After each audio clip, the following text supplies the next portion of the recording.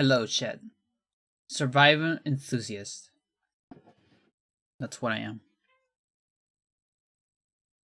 That's what you are, Chet.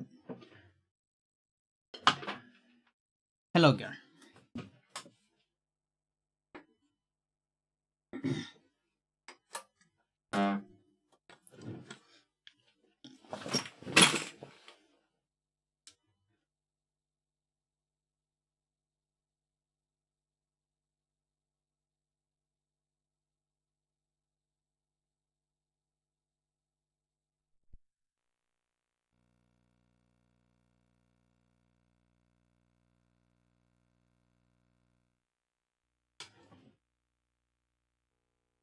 Do we need this yet?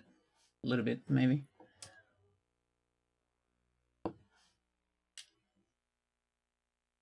It's gone alright. Dogs are pretty insane these days. Kinda sucks, but I mean, what can I do about it?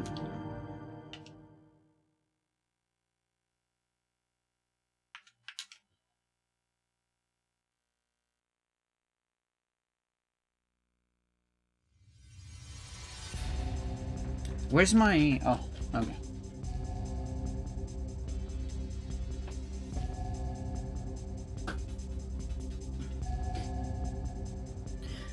It's pretty crazy. I'm pretty good actually. That even if I disconnect my phones, I think the game still sounds.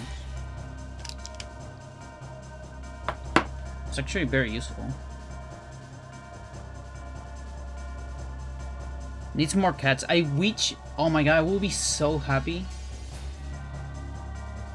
if you know the fucking 10 dogs around my house, all of those neighbors were instead cat people, and they will have, you know, 10 cats instead. To be fair, probably some of them will mess with my cats, but I'd rather have that, you know, and having to separate cats from a cat fight, you know, like once a day, than having to listen to way too many barks. Like, it is kind of crazy, you know, there has been cats in my neighborhood historically, you know, apart from my cats. But as time passes, either we adopt one of them, you know, and I'm not just talking about the girls. We actually adopted like another 3. One of them was killed by a dog, and the other 2 we ended up gifting them to other people. We found other families for them because they were not being good with our girls, and you know, it was important for me, you know, the girls got here first. It's important that, you know, that they don't get bullied and all that. So we have to find a family for this cat or whatever, because it's a little bit of a complicated relationship, you know. But there has been others, you know, like stray cats or you know, that go from like house to house, stuff like that, that we couldn't quite, you know, pacify. And in those cases, they have been disappearing, you know, like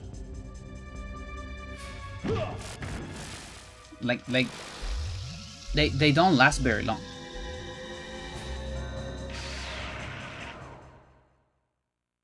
Just like maybe a couple years, and then eventually I just don't hear about them anymore.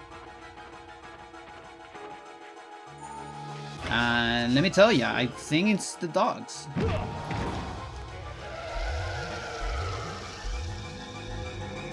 Cats are so easier to manage. Yeah, it's crazy.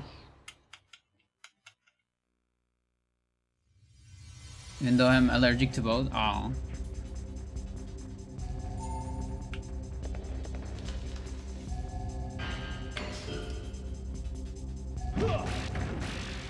Now, cats can still be a problem. Absolutely. We had cat problems in the past.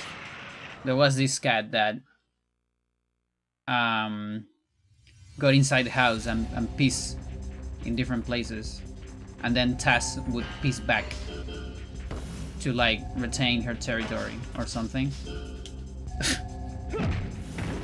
It was not fun. Also, this other cat that liked to fight with other cats, particularly close to my plants, and so they would like be running around and would drop my pots because of that. Like, it wasn't even against the plants, but for some reason their battlefield, like two different stray cats have their battlefield territory or whatever, where a lot of my succulent pots were. And so like once a week I would see a pot like drop. I was like, oh fuck, this guy again. But again, those are once a week. The piece can be once a day, but it's also silent, you know what I mean? It's not constant.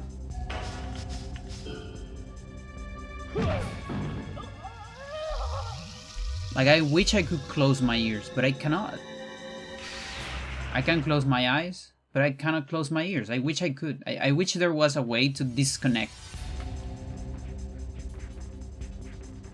my ear canal, like actually disconnect the full thing. You know what I'm talking about, chat? Like, I'm talking about like the nervous system part of the ear canal that connects to the brain, and so there will be no connection.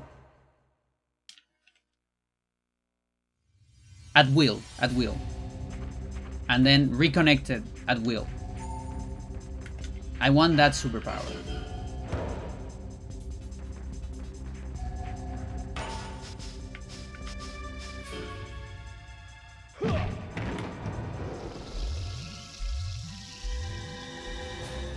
Just bad ownership.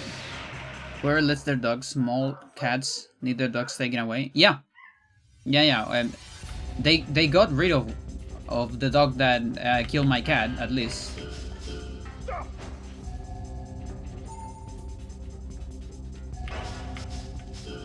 Like, that's one thing.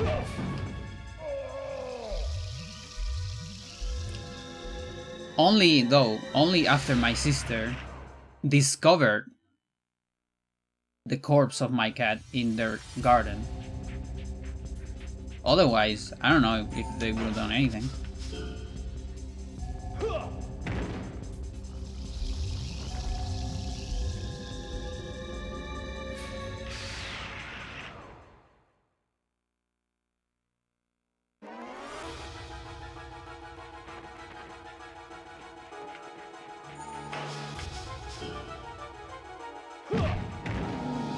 Did I actually got like to 74? So I think we're on the cap on 76. That probably means I have a lot of body to do.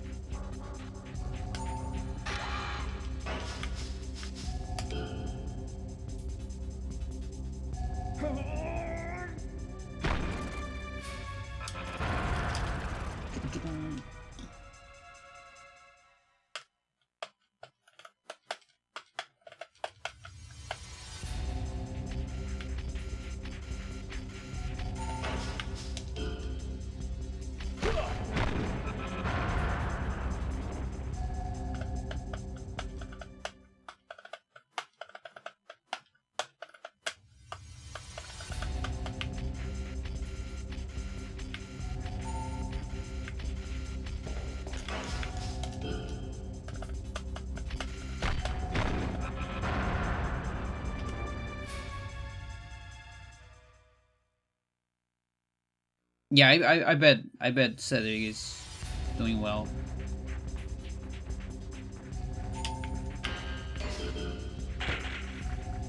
I wish I had more photos of him. I have like a video where he's fighting another cat. and like very young photos. But I don't think I have any photos of his Chungus period because he was kind of Chungus.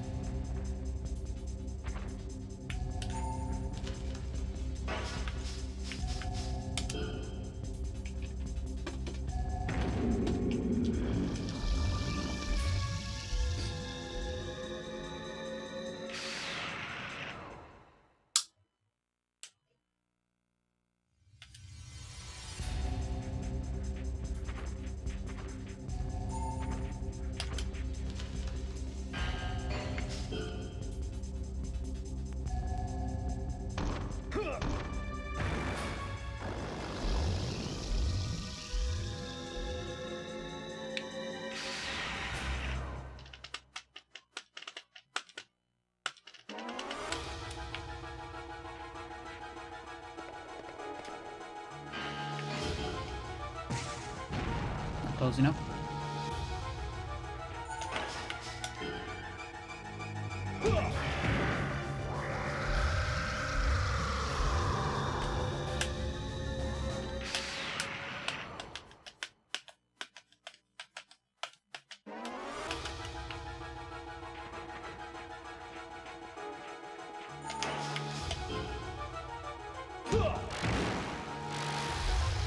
Okay, that connect in two places. That connect in body and on arm. That's important because I was missing that information for the calculator. I don't quite know if they could connect the two things at the same time.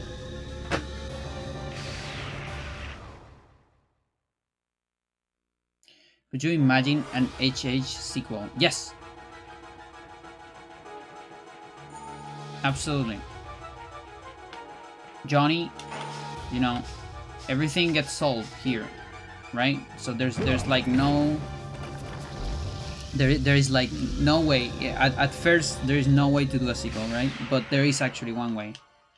Johnny has a child. He has a daughter with Holly. But turns out that when Johnny defeats Migoea,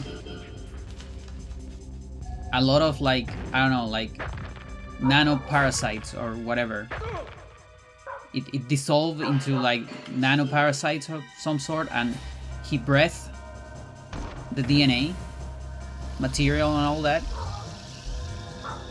and so he has it. He has the Migoea DNA, and in so having, and so basically he's transforming into a hybrid, right? Slowly or something. And then so in HH sequel, you play as Johnny's daughter, who has to fight Johnny, who is becoming a hybrid and it's planning to take over the world. You also need to fight yourself a little bit because you are also technically a hybrid because you are the child of one. And in so there is like the philosophical dilemma of like the chip of Perseus, like when you stop being a human and start being a hybrid. Like what if it's slow? What if you didn't born this way but you transform, and there's a little bit of a trans allegory there as well or something. I don't know. Listen. Maybe his daughter is trans, you know? Like it's born male, but it's trans, and there's a not even a trans allegory, but just a trans parallel. And she talks about that. Listen, I don't know.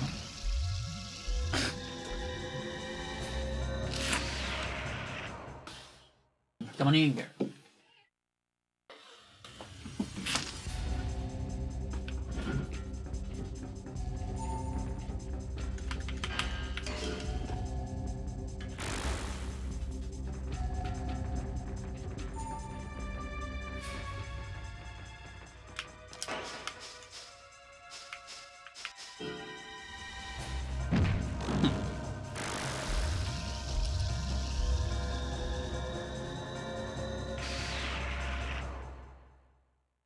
Gamers.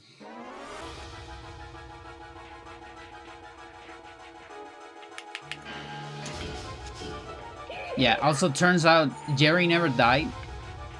He has been just living a very, like, normal life in some place. It's like a very normal, low stakes life.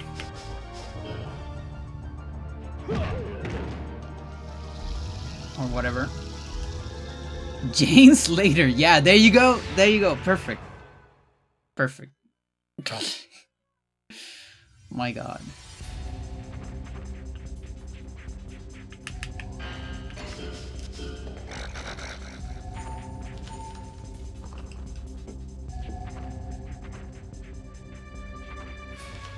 Yeah. Wanna come here?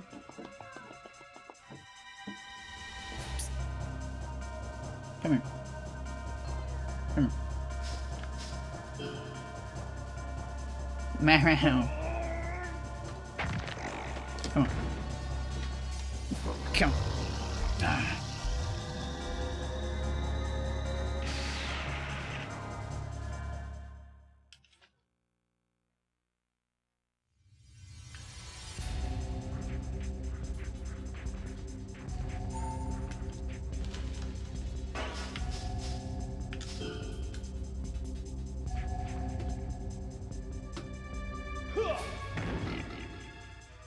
Okay, that's the body.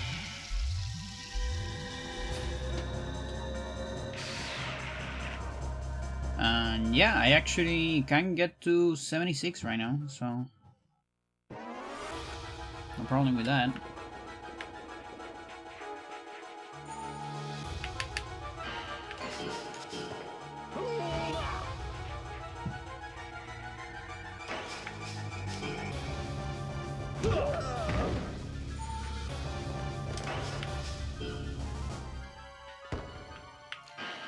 Chat, I got a level out of a week. That is so cool. That is so efficient. That's so cool.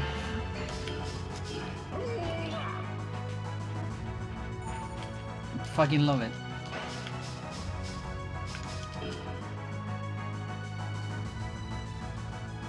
Weak attacking to level up.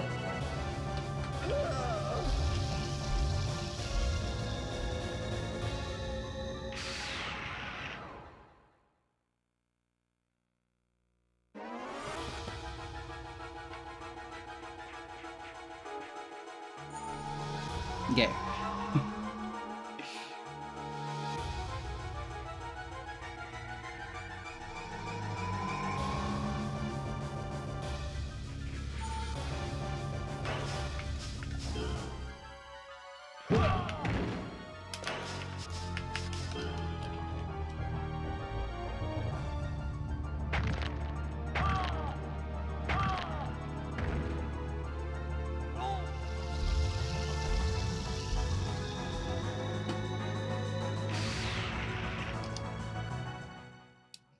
Yeah, like the optimal thing, like if chat, if anyone can find a way to guarantee weeks, like a certain positioning or something, and you can just get week over week over week, you can actually get like insane stats, like body part stats without overall stats.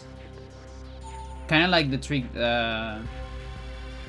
of Dance and his bro for defense, but this time for offense. Finally, it won't work for body offense, but it will work for like arms and legs, maybe, and that will be massive. Like it will be a massive thing.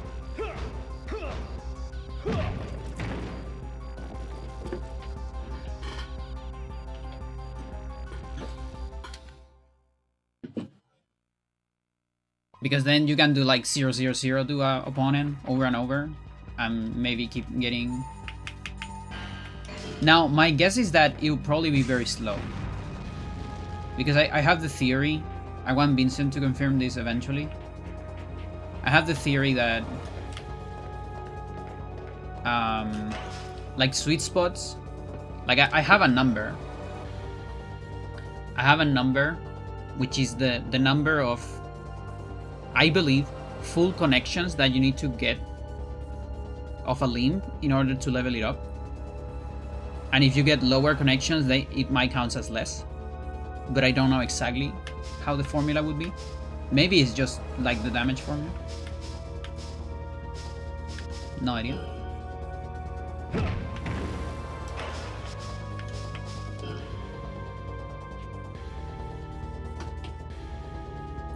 B as in buggy.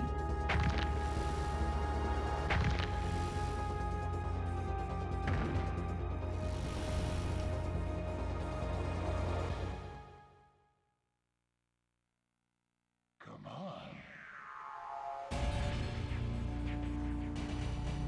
Yeah. Which is interesting because the counter is a full number.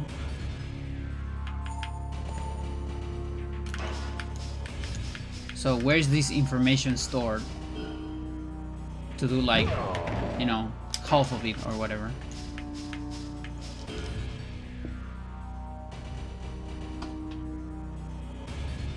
Yeah, I was thinking the same thing. I was in fact just going straight and thinking with the damage formula, which would be salty 50%, sour 1/3. Now, weak, though... No, actually it cannot be the same, because weak is 0%. So then, yeah, maybe weak is 1%, or maybe weak, they forgot. Imagine if they forgot to change it, and weak counts as a full hit. Imagine, just imagine, chat. I have the privilege of imagining.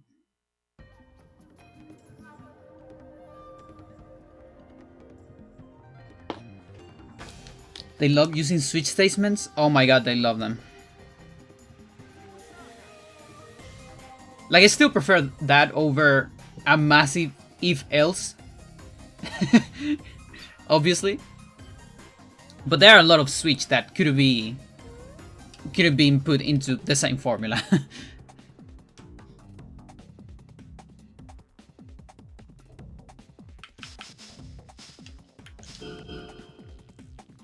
Okay, 55.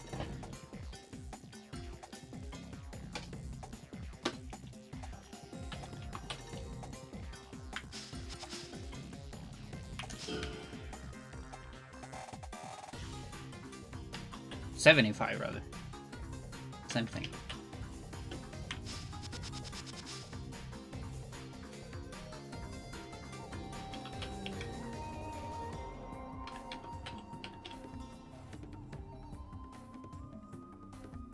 Well, Freya was right here.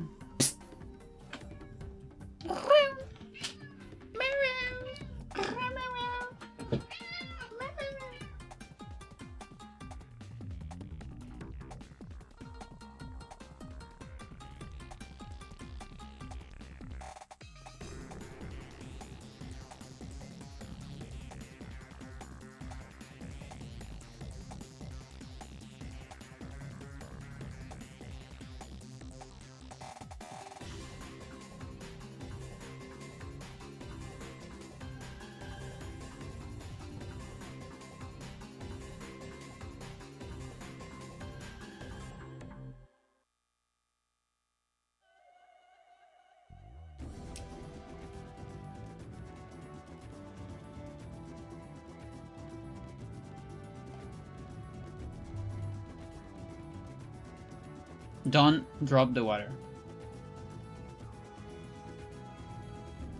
Don't even think about it. You're not that type of cat.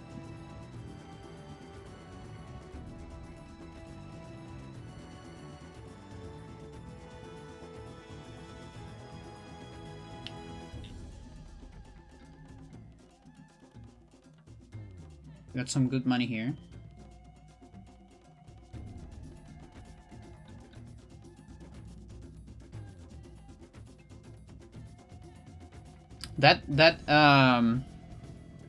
Where do we get that sample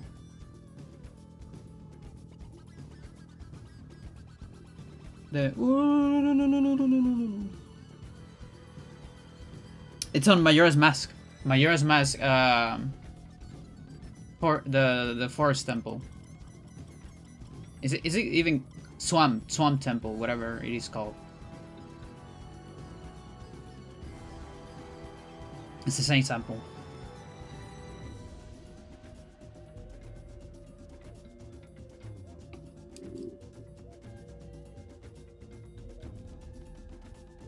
That one.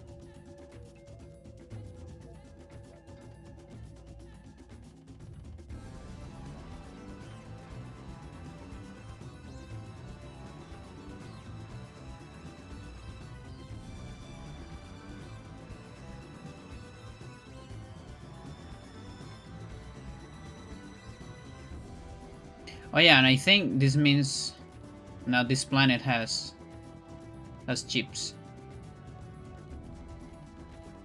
Yes, indeed.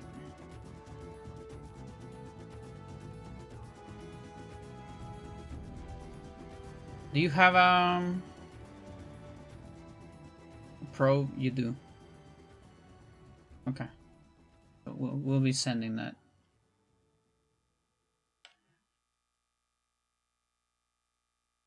Good.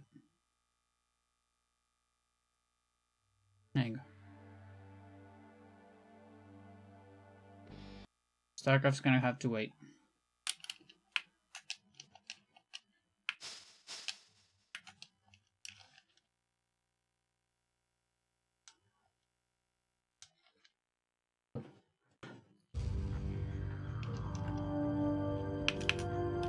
Come on.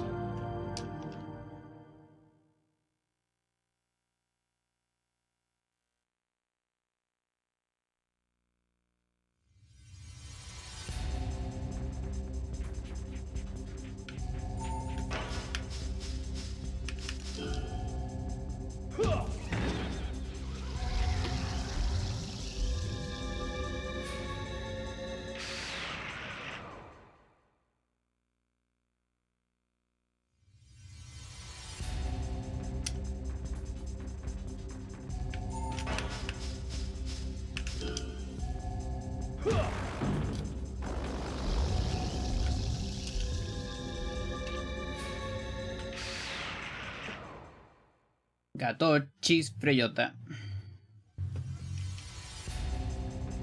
Ow.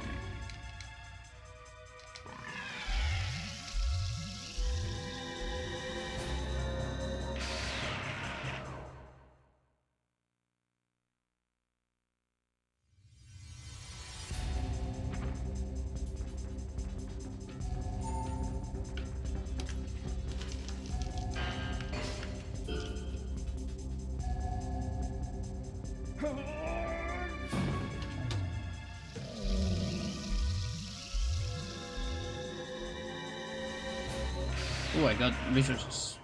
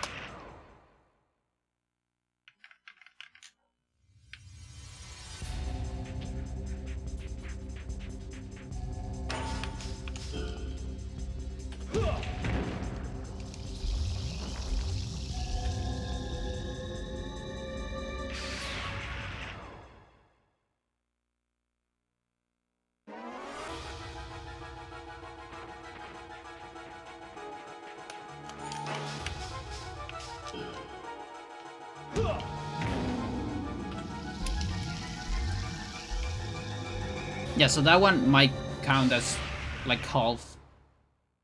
I should actually try to get more sweet spots. Honestly.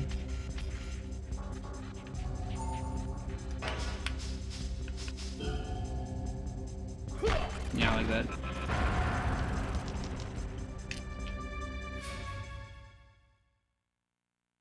Like with the one at the ends, when I get the salty, those ones are fine because I'm trying to get an extra hit. If I'm not getting the extra.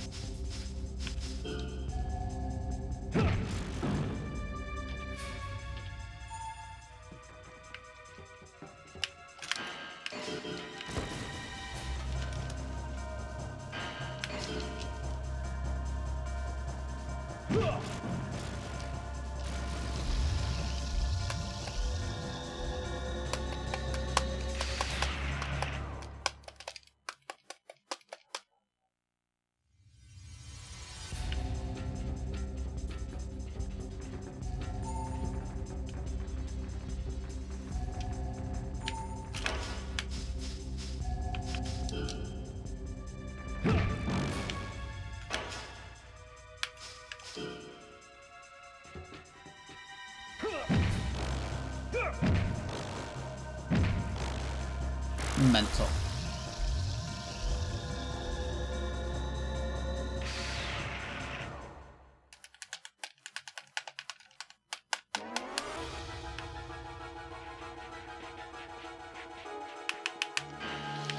You now have the triple kick.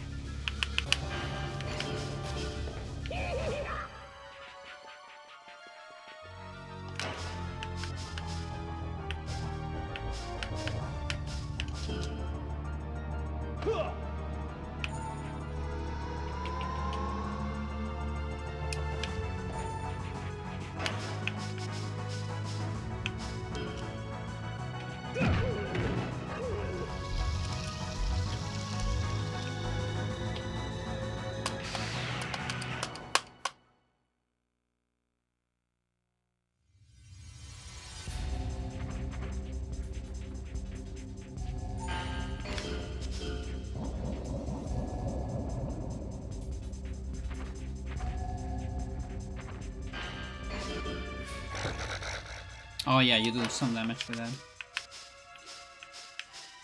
I really need to avoid that.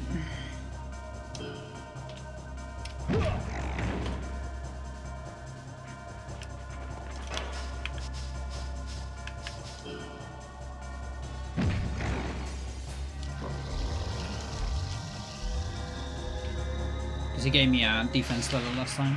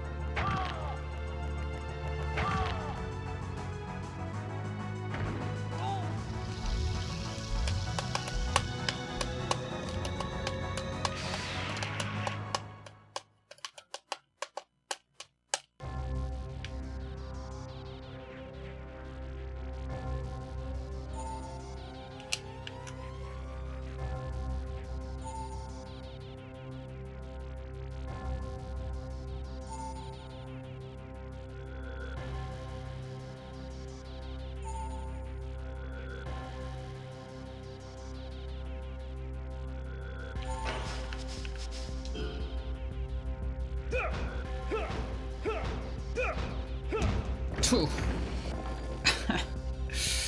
I need a little bit more distance on that.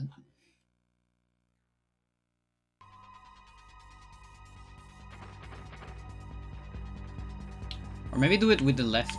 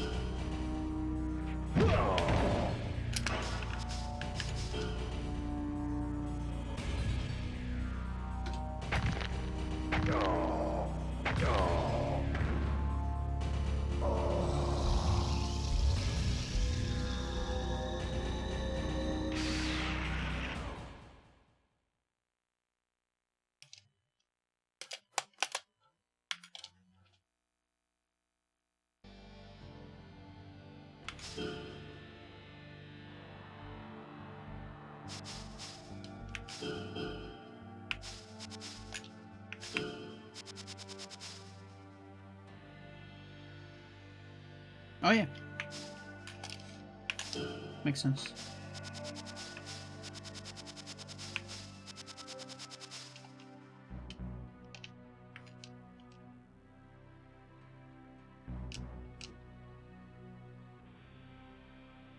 GG again and again and again. Just keep getting more GGs. Kinda want this.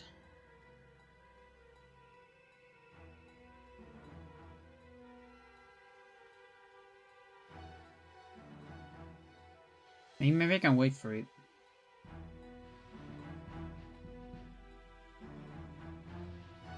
It's 1 hour. It comes back with a lot of money. And this is over in a little bit less than that.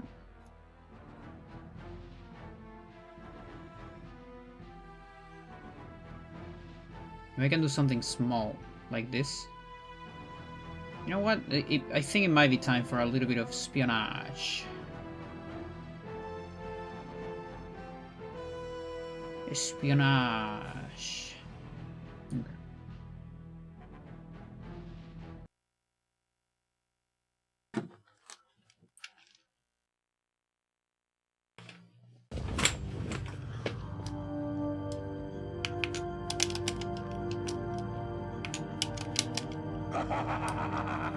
And then you get 99? Yeah.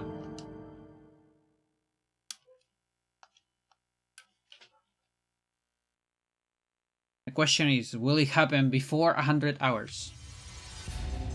Or rather, I don't know, 99 hours. And will 100 happen before? You get the idea.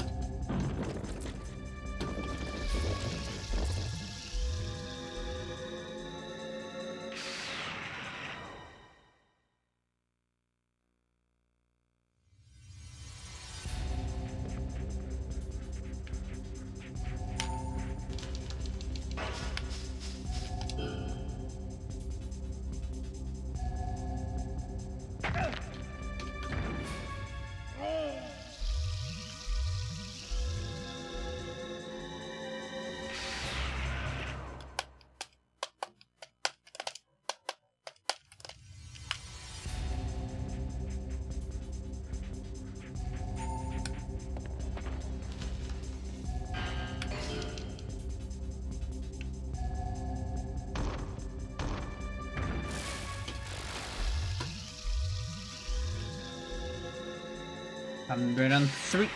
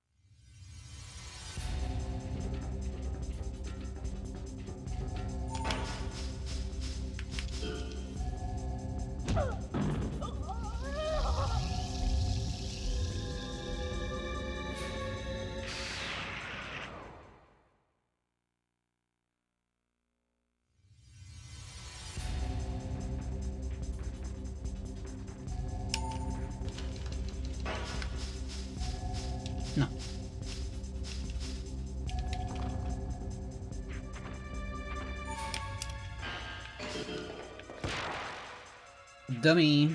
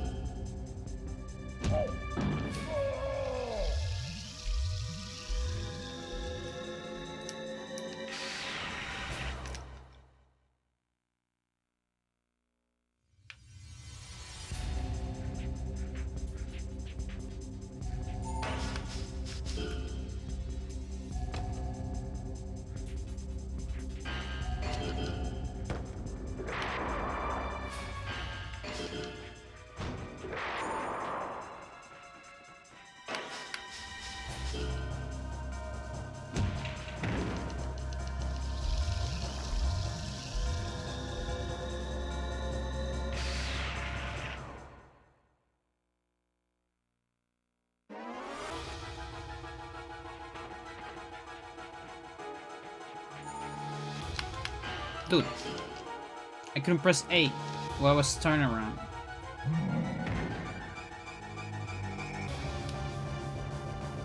Gorilla.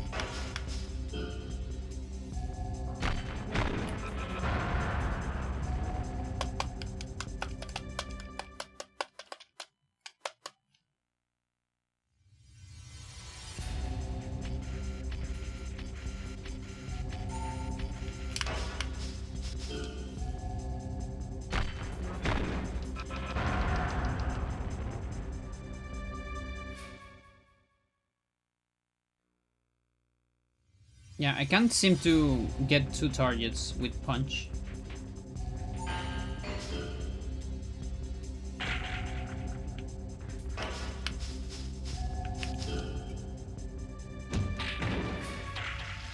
I think I got where the American translation for Kevin's last name. Since we know the Japanese one, just call him Kevin. Jong being a partial reference to Mighty Joe Young, the movie, who is a gorilla. Oh, interesting.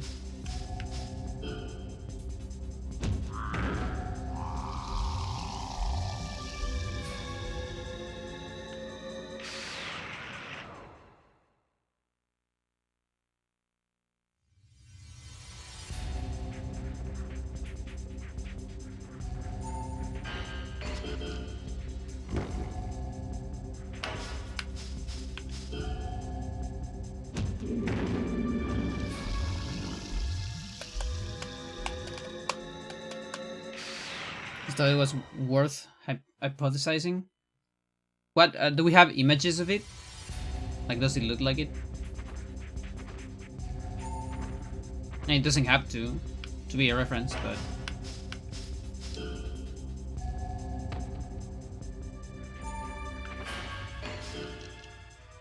because monkey, exactly.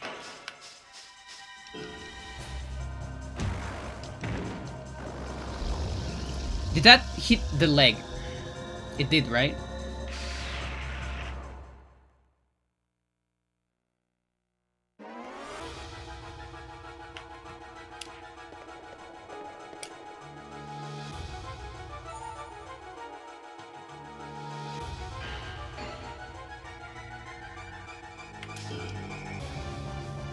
It did, okay.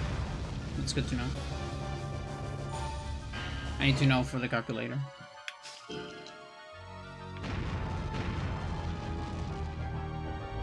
Now can you get two things?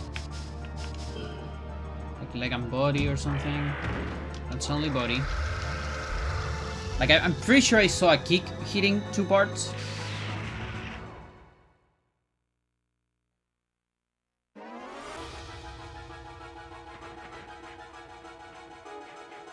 Oh yeah. And honestly, it's better in the Discord because then you get opinions for other people. Maybe another one, someone else finds like another reference as well. Oh, that was two. That was two. So Hook can hit two. Confirmed. Like at least Hook.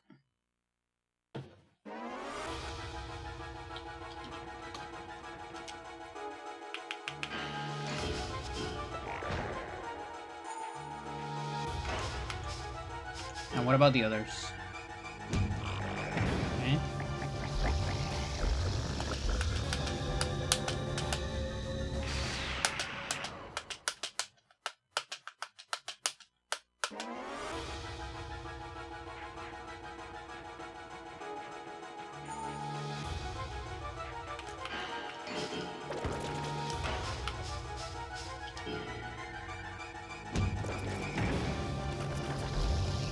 I put context in Discord.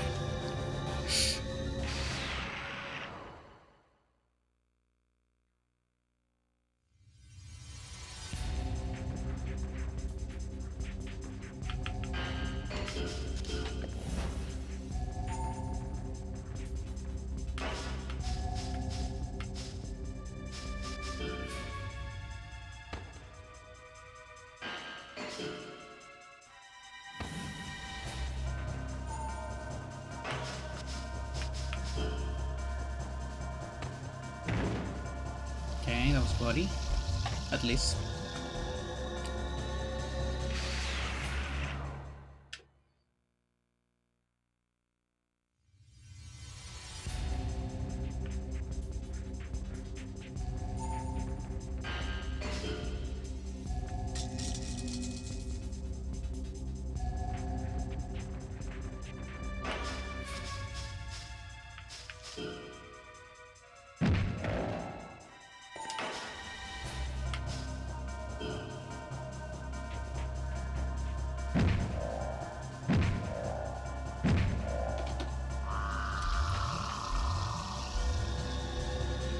That's actually a 3.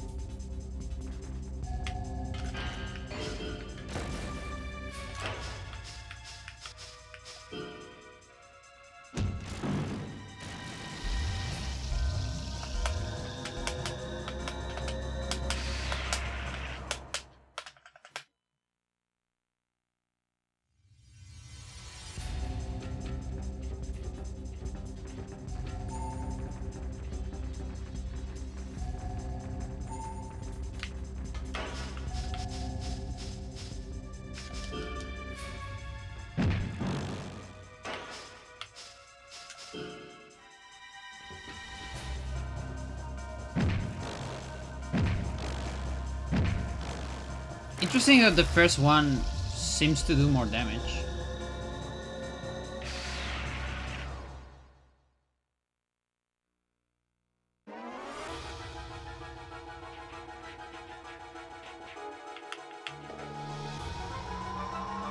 It's actually pretty good.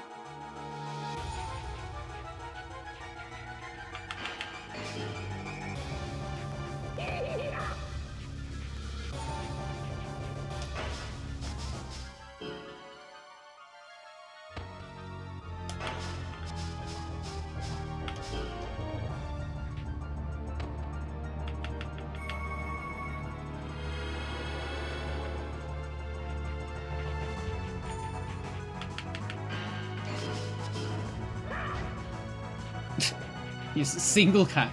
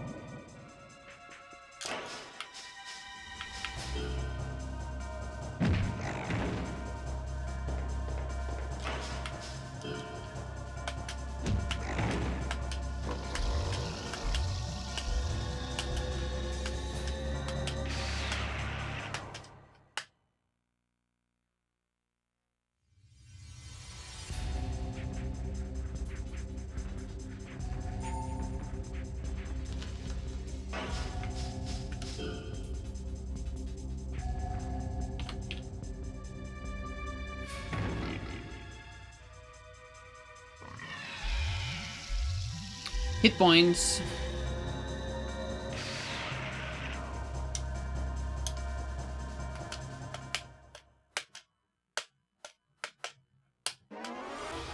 And I'm wondering if everything is in max HP because of that.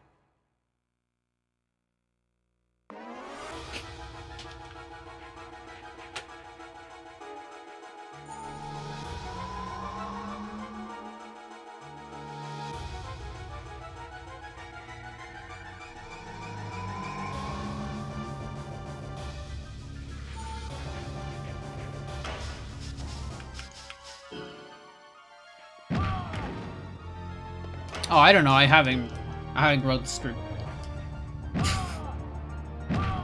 A counterfeit Jerry, maybe.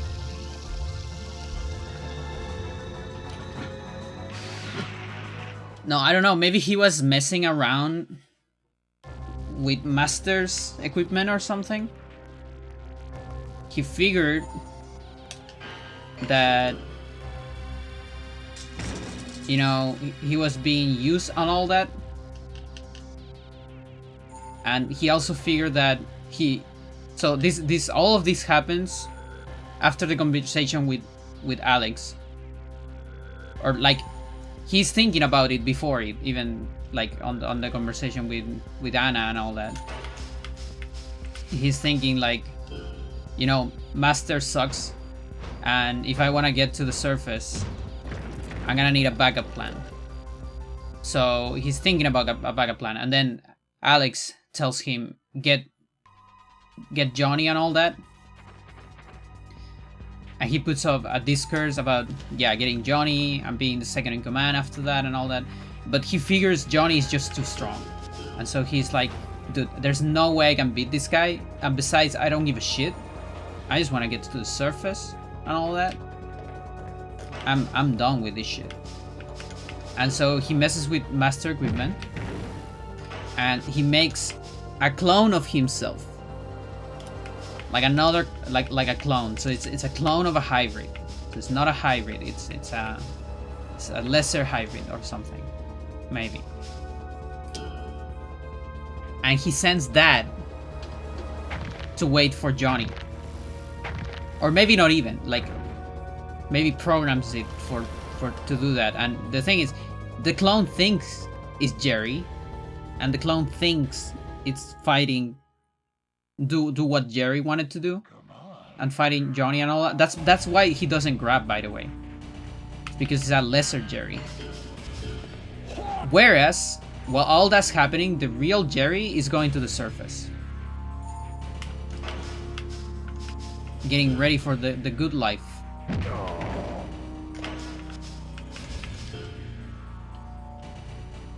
Yeah, that's my game theory, Chad.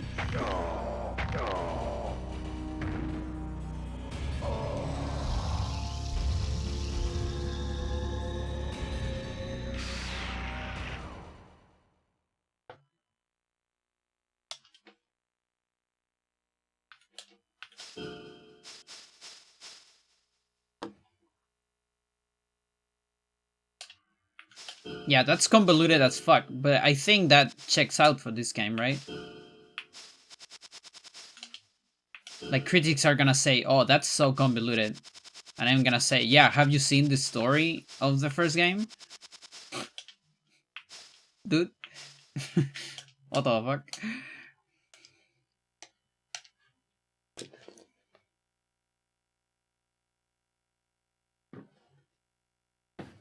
Yeah, and we will find some way to put Jerry, you know, on the story of the second one. Like maybe get in contact with Jane Slater or something. Because he's the only one that, I don't know, maybe he brought some of the equipment, some of the master equipments, because, you know, the thing, hybrids need a specific substance or something to survive or whatever. And so he brought an equipment to synthesize that. Maybe. Some pieces of equipment from masters. And so the thing is, yeah, Jane needs that to, I don't know, dehybridize his father. Because maybe that's what Jerry did. Jerry dehybridized himself to be an actual human or something.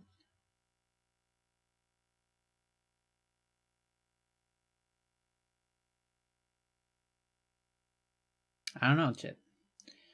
It's making shit up. And then she's asking Jerry, and Jerry be like, no thanks. Mercy, close the door. Yeah, that would be very in character. Wouldn't it? Ooh, I got a lot of energy here. That's amazing.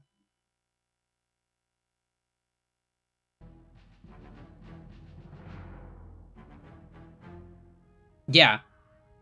And by that, what you mean is she will just middle L front kick Jerry's door, right? Like you literally get in the game, you literally get into a fight with the door, and you have to hit it until you beat the door in order to access the next cutscene. That would actually be like so stupid and cool. Also, because of all the peace amends that Russia and the US made, weapons like firearms became illegal in the entire world. And there's like a lot of movement about pacifism and all that, so it's actually extremely hard to get a fire weapon. And that's the excuse in Hybrid 2. You know, like on Hybrid 1, there's the excuse, why are there no weapons in the underground shelter? Well, now there's an excuse for why are there no weapons in the overground shelter called Earth, the surface.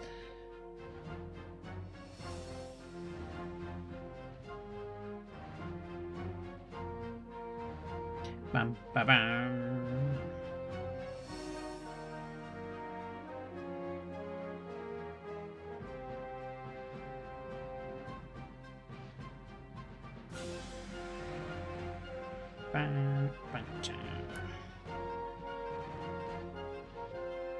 Oh, maybe I do have enough for that.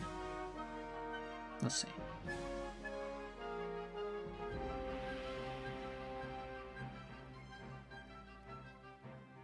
Okay, I haven't quite figured out that one yet. Okay, so there's still time though, so it's fine. Cool.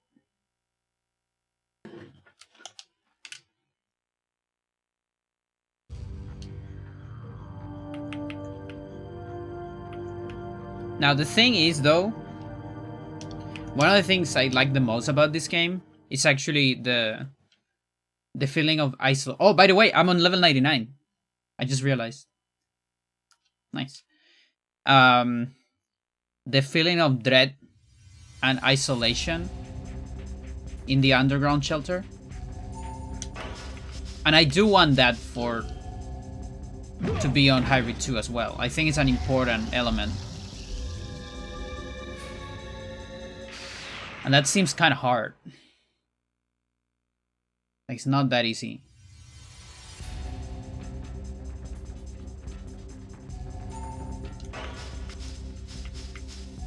Like, I don't know, maybe Hybrid Johnny,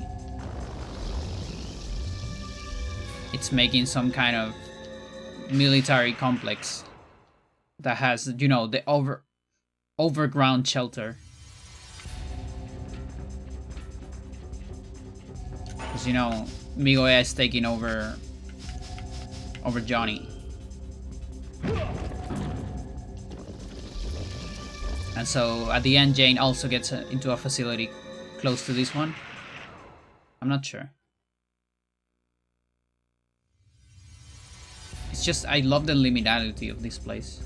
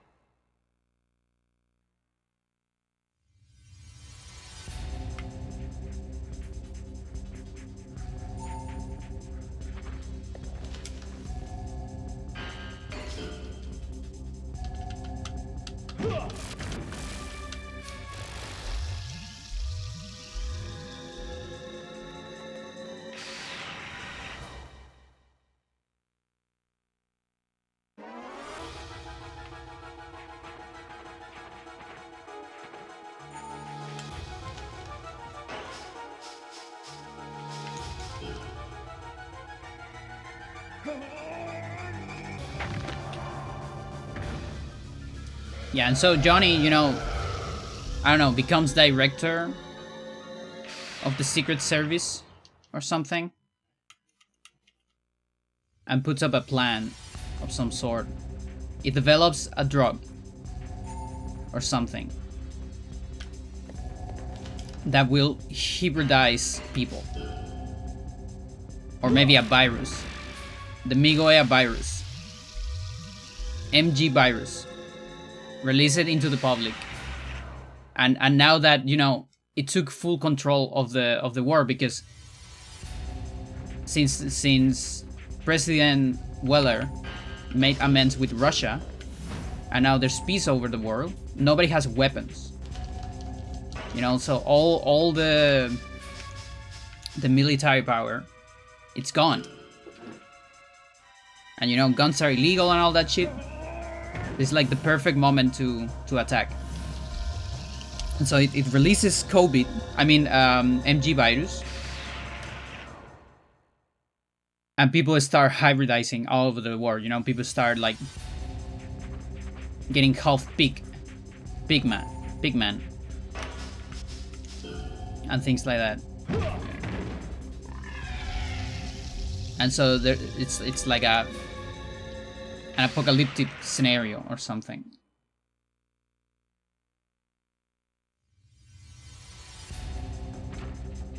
And the thing is, because Jane is Johnny's daughter, she's immune to the virus. She doesn't get hybridized because she's already a hybrid, you know, in a way. She doesn't understand what is happening to her friends and all that. And that's how the game starts. Like, I don't know, one of her friends becomes a hybrid, becomes a freak, and you have to fight it because it wants to kill you or something. And you have no other option than to fight it. And it's crazy because now the enemies, you know, they are humans. They were humans at least. So every time you win a fight, are you winning a fight? You know, there's a dilemma there.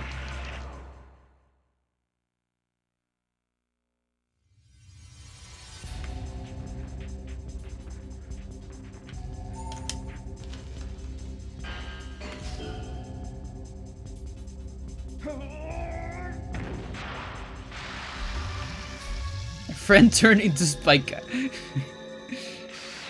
Exactly.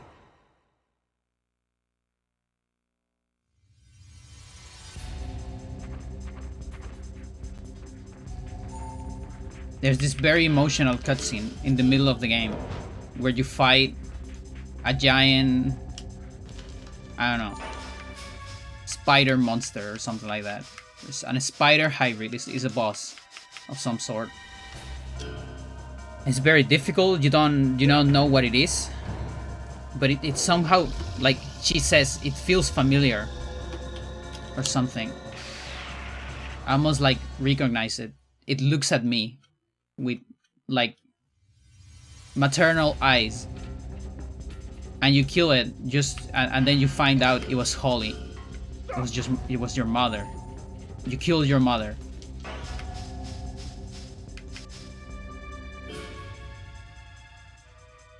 More star names, exactly. We can finally make Gildon, chat. We can make it true.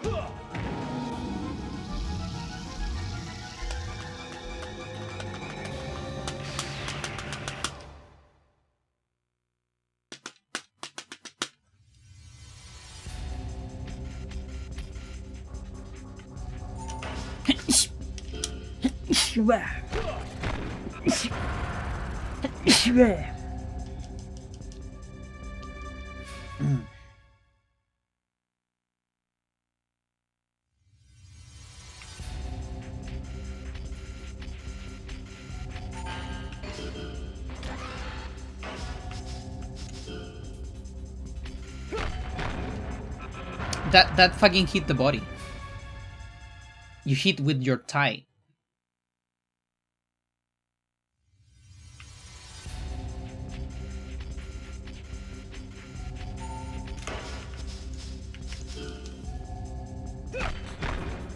Like, I almost feel like I have to put every combination for the calculator.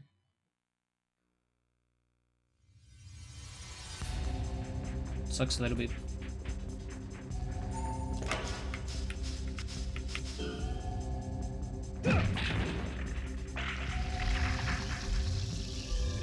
So far, I haven't seen a double apart from hooks. Maybe I saw one from middle, but I didn't like confirm it. So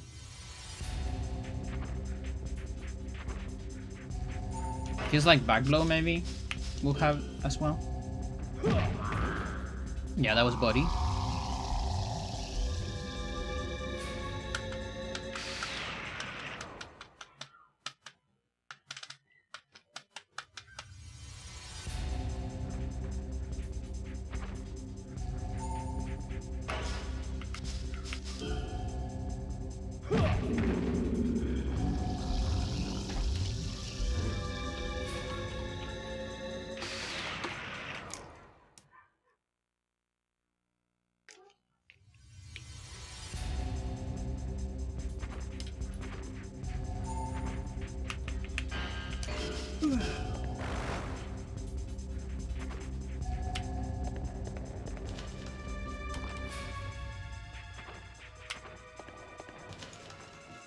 That's better.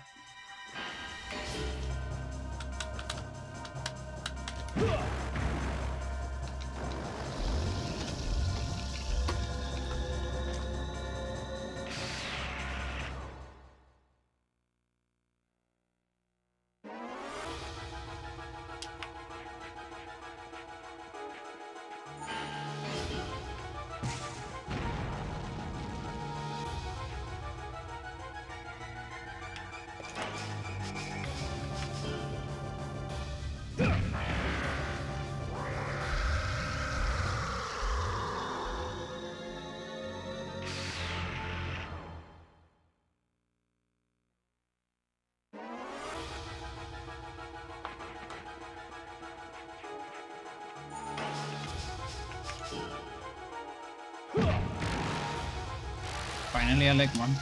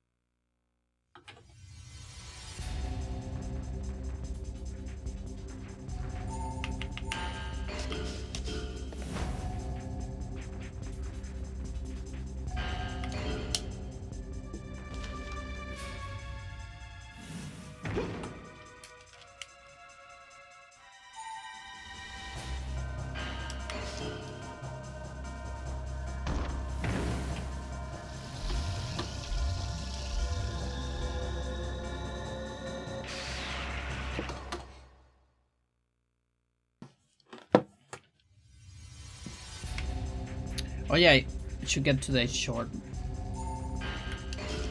Been forgetting about it.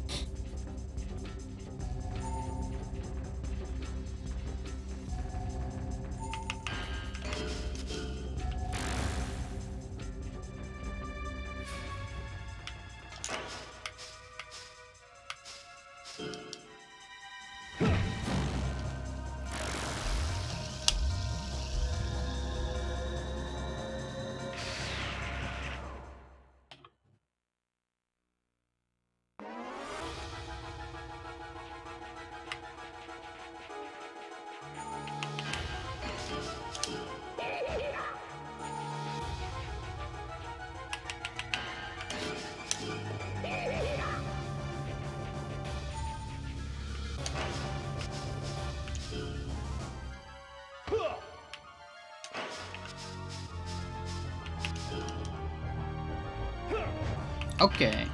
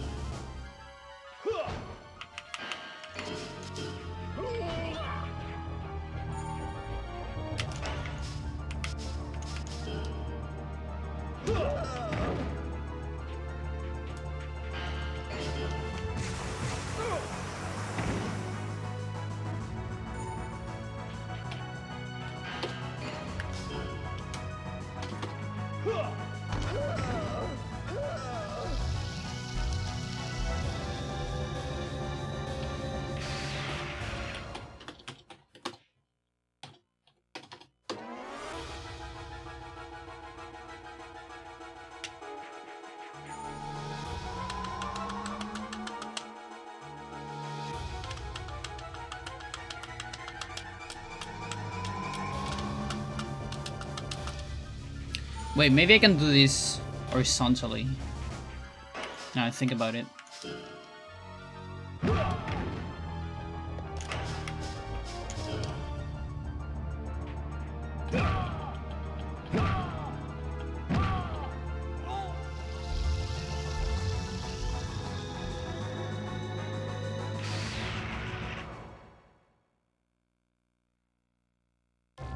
Yeah, I might be able to do it horizontally.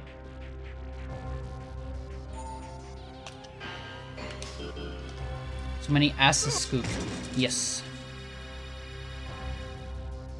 I'm trying to cook other stuff too. Trying to cook the calculator. It's complicated. So a lot of things I've never used in spreadsheets. Pretty cool features.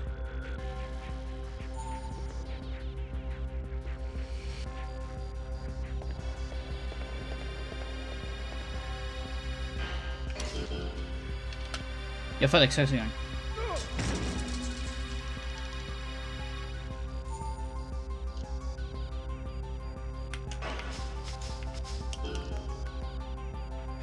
I'm still trying to figure out the range of this thing.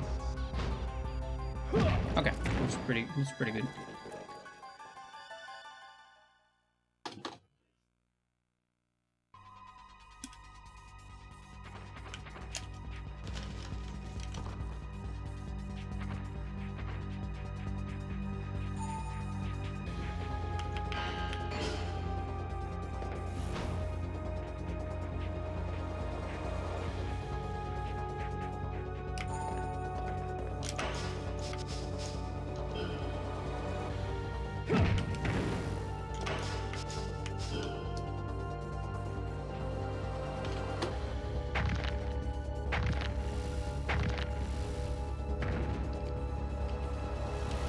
Long day. Recorded a lot of music. Nice.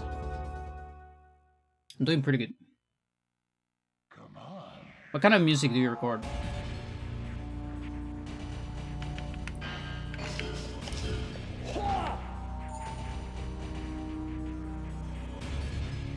Like I loved your version of Migoya. I have it in my desktop.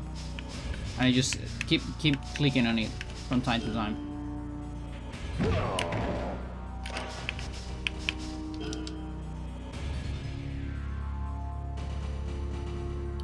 Check.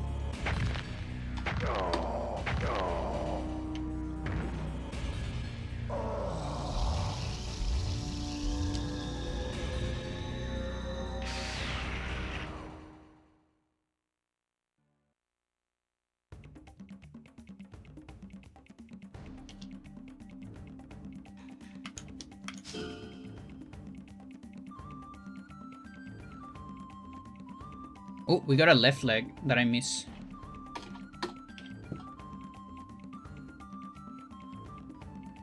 I see. That means if I move everything to 76, that's actually a cap for 77. Yeah, it should be.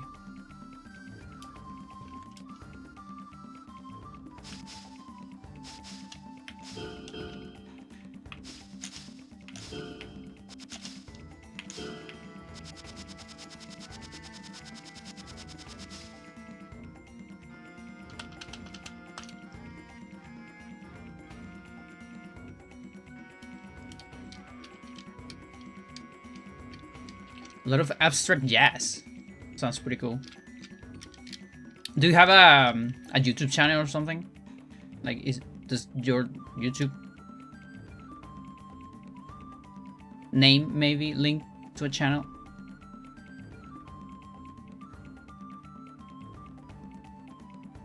You do have stuff here. Nice. With Mario 64 font. Oh, that's amazing. Oh, that's a subscribe.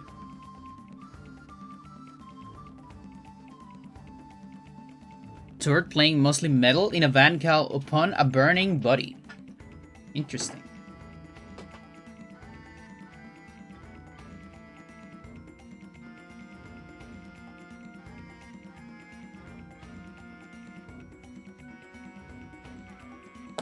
Noted for later.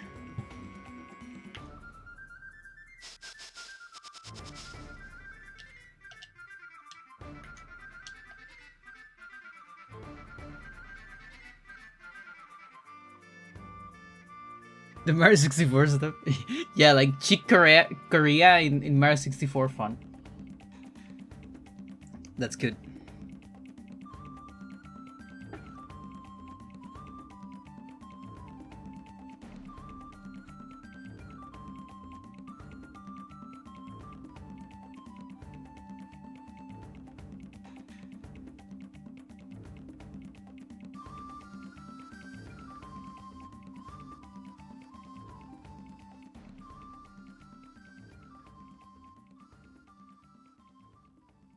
Was this... Okay, 6 minutes. Not quite there yet. Thanks for checking it out, no problem. Like that Migoya song you did left a very good impression, so...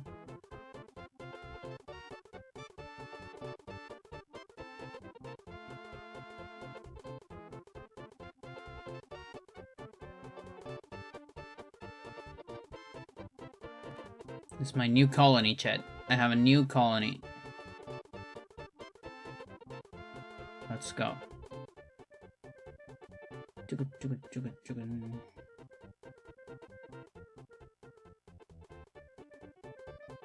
Yeah, so chat. I'm working on this shit.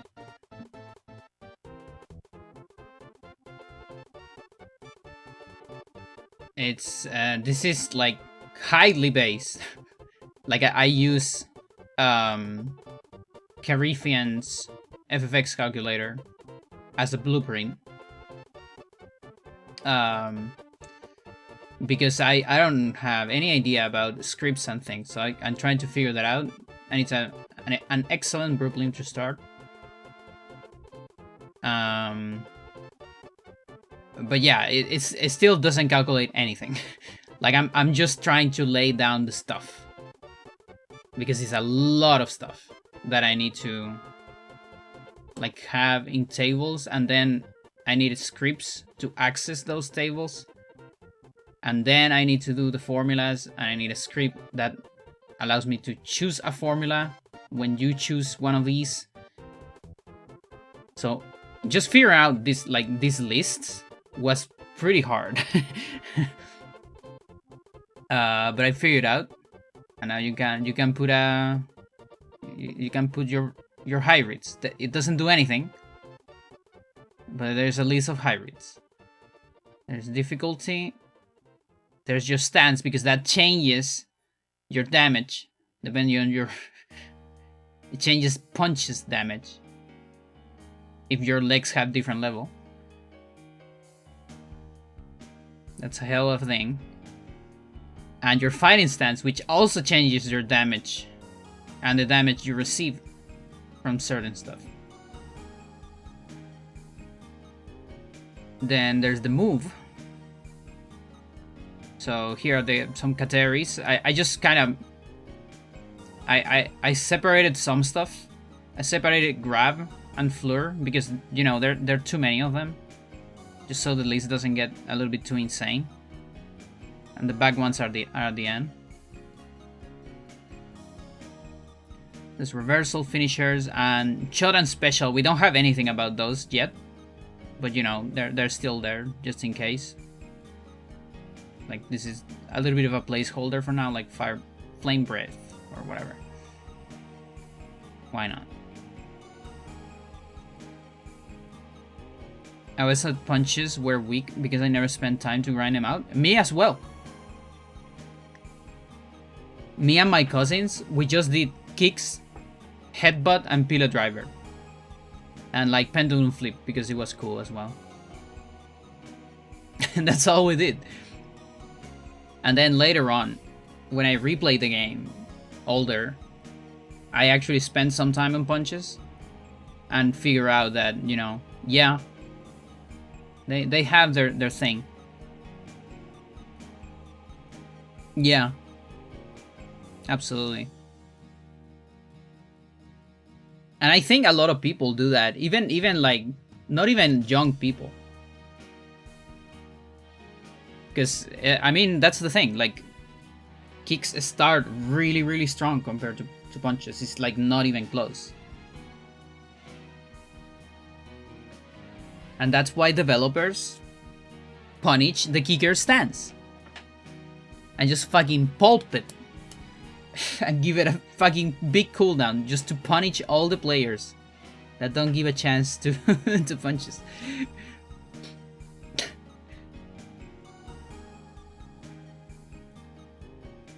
Yeah, so there is the connect.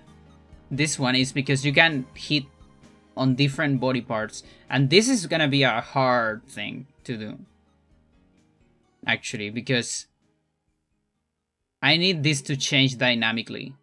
That's what I want, or I'm not sure yet. Like I have to think about it, because apparently some things can hit several parts, so I need to think. But yeah, I kind of wanted to change dynamically.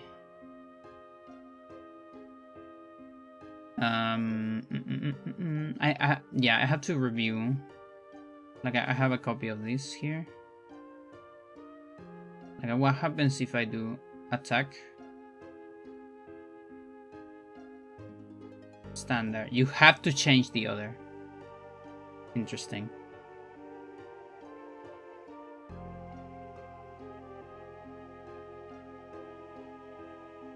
I wonder if there's a way to update the second automatically. Because otherwise it sucks a little bit.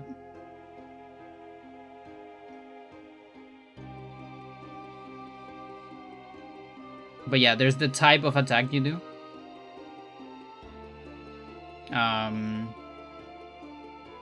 So sweet spot, salty, sour, and weak.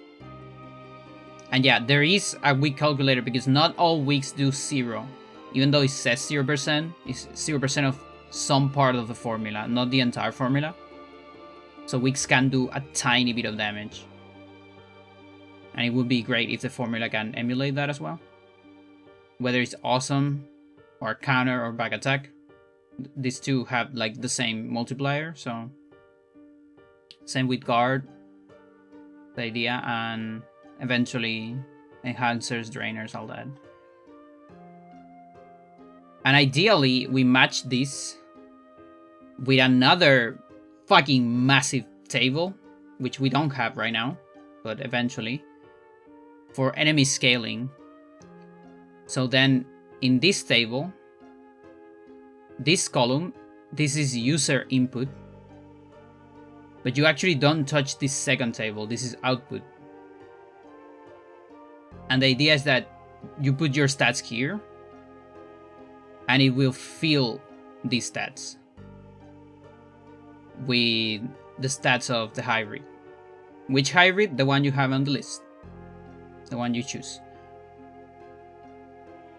And then you put a technique, or all the things, and it gives you... My idea is that it gives you the damage if the player does it to the hybrid, but it also gives you the damage if the hybrid does it to the player.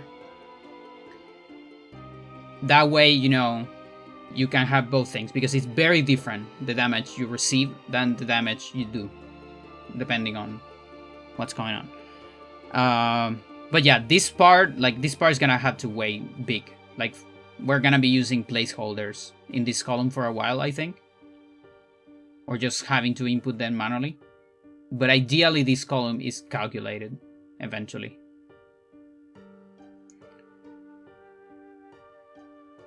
Yeah, and hopefully also transform this into a range. Like, yeah, minimum, average, maximum, that's cool, but maybe put like another thing here where is a range. Like the FFX calculator does that. If you want to know all the values, could be.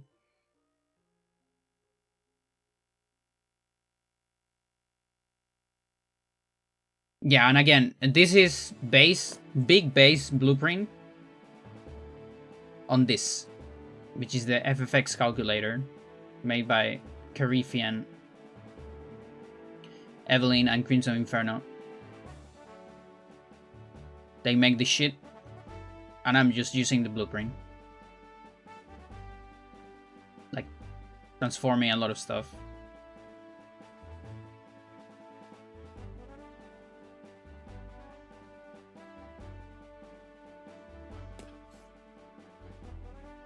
But yeah, I'm gonna have to figure out if there is a way to update things in real time, because when you change this, you still need to change the next one. It doesn't show you like the first result immediately, which would be ideal in my opinion, but if not, it's just one extra click, but still. Like particular for the connect, it would be very useful because a lot of things connect with just one option. It's only kicks and punches that really use this.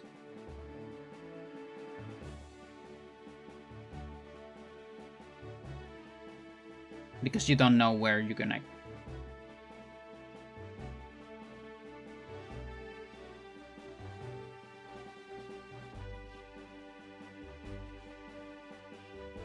Another attack. Very good.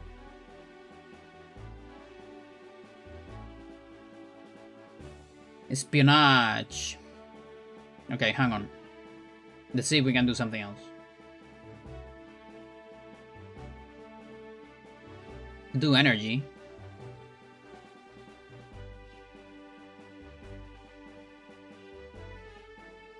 There's hyperspace, deuterium stuff.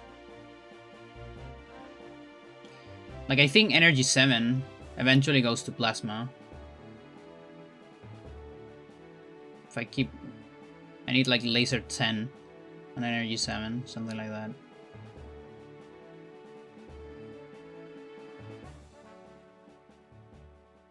Yeah, sure. Let's do that.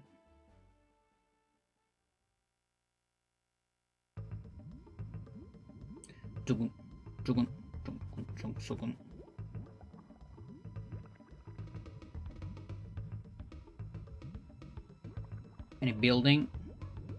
Nothing I can do. I can do chip yard. But actually, I wanna make one defense system that I don't have yet.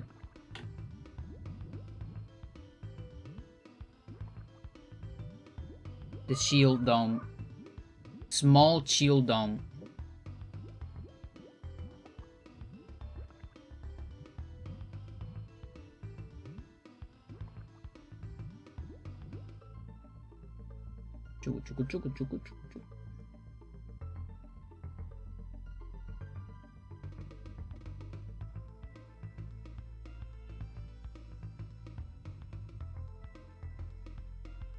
Wonderful.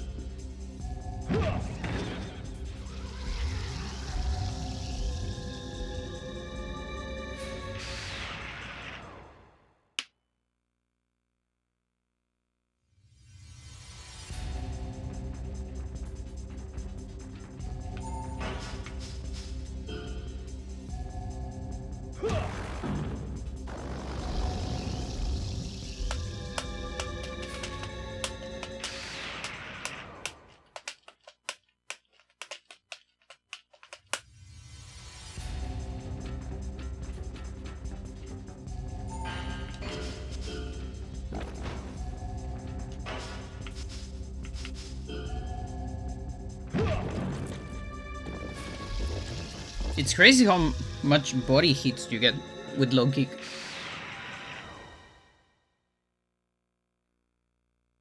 At least when you're close.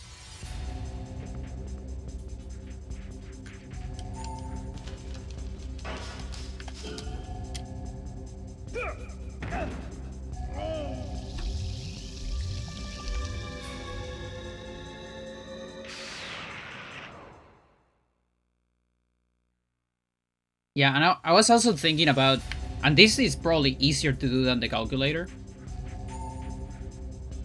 I was thinking about like a hybrid viewer or something like that. Which is basically just a page where you can put the name of the hybrid and it shows you like skill levels or things like that. In a more compact format maybe. Because we already have all that in my, you know, my data collection, but it's not as easy to read.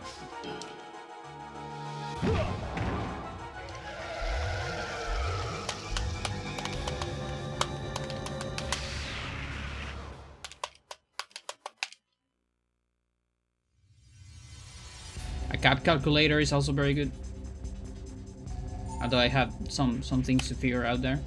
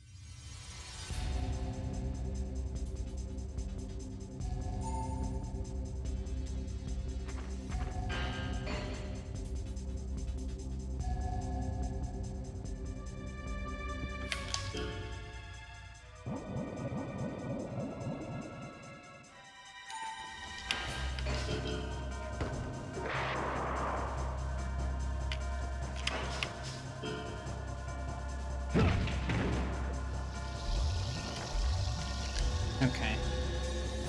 So head.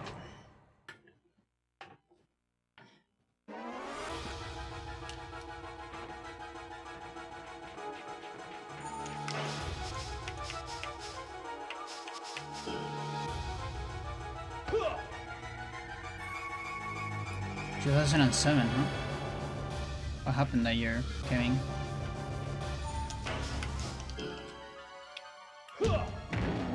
You get married with your gorilla wife?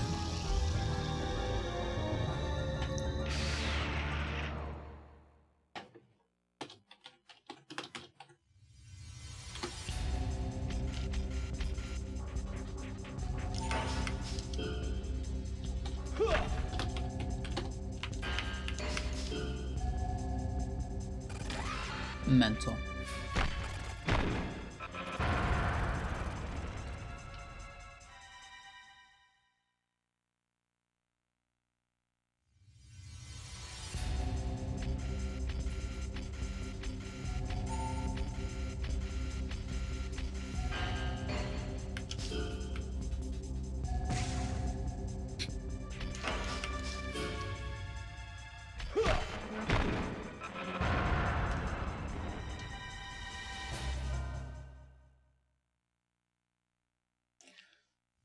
I don't think I ever seen an upper punch hit a leg.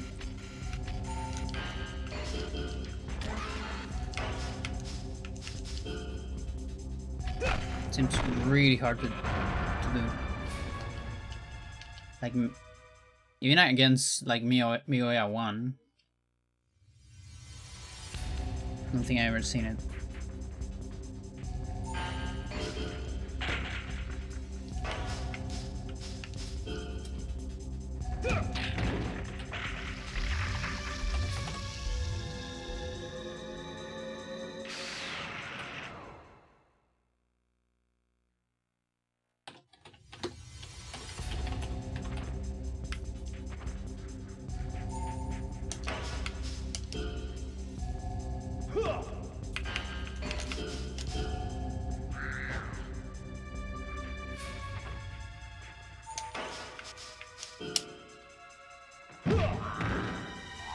Uppercut.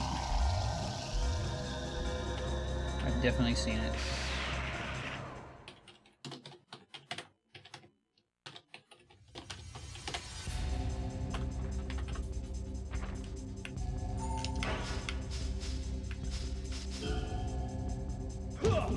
Yep, there it is.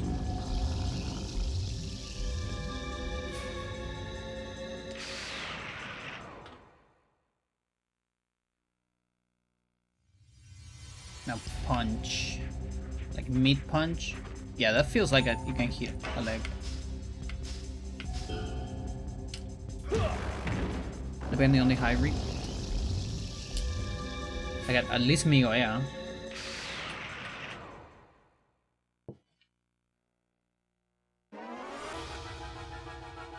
What about back blows? Back blow? Probably not.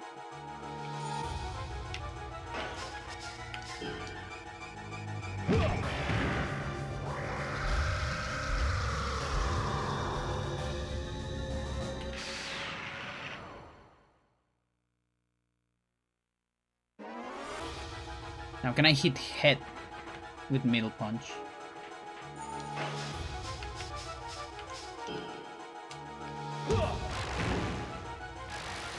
That's a good question.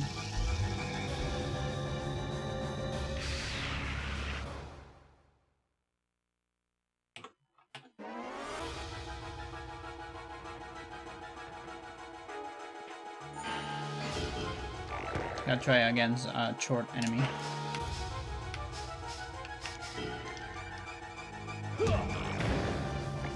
Okay, it feels like that can hit head.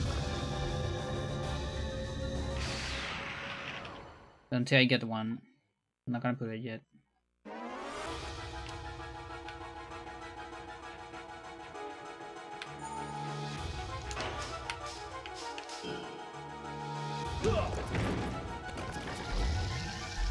Another option is just put all of them.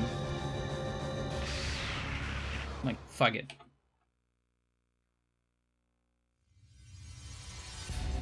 who gives a shit?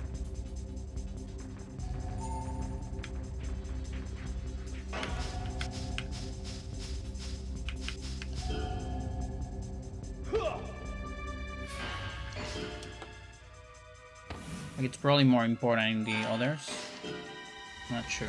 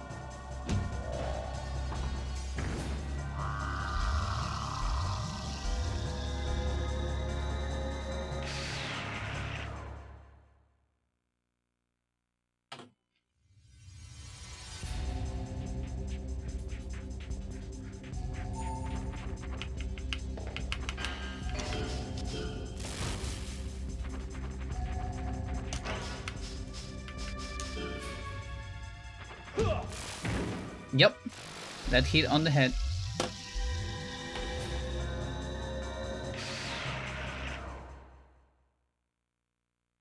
Would you look at that?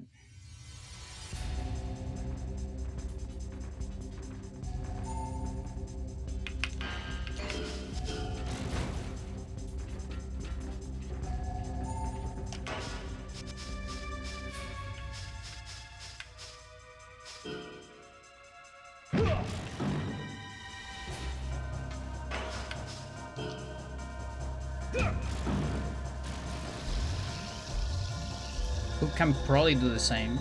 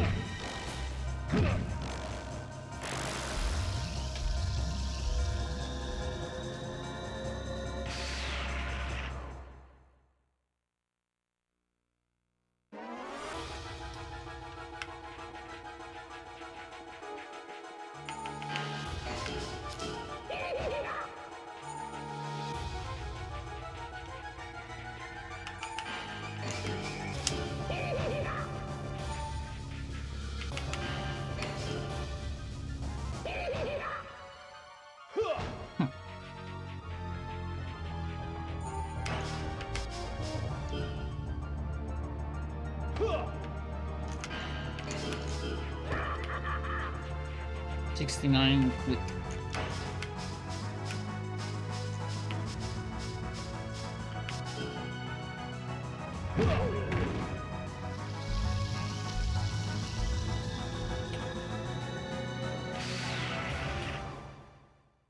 Yo, Classic, how's it going?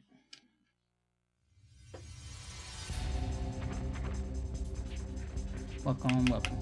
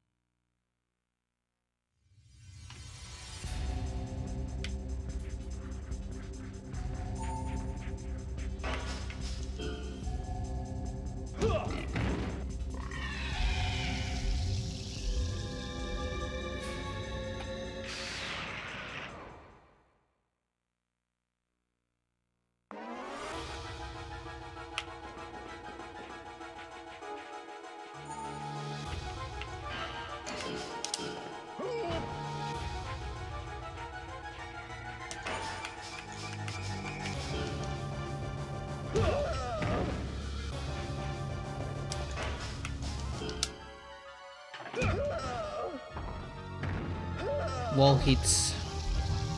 There's such a mystery. Okay, so next throw, I actually need to get like one more column here.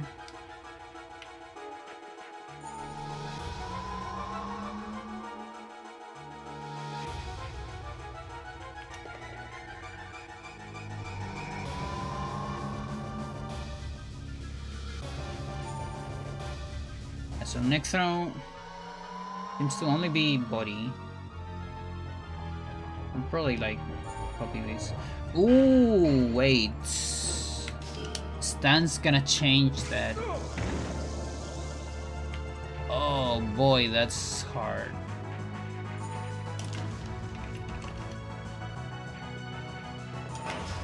I have to think about that.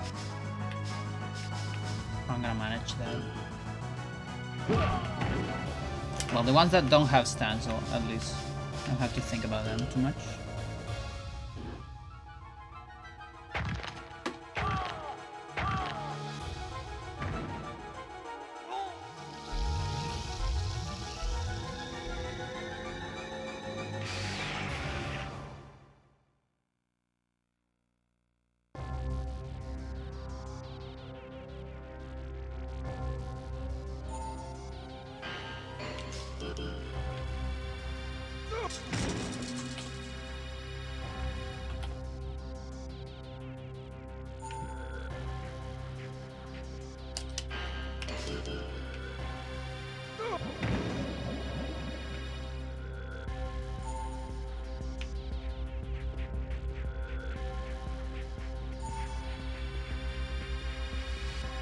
There are a few things today that we need for the calculator. Nice.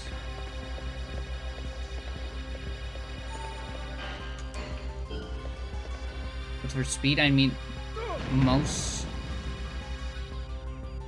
of the scaling function, and it's humongous. Holy shit. I mean, I imagine, because it's like one scaling for every single hybrid. Likely.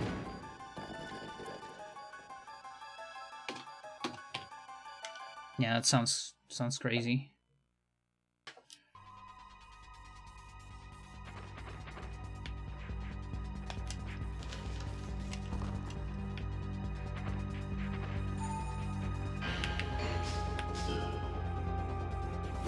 Yeah, that was a small step. Unfortunate.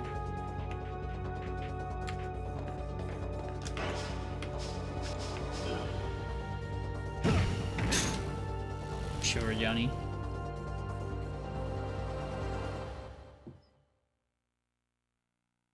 Come on.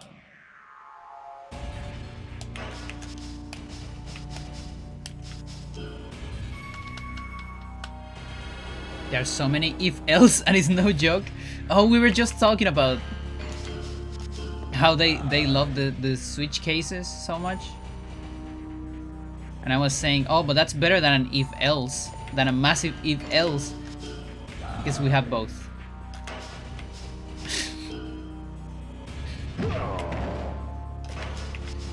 Oh boy.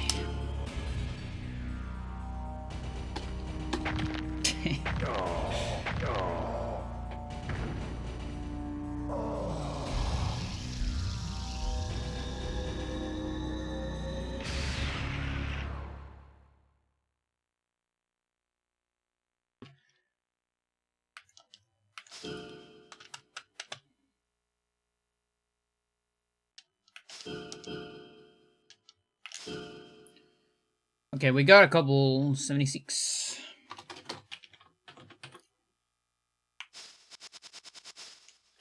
Just right at the end.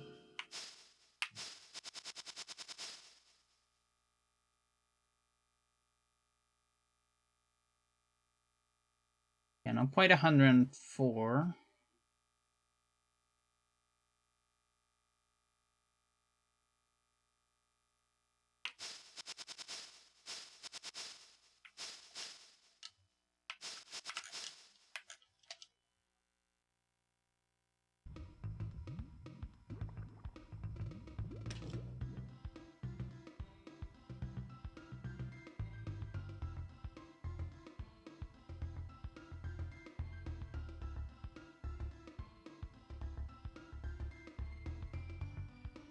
Yeah, so I don't know how I'm gonna do it with the sides, but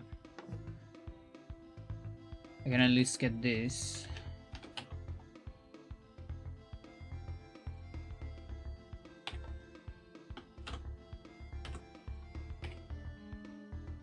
So yeah, I guess arm throw, it depends on your stance, which arm you get.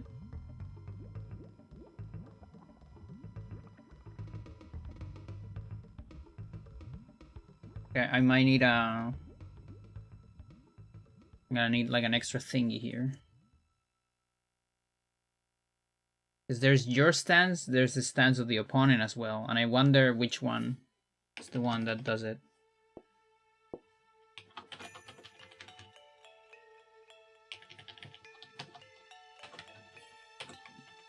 So we're gonna put these ones, but I'm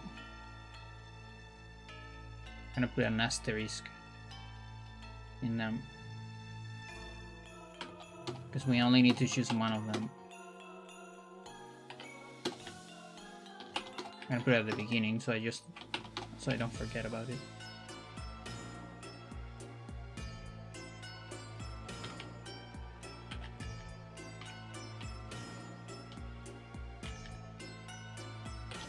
Now this one is both legs together.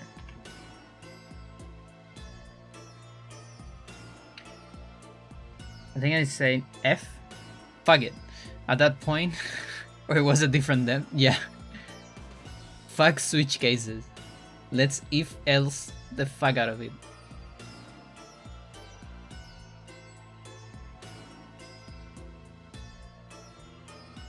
Yeah, that day the dev wasn't being paid for extra hours. Oh, but I guess this is a different case. Now I think about it. Like I put it in a different place because it's two things together. Oh, okay. So actually, there is one very good way to do this. So this is it's in a different place. So say right arm plus body, and in the other we put left arm plus body. Maybe.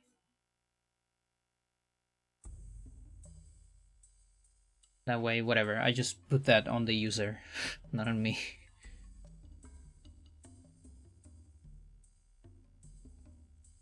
Then that's legs plus body.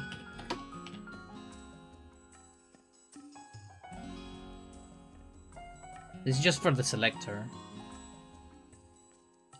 Just so it shows this thing. So if it has only one option, there's basically no selector, and that's fine. That's completely fine. So head plus body. Same here.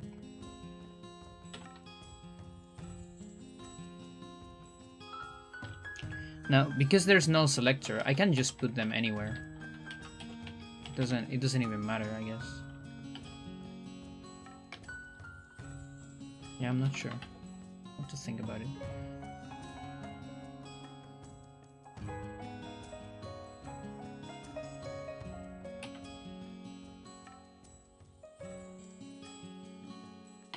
So armbar is just arm.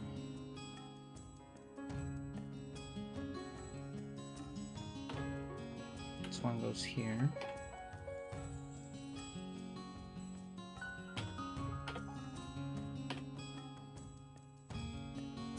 Look, it's both arms.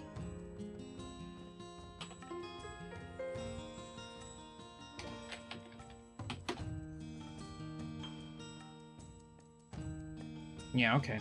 That's give me an idea how to do it.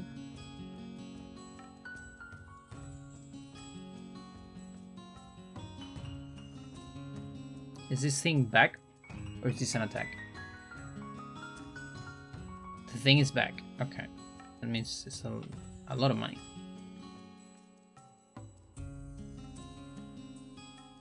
Yeah, I start to get that.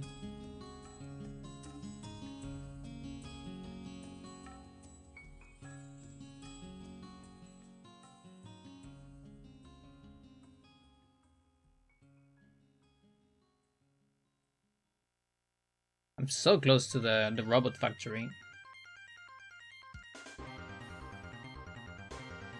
Yeah, I think we're gonna wait for that.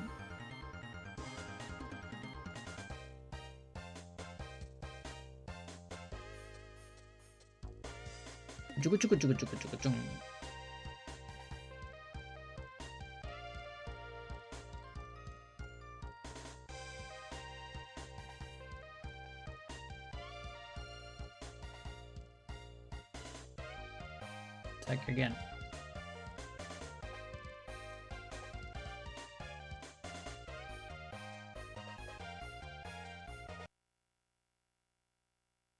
All right.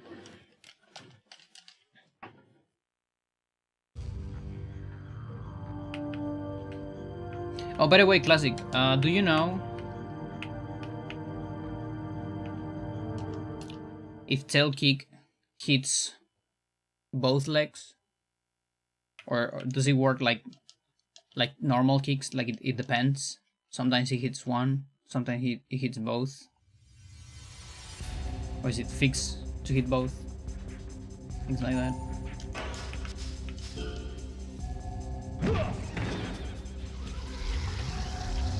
Like it is actually something I could test with hacking. Like I can fight Antares and give it a lot of offense, give myself very low defense and a lot of HP, and see how I get damage.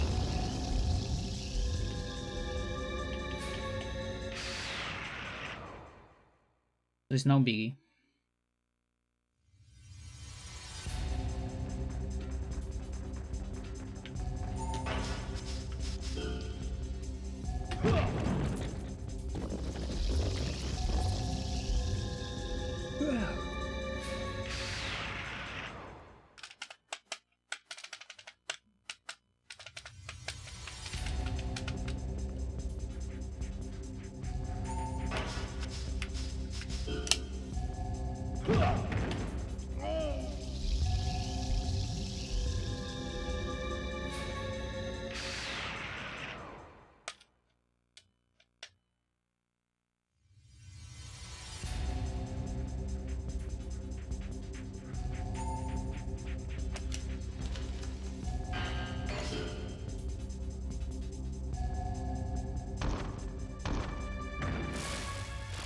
Not for yet.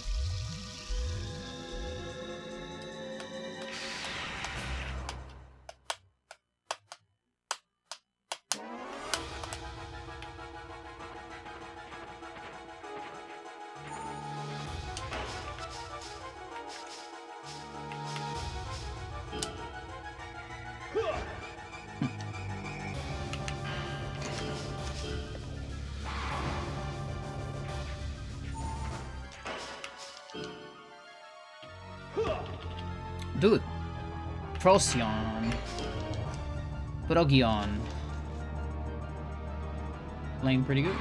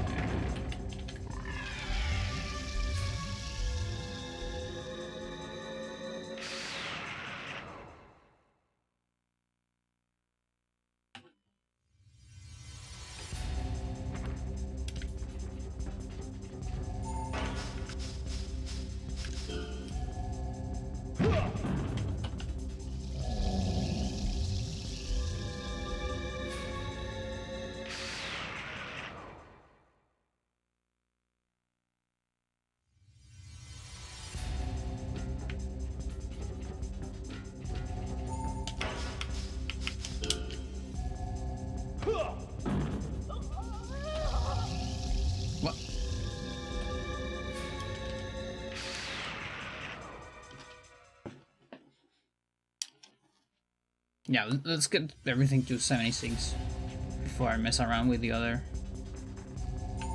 shit, because I'm getting my copy pastes confused.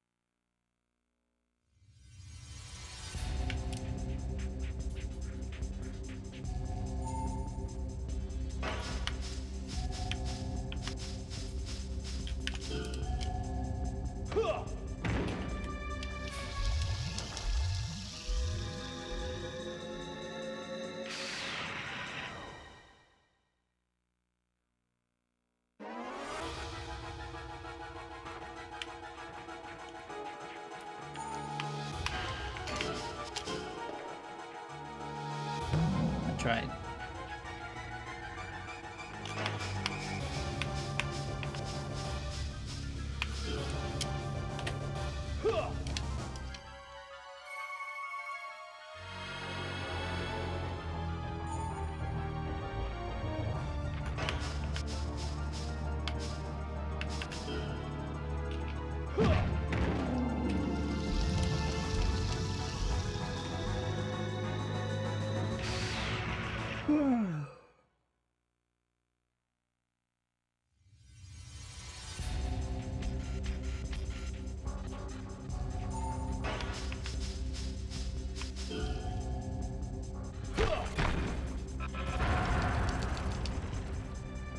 I'm testing the tail kick, and only the first leg side that hits gets involved in the defense formula. That's very good to know.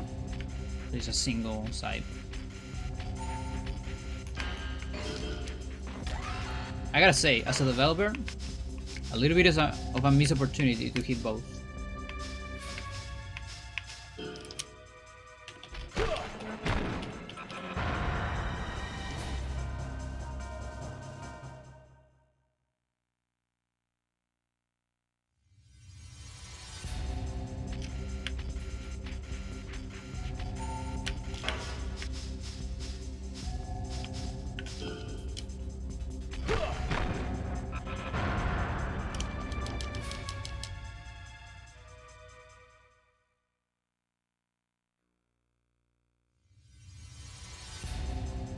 So there's no extra case there.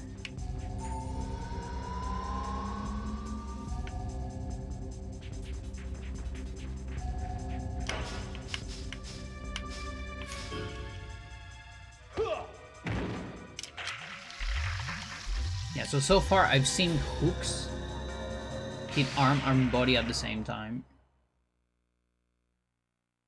And I wanna say middle kick, but I don't quite remember if that's true.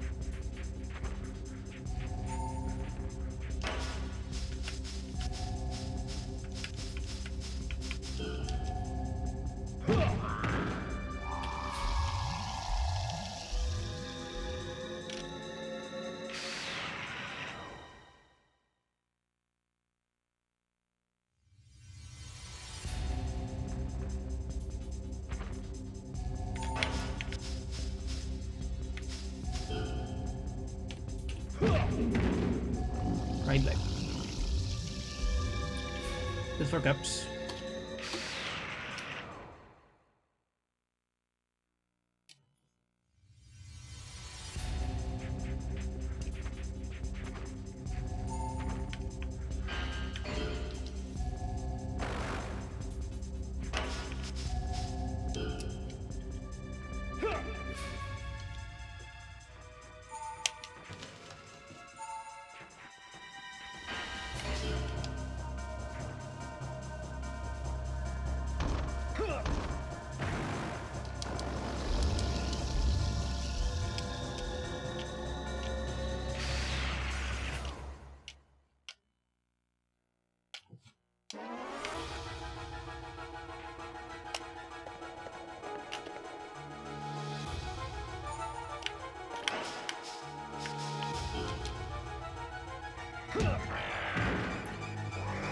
The spin direction of the tail kick depends on their guard stance. I see, I see. That makes sense.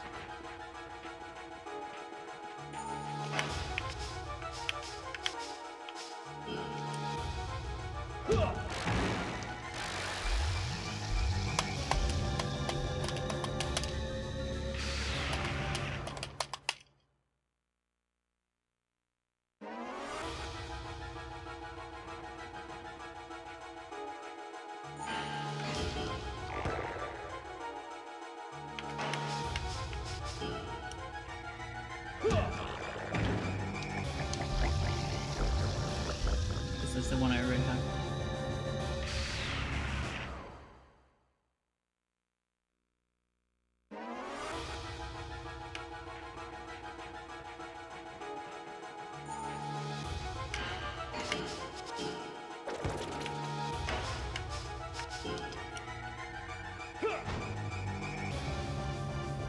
Oh, sweet spot.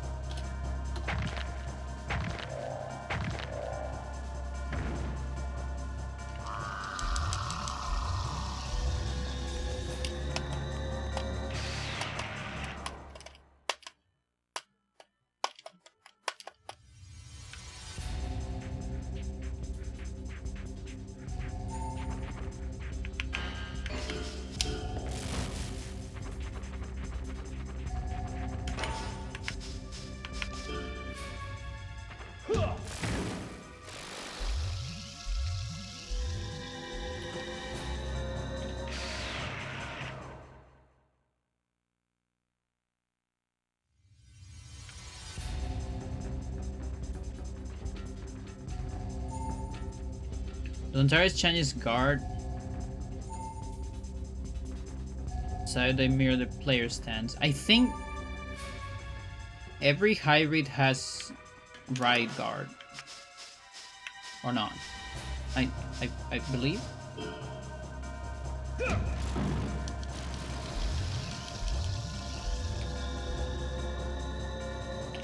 Like default, right?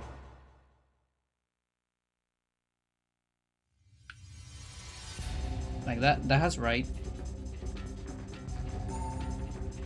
Not sure if they change it when they do a kick, because that's something the player does.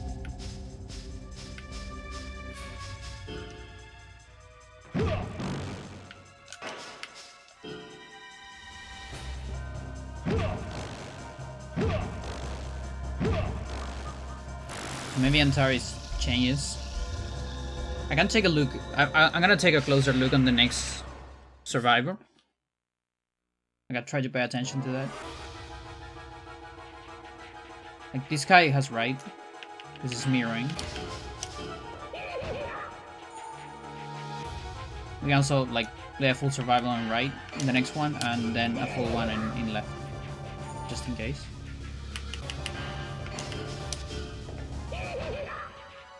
Okay, just punches.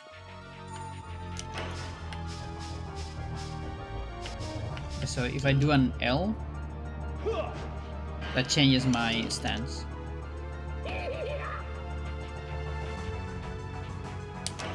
So when you do L kicks, that changes your stance. When you do R kicks, it changes to right, I believe. Yeah, there you go. So I wonder if the enemies do the same.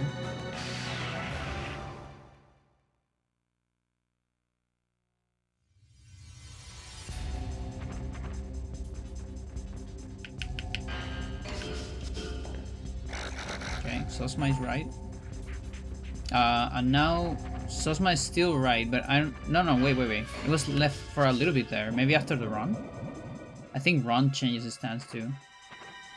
Oh, this guy just turns around a lot, that's true. Like every time it runs.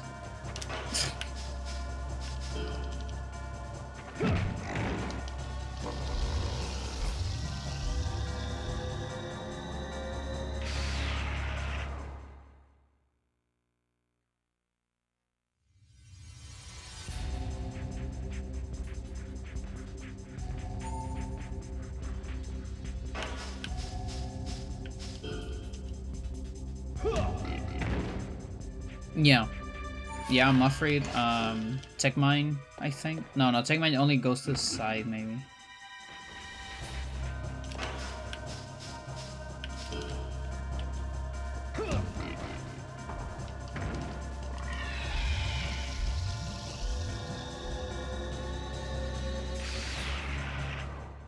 But yeah, Sosma every time he runs.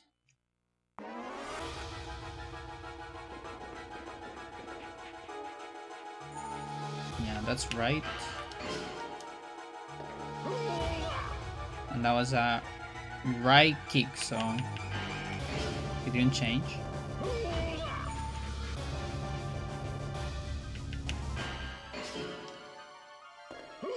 I also think in general... Okay, that's a little weird. He did a right kick and ended up in left.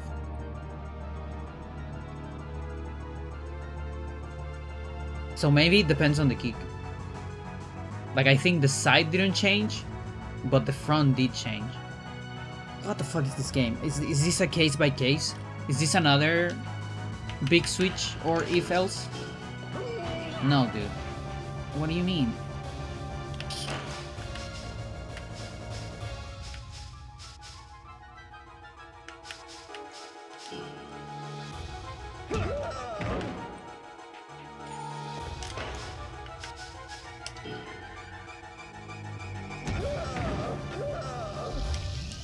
The clown. Yeah.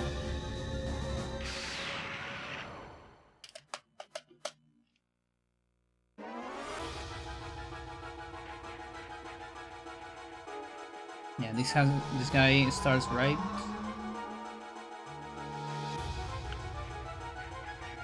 Yeah, at least one kick. So that was an R kick, didn't change. And side. So side doesn't change stance, it looks. If it's from the same side of your stance, at least. That's what I know so far.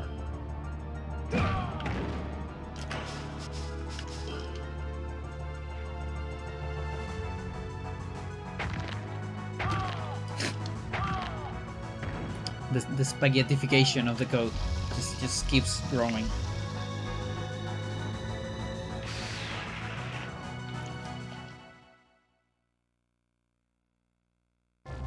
Yeah, that's right.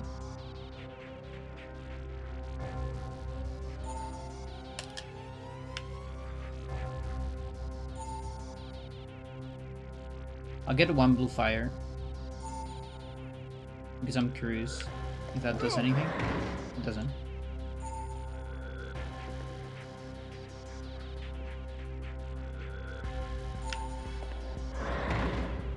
That's still right, I think. Yeah.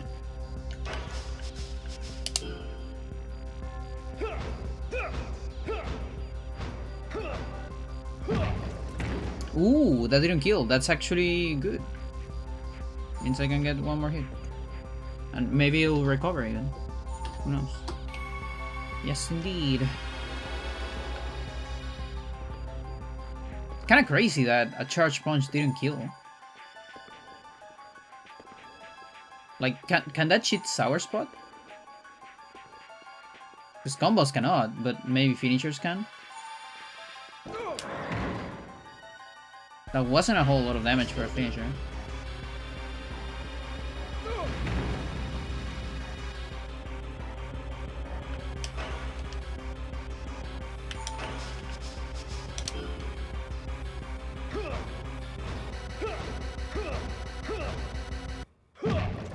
Look at that difference. Massive difference.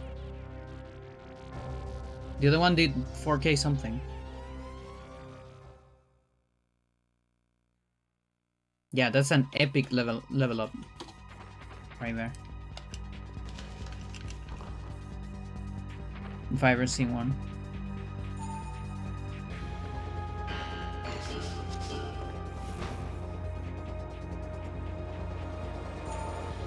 Yeah. Or maybe it just has a lot more body defense. Because I think one was in the body and the other one was like... Look, when he grabs, it changes stance. Chat. It's changing... Fuck. Okay, thank you. Thank you for, you know, even though you are the last boss, you have less priority than fucking Sejanus on grabs. Thanks for that. Mental.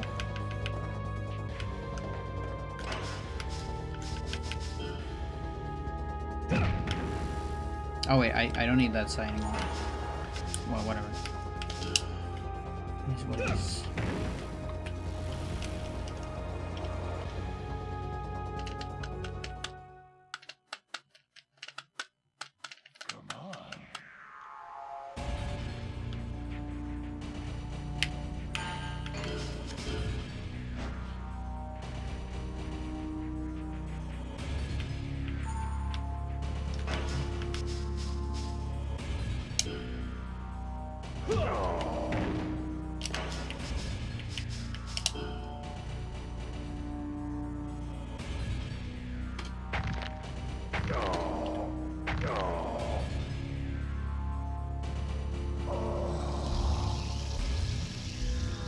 Oh, right arm is actually capped right now.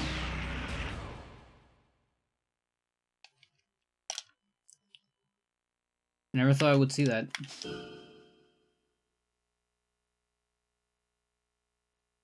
Yeah, until I get a body level, or left leg, or anything. Honestly, just anything. But those are the ones I'm doing the most.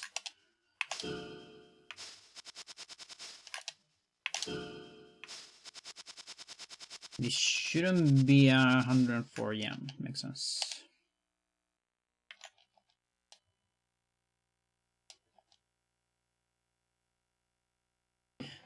I think a charge punch has a lot of penalties for all moves, even the finisher. Like, because I'm doing always the same side. But the thing is, I still had like... Marama, how you woke up? Marama. Sometimes Freya does that, like she's randomly sleeping and suddenly goes like... He had a dream. She had a dream or something. Yeah, like the first charge punch was 4k something, I think, on the body, and the second one 5k something, and think on one of the arms. So my guess is maybe it was just, you know, different defense in the body parts. That'll be my guess.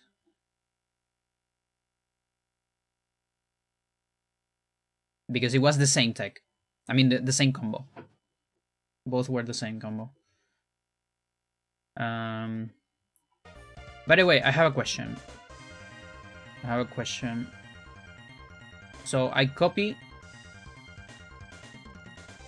all the stuff from your document here,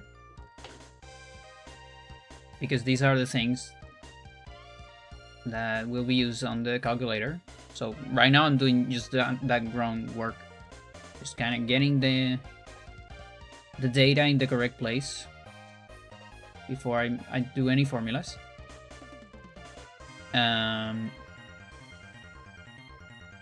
But I noticed something. I couldn't quite figure out this one. The finishers on limb formula. Because in the first document you gave me, it was like all finishers use kick formula. But in the second one you gave me, I had some different informations. Like for instance, case 0 says this, right stance. And then case 1 says left stance, but it doesn't say anything else. And like jumping axe is with arm offense formula, with punch formula. So something changed between these two documents. And yeah, rolling sub-8 is on, it's here. With the kicks.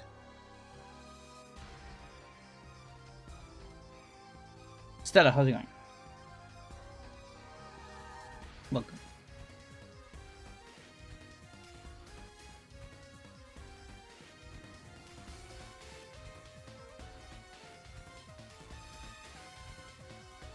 Yeah, and I think you already told me that tail kick is on leg formula, right?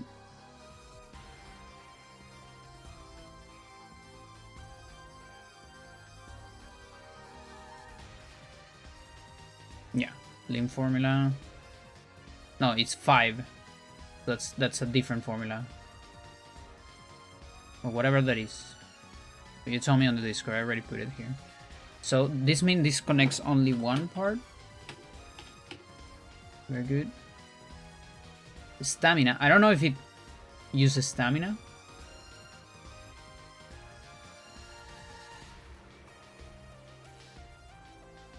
Oh no, wait. That disconnect is different. This is what is this? This is the hit. I'm just gonna put hit. Hit spot. Fuck it.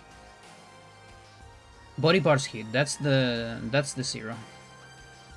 Or the 1 rather. So I guess the new question is how much stamina this thing uses.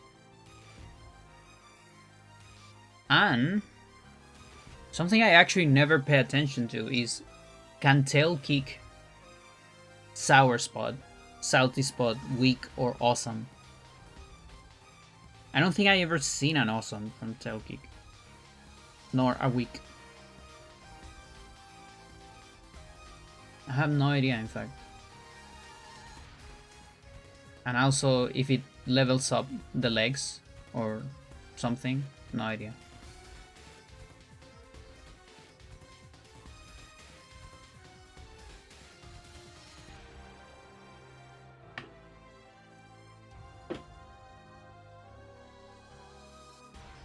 Well, the fleet is back. Nice fight.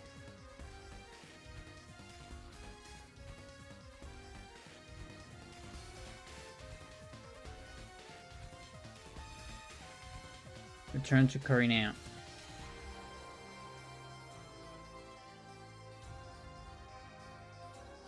That means I can use it to attack something else.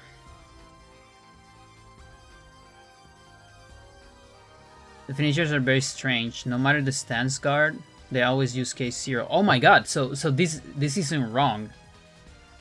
Like at all. It's just that the game is fucking wacky. Yeah, I should know better. To trust you. And just understand that the game is... Okay. That's insane.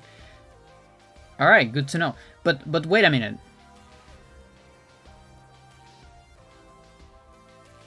The finishers of the body formula. Yeah, okay. So that means they always use right stance, technically.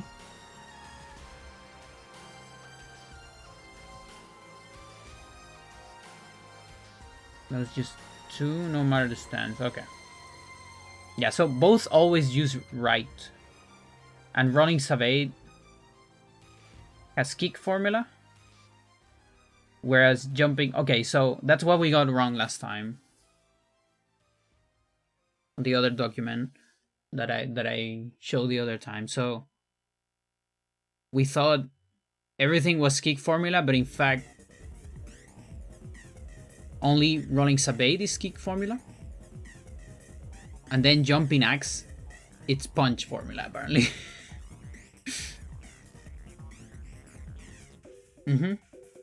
Yeah, sure.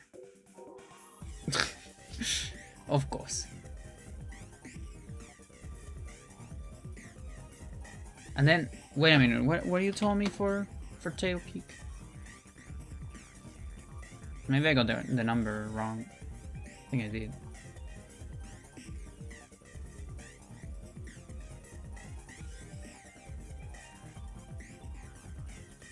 I probably put 5 on the penalty.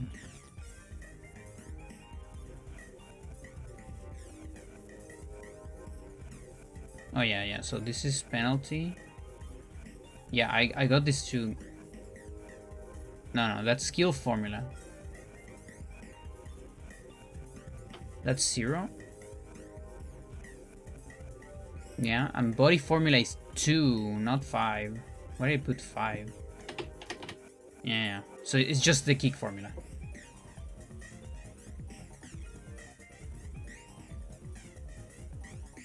Is it always 2? No matter the stance?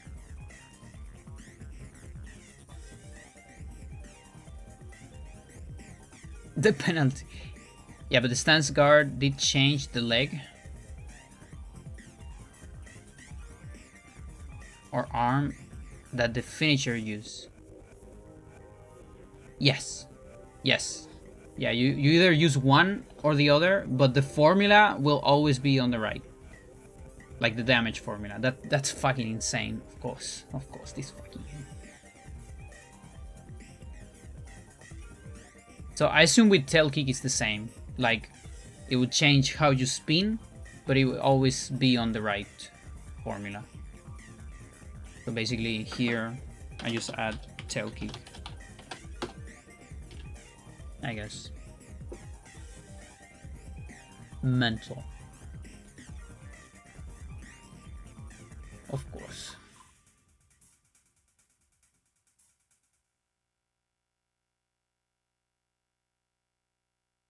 I have 11. Look at that.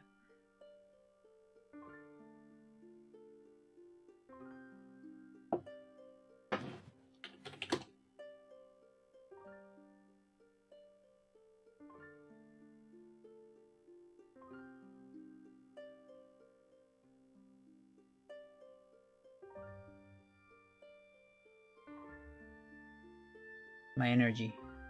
We need more energy. Good. And here as well, I think.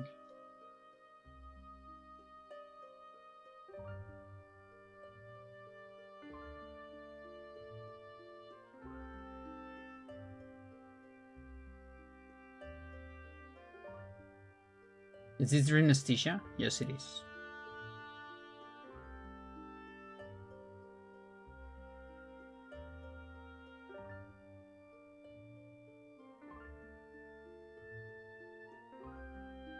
Okay.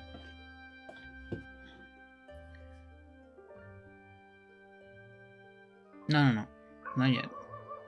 Or you know what? Since the dog started, yes. I'll go to the bathroom.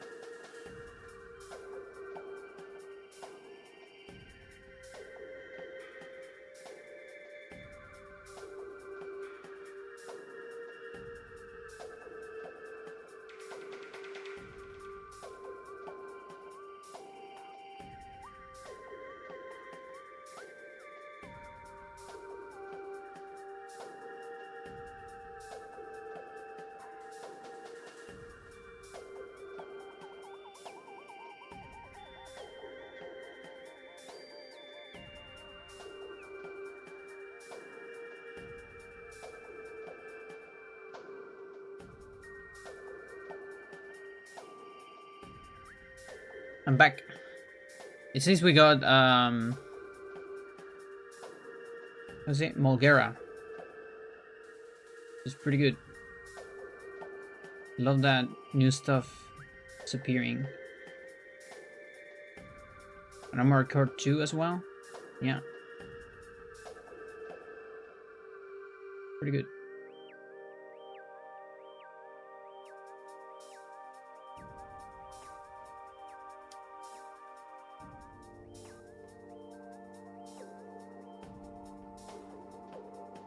So the new songs are appearing. I gotta sleep. Oh, sorry. I've been starting a little late. For your schedule. Very different time zones.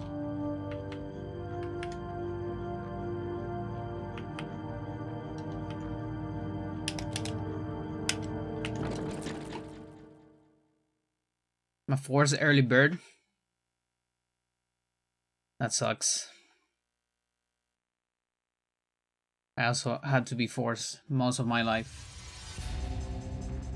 Well, at this point, I don't know if it's most of my life. Is it? Yeah, I guess it is. It still is.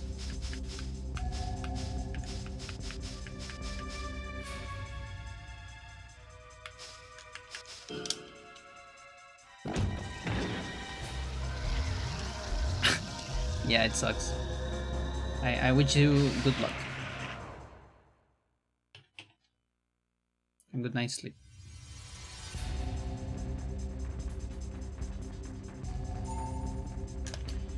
The punch is cap. That is true.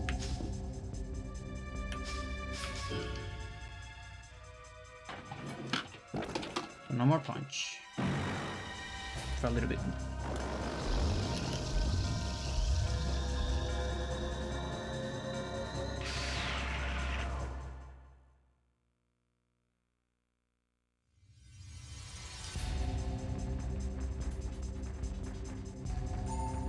Spider-Man meme.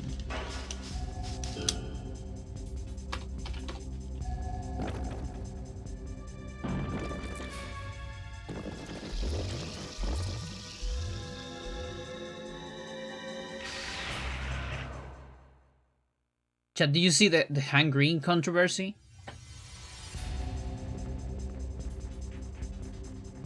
He's addicted to AI.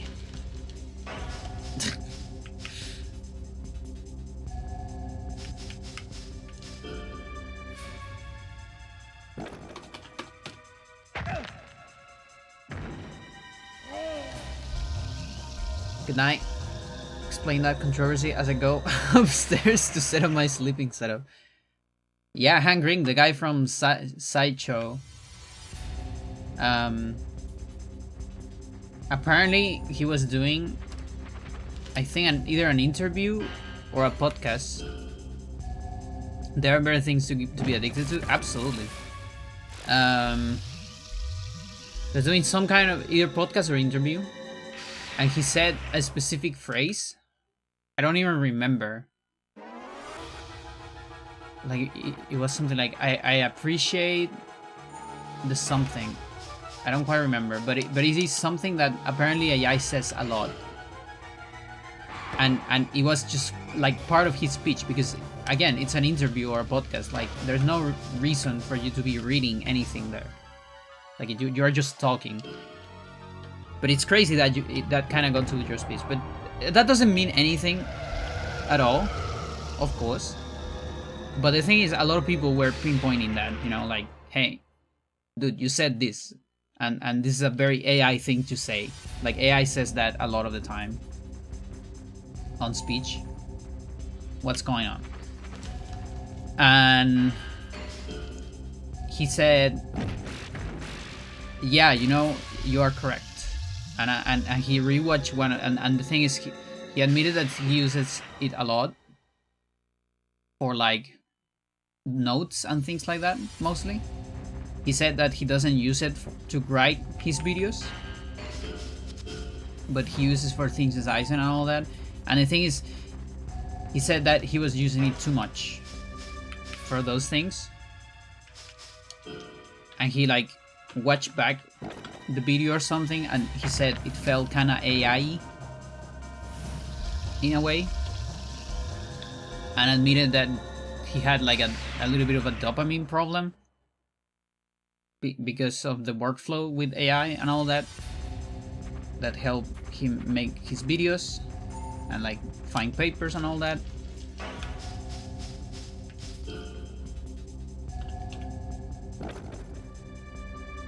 Like I don't give a shit. Like I don't care too much, because I've been getting for a while. He always talks a little bit too positive about AI, like in general. Like, listen, you know my channel, and you know I actually am fine with AI in science and all that.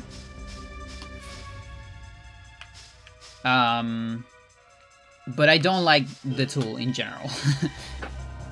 And I hate it in art, and I just don't use it myself. But that's more of a personal thing. And depending on where you use it, it's like fine. But I think there's a very good video. I think a video that summarizes the thing very well. It's a video like I saw about a woman talking about the topic. Because of a video he released long ago about knitting that also had some backlash. And the other thing is, he was releasing a little bit too many videos. You know, like a little bit too many, and I feel like, yeah, I feel like the only way you can do that is either you're clip farming like I do with my shorts, right? But that's easy because, you know, you get clips on your videos.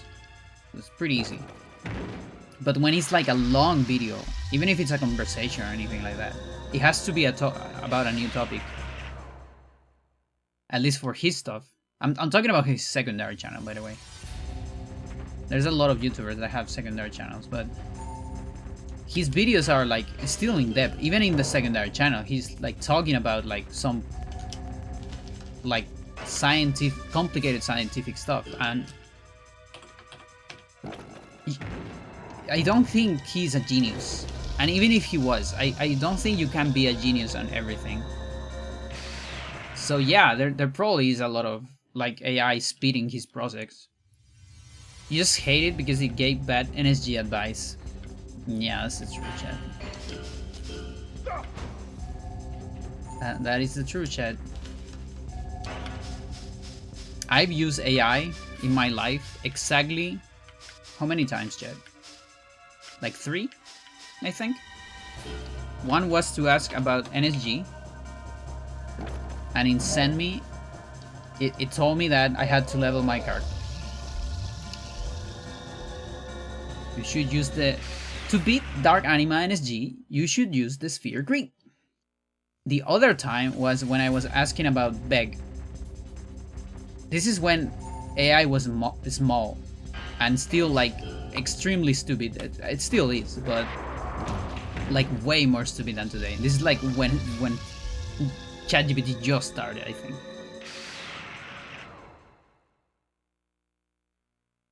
And yeah, it told me like the Beggar is a character in Spelunky 2. Only because I told it I was talking about Spelunky 2, by the way. And I don't remember the third time, but I might have used it. But that's the thing, like, I can see myself getting addicted to that shit, you know? Like, getting addicted to... Because it's funny, you know? It's super funny. Like, oh, the Beggar, right? Oh, use the Sphere Grid for NSG. It's super funny. You can make an entire content channel about you asking things to AI. But what's the point of it? You know, like, I did it those 2 times and I was like, yeah, that's funny. But then after that, it's like, yeah, whatever. I can came up with those jokes on my own as well. Like, who cares? They're not even that good, you know, like, anybody can say that. But then if a human says it, it's less funny, you know? Like if some unless it's a fucking commenter on YouTube and then you make fun of them, right? But I don't know, it's weird. Before there was ChatGPT, there was Beanie AI Dungeon stream. Exactly. Those were the good fucking times. Dude, AI Dungeon gave so many cool things. You know, when AI wasn't about replacing art, but just doing weird shit. You know, like the first DALL-E stuff and the other thing, I don't remember how it's called. Like, Beanie has, what is it? One of the covers of his album of Realign was inspired in one of these very early generative art, which was stuff like pretty much almost make new stuff, you know? And it was based on that, you know, like he gave that to an artist and told him like, dude, this is really cool. Can we make this real? You know, like actually make it from scratch and just get inspired by it. And it's a pretty like cool environment that, you know, and all that. Before generative AI, you know, was just to replace Coke images, you know, and to Ghiblify your grandma or something.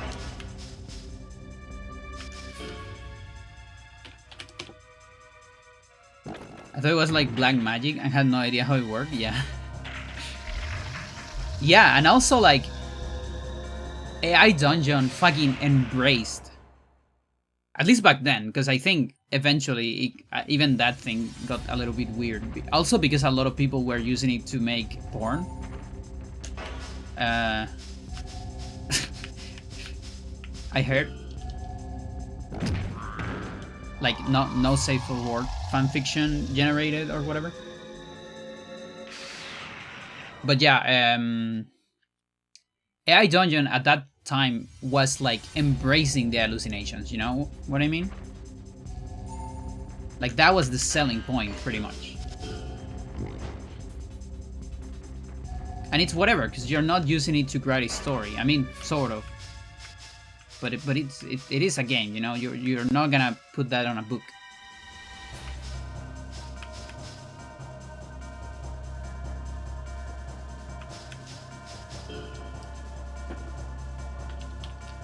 I've never used AI, only the Google search that spits out a lot of garbage. And then you say, yeah, I skip that every time. Well, not on my computer, because in my computer I actually have an extension that is called Pre-AI Search that gets rid of it. And also filters images that are AI on the image search. And on my cell phone though, I don't have that, so there I just skip it. And it's like, please show me the second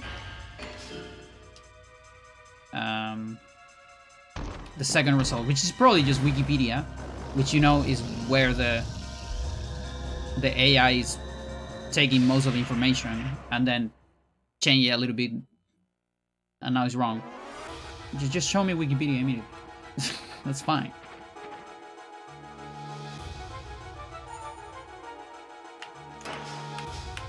No punch.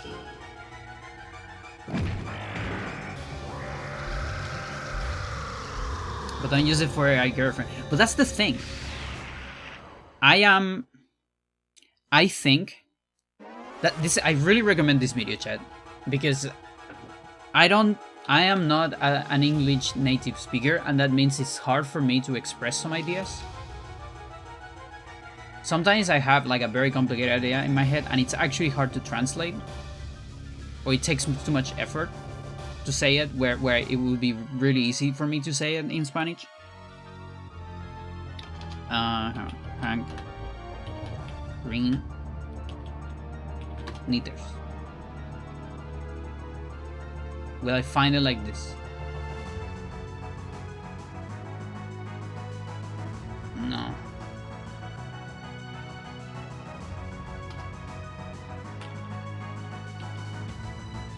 I'll find it. AI drama. I need to find the knitters. video. Oh, there's already a million videos, chat. Oh, fuck. Here. I think this is the best video that talks about it.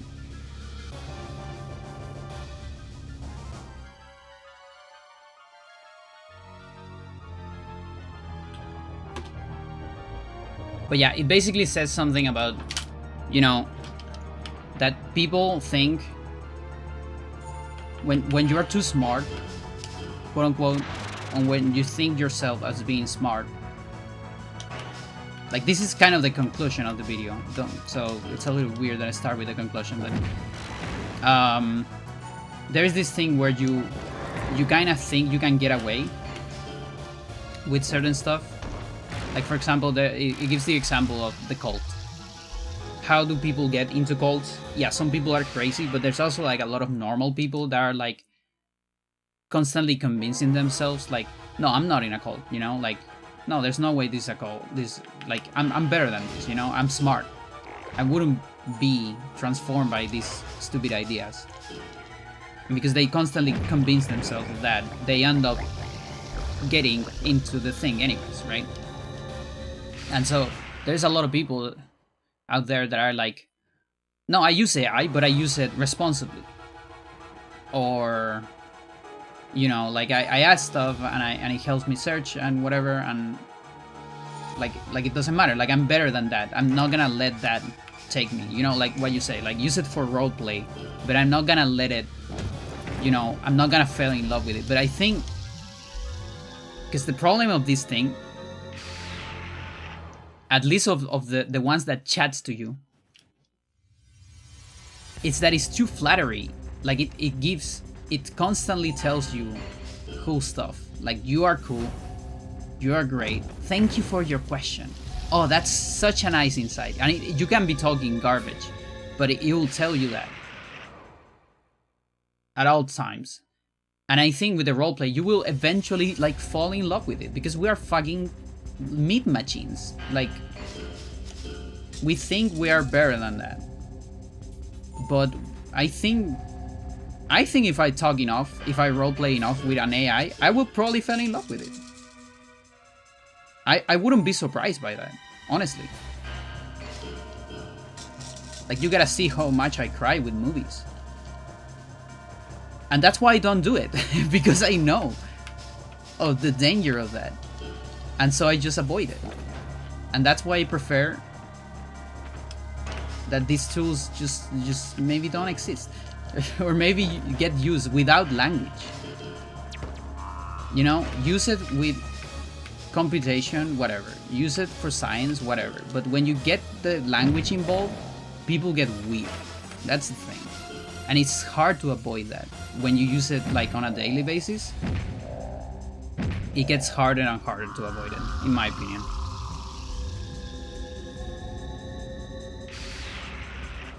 It could be a personality thing. Like, maybe some people have it, but I do think that... I think two things. One, a lot of people are way weaker than they think.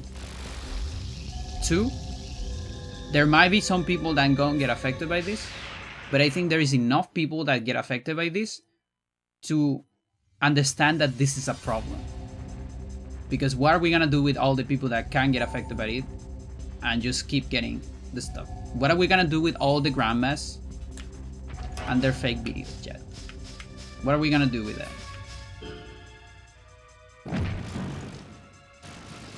Dead by kickballs. Yes, indeed.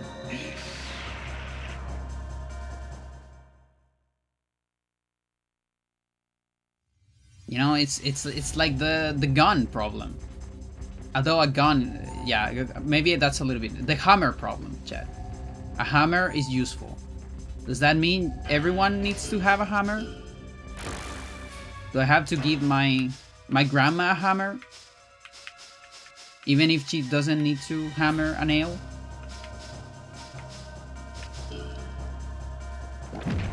Like, every time she searches something in Google, she gets a hammer.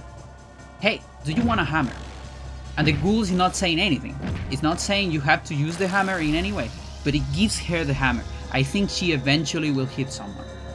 It doesn't matter how fucking pacifist the grandma is. If Google keeps insisting in the hammer, I think it's gonna happen. I really think we are way weaker than we think we are. Because we are meat machines. Anyway, how's it going, chat? The fact that this game lets you defeat enemies by doing that is weird. This game's something else.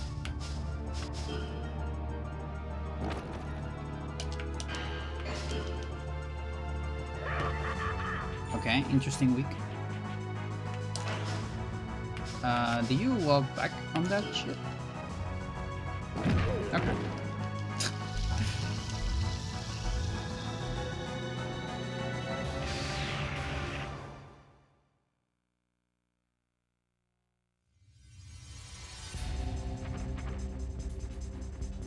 But yeah, I feel like the Nitter's video summarizes a lot of my thoughts very well. And also talks a lot about something I kind of been seeing lately with these like smart at everything channels. And I think happens a little bit.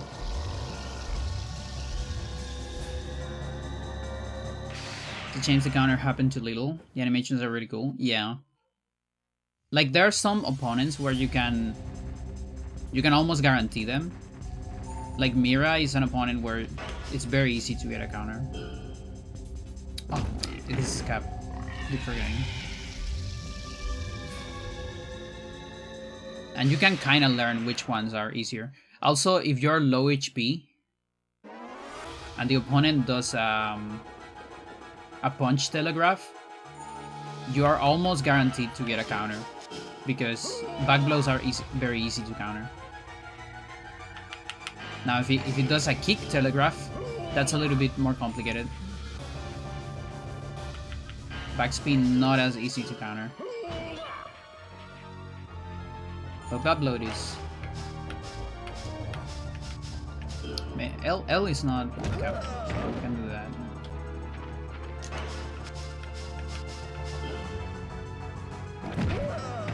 Gotta pick up pizzas, nice. Oh wait, this might be a heal, yeah.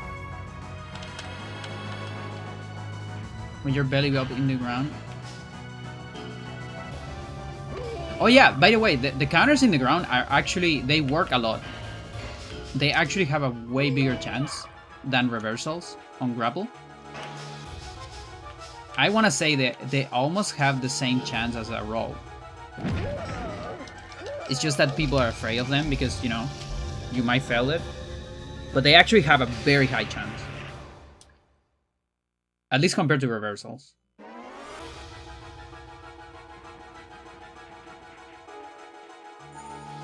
Yeah, and I love the spinning kicks in the floor. It's like a get up attack.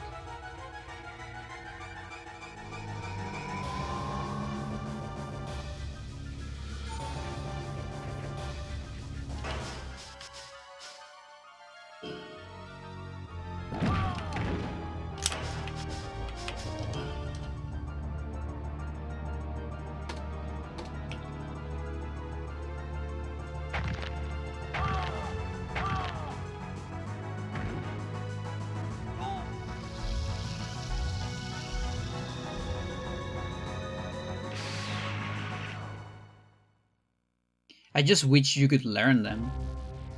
And by learn, I just mean getting them in the list. Like reversal elbow. Just to see the level and all that. But you can't. I've gotten hit by them like 200 times. Without learning. It's sad.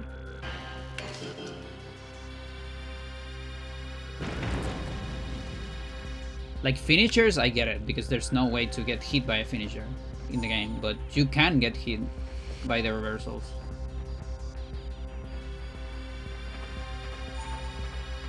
And you know, even if it's like 20 times, like back neck lock, like fine, whatever.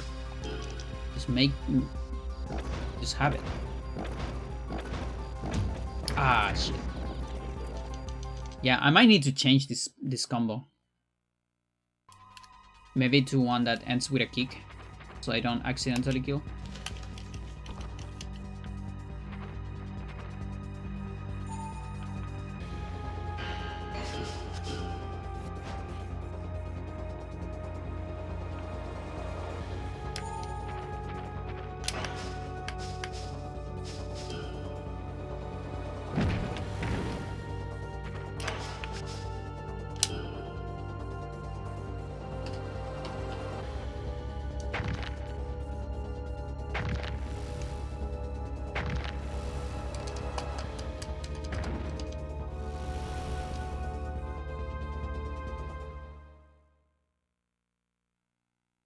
Come on.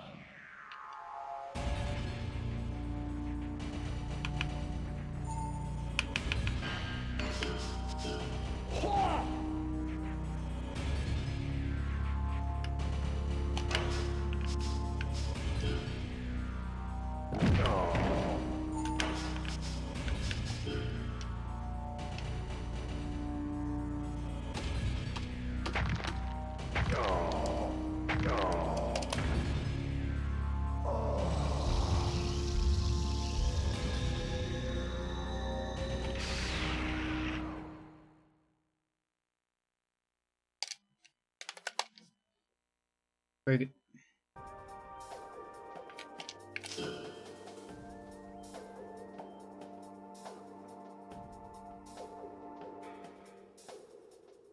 So arm cap gear, how's it going? How you doing?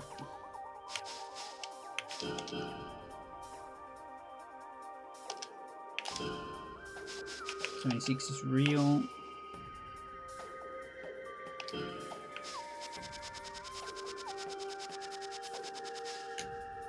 I think I got enough for 104, so we might see that. Let's change the stance. See if that changes the enemies. My guess is that it doesn't. Because I believe one of the reasons why I like to change the stance for speedruns, it's because I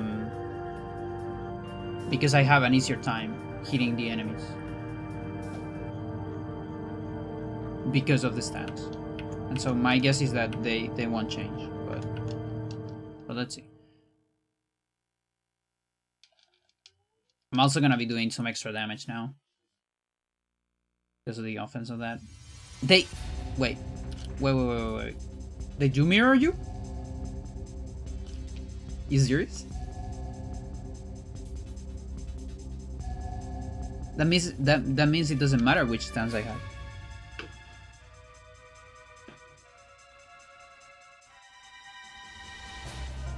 I never noticed this shit. That's fucking crazy, chat. So I guess it was maybe just a camera trick for me. That it kind of works better. Does that mean I could have just leveled up right, I think, all this time? I think it means that. Not that it changes anything. Just funny. That's fucking insane. Again, because the game has too many things, I miss stuff.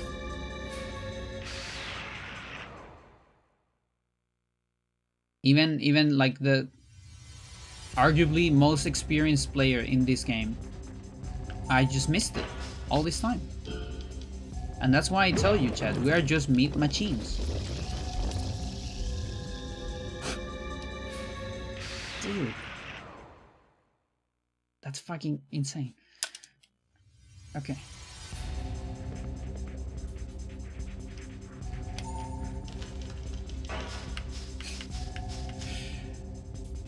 Oh boy. Okay, everything is on 70. So I can start getting to like 80s.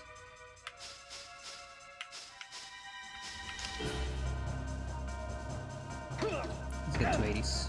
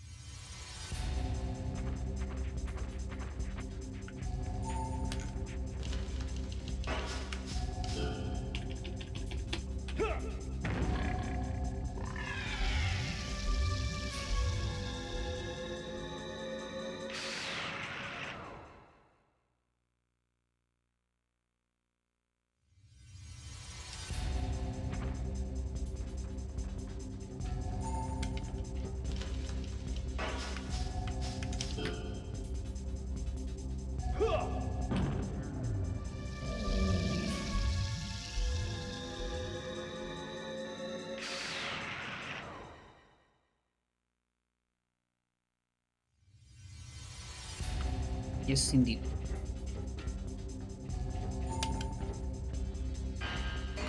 Alright, John.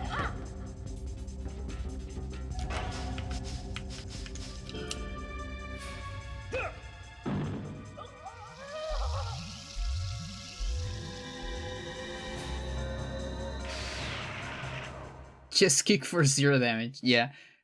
Everybody does 0 to me until...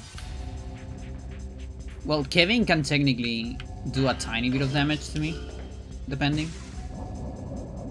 He tends to get 0, but there are certain situations where he gets more. Refuse to elaborate.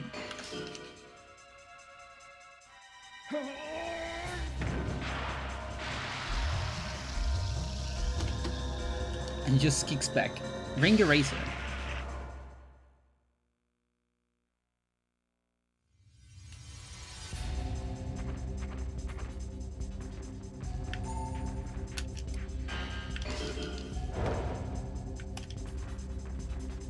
Yeah, I like doing reversal to Due in particular, because he has a very chance of a shoulder toss.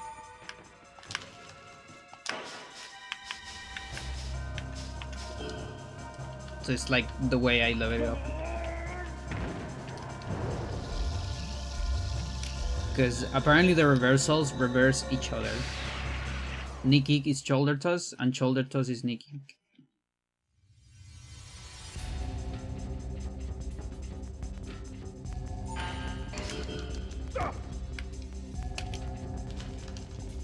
Body slam? Have you ever got a body slam?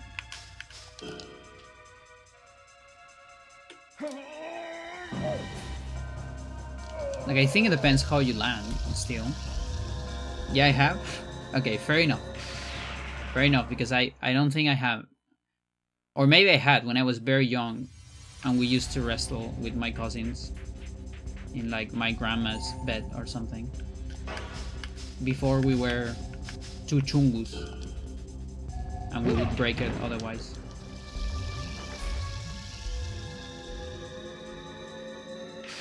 But you know that's like soft.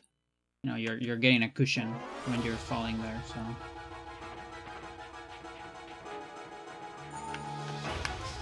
But yeah, I can absolutely see. And to be fair, you kind of see that too in the game. Because Body Slam only damages the body in this game, whereas Brainbuster damages body and legs. And as such, it usually does more damage. It also has a higher formula. So it makes some sense. 2 chungus, yeah. Chat, it sucks when you are 2 chungus and you can't jump in your bed anymore. Or at least back then, we have these beds that had like wood below. Like bars of wood, like this.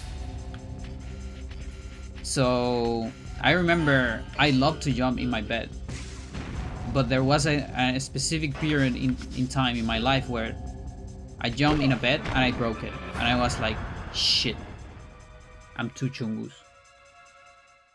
It's over, Ted. Can't jump in beds anymore.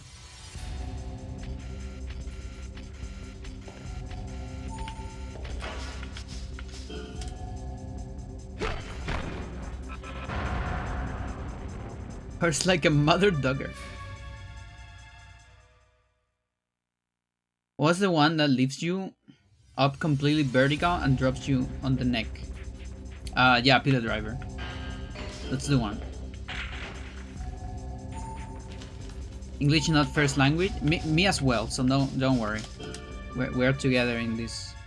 This is Pillow Driver. Yeah, this one feels like it will kill you immediately. Like, if you're not a professional wrestler doing it to another professional wrestler, you know, that feels like it will kill you.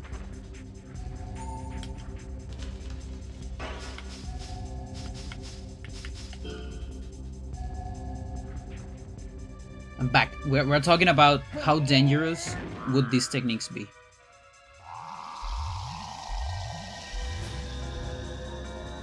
Yeah, broken neck and maybe like a stroke with enough strength, the cranium maybe even. I don't know.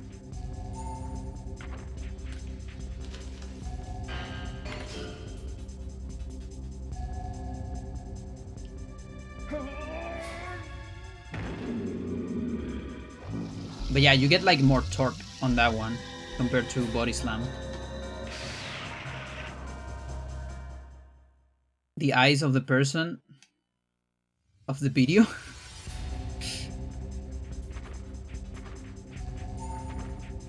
It might be a little bit high, maybe. It's survivable, but it really hurts, I bet. Now this shit is impossible to do. The closest we have is the Frankensteiner.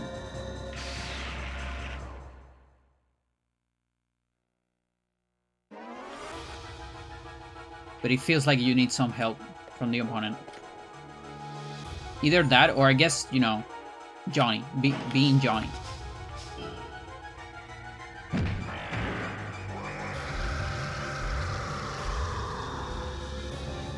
Weight class. Oh, I guess that too could be. But the thing is, so because I chose some of these techniques. I was talking to my girlfriend the other day, because she knows about wrestling. She's like in the wrestling, into wrestling. Whereas me, I'm completely unfamiliar with it. Like when I was young, I watched a little bit of WWF, and that's about it. But never like got too into it. Like this game, I learned more from wrestling from this game, I think, than anything else. And that's why I always say that the technique's wrong. And so I actually, the first technique I showed to her was the pendulum flip. I told her, there's no way you can do this IRL. And she told me, oh, that's the Frankensteiner. And I'm like, okay, okay, I need to see that. And then we saw the Frankensteiner. And the thing about it's extremely close, but when you do on pendulum flip, chat, we're gonna get a little bit of feet content, okay? Because there's no other way to explain this shit. Pendulum flip. Let's see, I need a head. Where can I get a head? What can I use? Let's use the chart. Alright, chat. This is the head. So on pendulum flip, on the animation, it grabs with this jet. It grabs with this part. Like, that's fucking impossible. I can't even get it on the camera. It grabs with that. There's no way you can lift like 70 kilograms with that. It's impossible. Unless you're doing it to a child or something. Right? Now, the Frankensteiner, it looks exactly like the pendulum flip, but it's like here. Like the head is here. And that's possible. That is totally possible. You know? But he still gets a little bit of help from the other guy. But that's fine. I'm totally fine with that. I don't care about, you know, stylistic moves being. I don't care if it's fake or not. I don't give a shit. But there's no way you can leave someone with this part. Impossible. Rey Mysterio. Actually put that one off. Not knowledgeable in rest. You have to send me a video. You have to send me a video. Again, Frankensteiner is extremely close. It is the closest one I've seen. And actually, I talk about this. Living out term and fighting is kind of a common occurrence. I see. Where do you live? I'm from Chile. So my girlfriend's girlfriend, she knows a lot about wrestling. She's like really into wrestling, and we have to meet one day. We need to make some kind of meeting where I just show her, and also my girlfriend, because they both know a lot. I show them the entire moveset in the game, and they just give me like the best clip from wrestling that is close to it. And I would love to actually do like make a video about it, you know, with the parallels within the game and real life wrestling. And then I'll probably get a better opinion, you know, to think if the pendulum flip, how possible it is.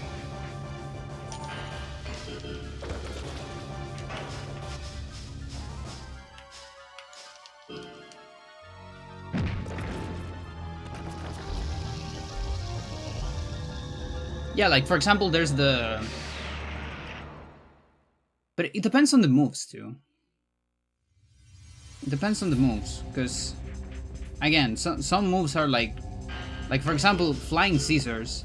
I don't know if I've ever seen a flying scissor without assistance.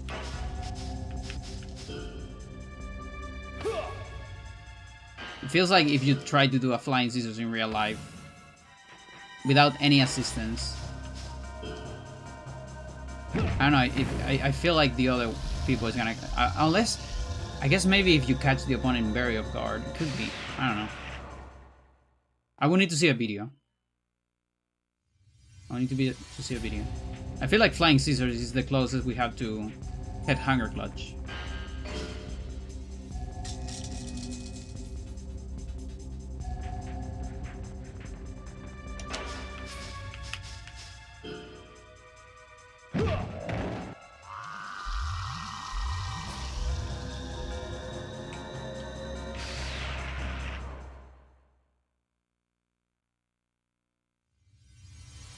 Yeah, I live in Chile. We don't have a whole lot of street fights.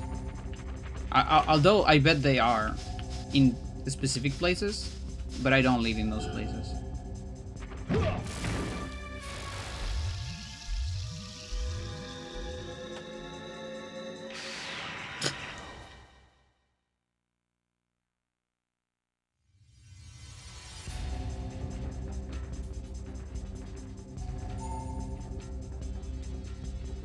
Also, usually when people get into fights here, they call it a fierro. It's very typical, or un sable. Like they just have like a homemade machete or something like that, or a knife. So it's like, yeah, it's a little bit hard to pile driver someone with a knife.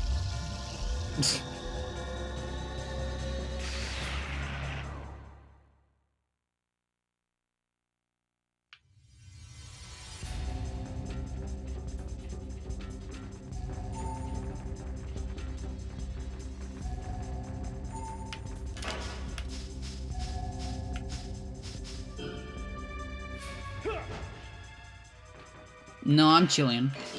I'm Chilean. I was guessing maybe you were Mexican. Because Mexico has like a big wrestling scene.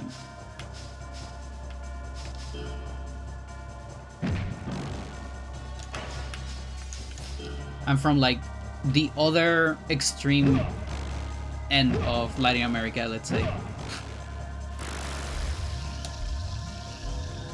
La wea fome, weón. Exactly.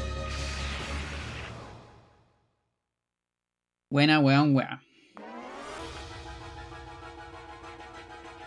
That means that thing is very boring, dude.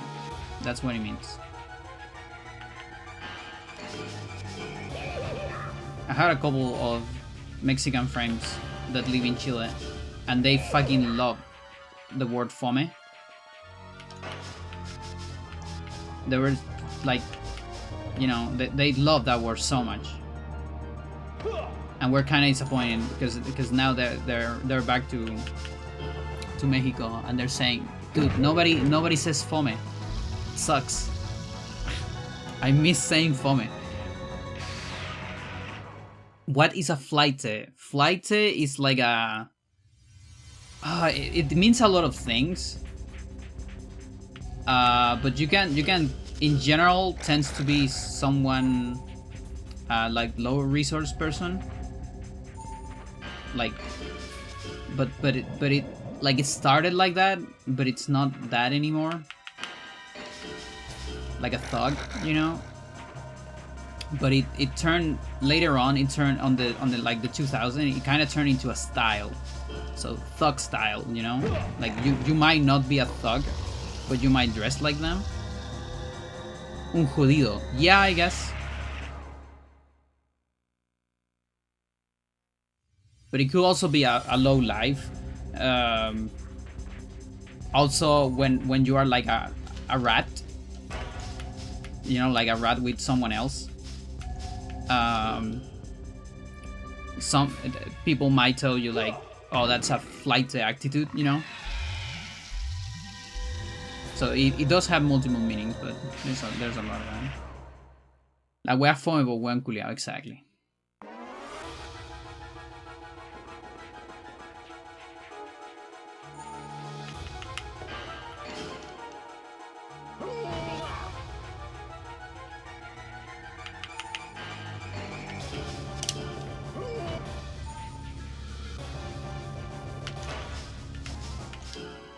Can do elf.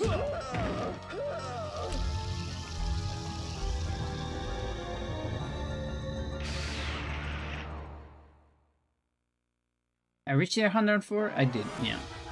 Okay.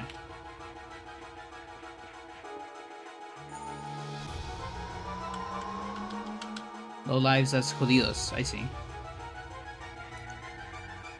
But that focuses on being poor money-wise. Let's call rata to those hood thugs. Okay. Yeah, like you can put flighty on those too, but it's also an attitude thing, because if someone is just like poor, but they don't have like the personality that like the let's say stereotypical personality of a thug, it's just a person that has low money, you know, and is struggling or whatever, you don't call that a flight, you know. I mean, some people do, but usually the people that call those people flight is because they're cuicos. Which is the opposite. Is the low life people with money. The rats with money.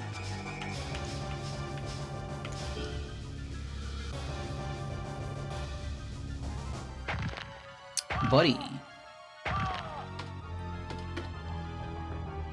So that's 76. So body can actually get to 77, and right arm as well. So everything is on cap.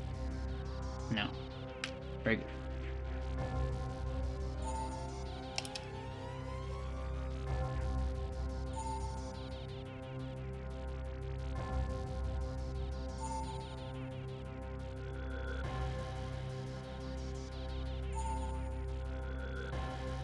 And then I guess only left leg. I can get left leg to 76 as well.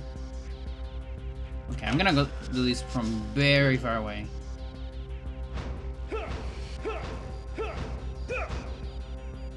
Yeah, just barely, dude. Almost didn't land. What is going on today? I'm getting a lot of level ups with finishers.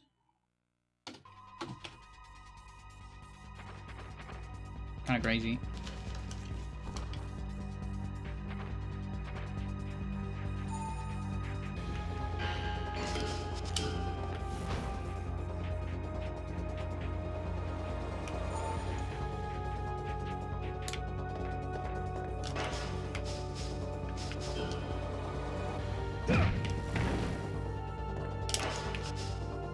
Really?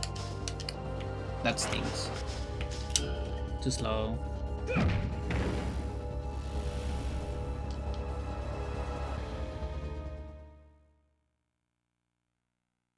Come on. Still have an Achilles.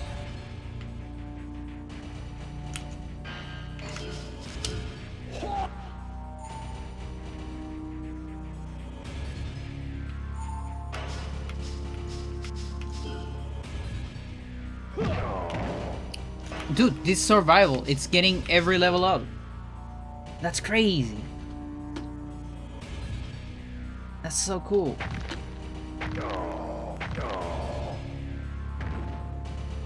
That's not normal, by the way. I can spend like 3 survivals without a single level up. That's crazy.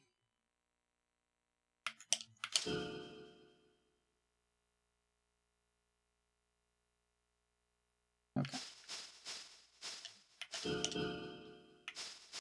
Stuck on 76. 104 is real. Okay.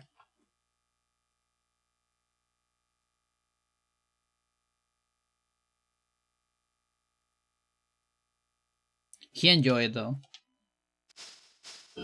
I know he liked that.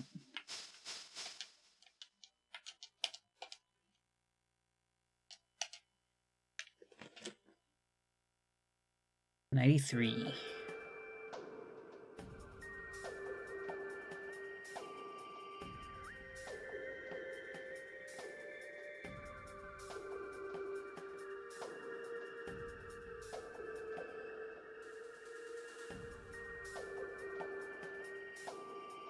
Yeah, so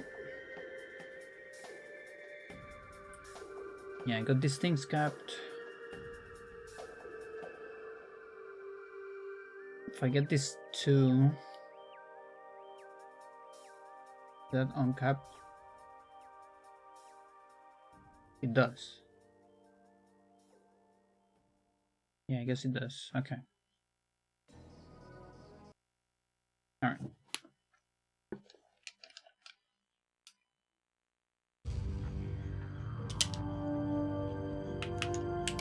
Come on.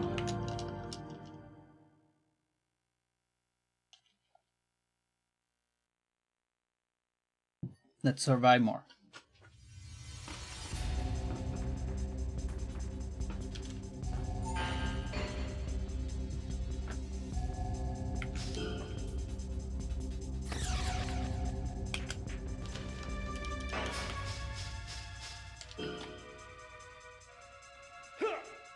Yeah, so that shit's gotta be impossible.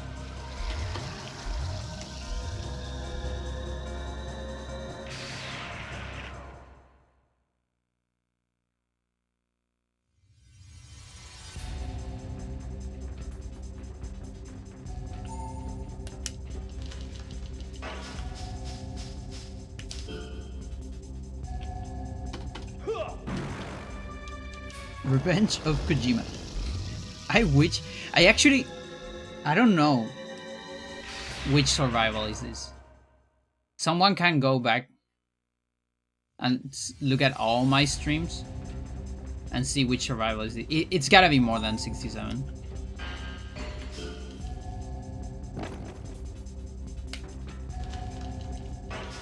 I wonder how many hybrids I've killed. I think I have to tackle the enemy scaling.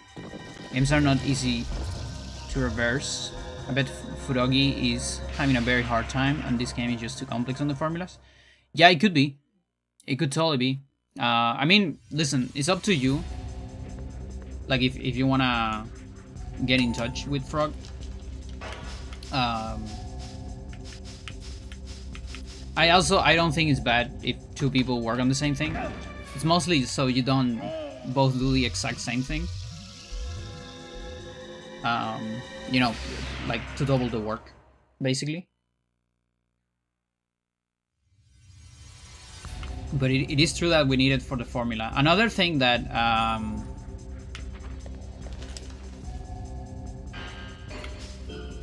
that is still on the to-do list, apart from everything, but that's because the game has way too much stuff.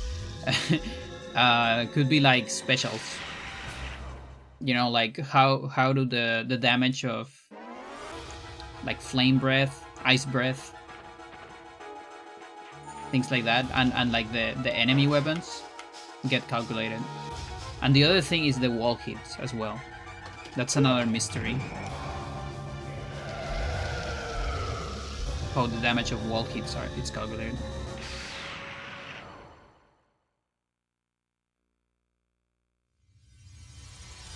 Now I was thinking maybe it's just a percentage of the attack that provoked it or something. I don't know.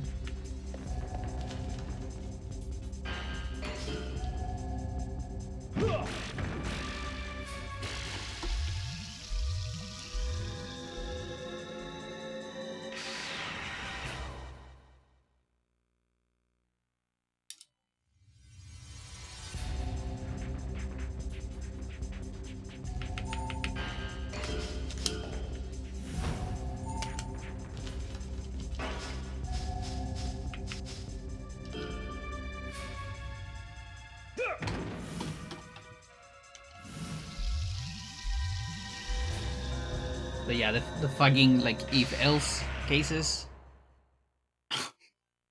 that's gotta be a lot of fucking work. And that's the other thing, like even if you both work on the same thing, I imagine there's formulas for every single hybrid, you know?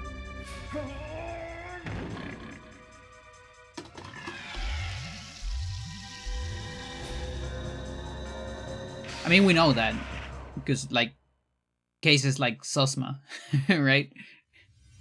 Divided by 0 on the scaling.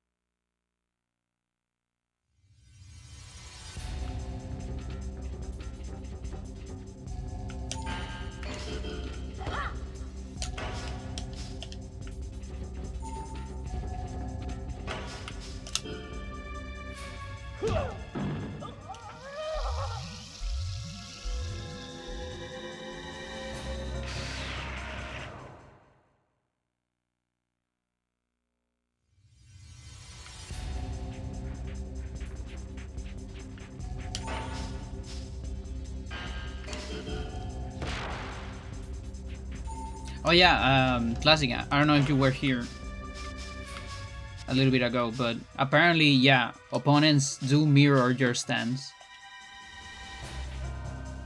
So they change stance when you have a different one.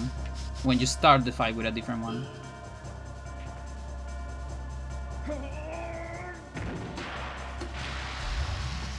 And I just never noticed it. All these years.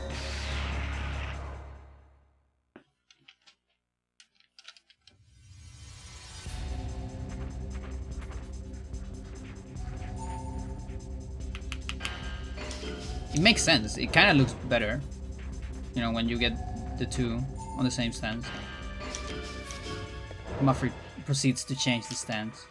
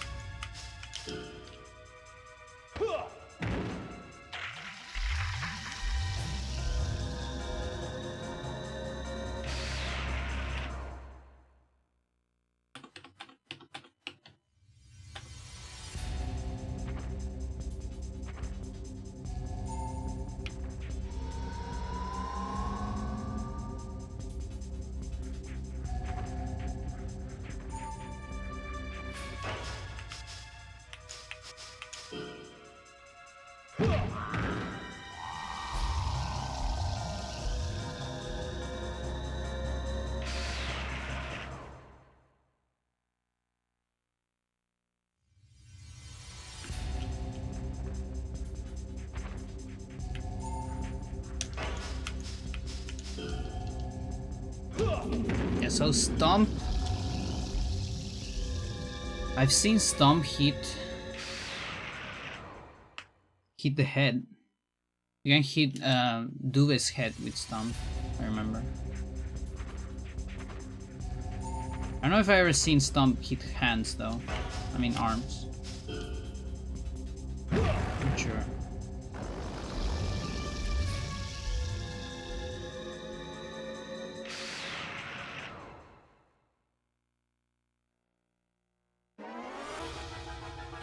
Wouldn't be that surprised though.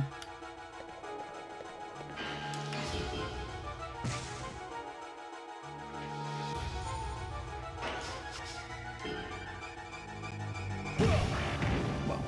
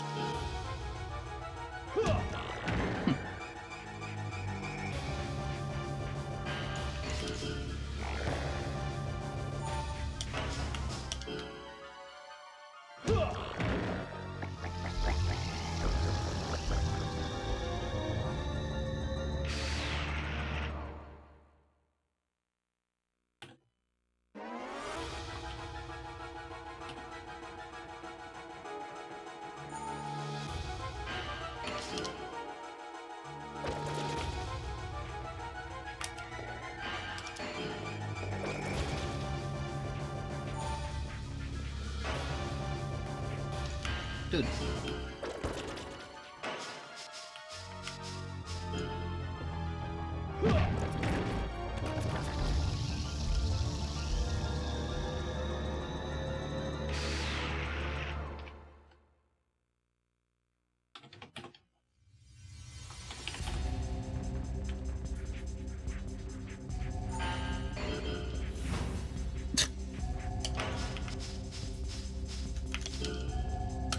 You missed that one. Try another. Okay,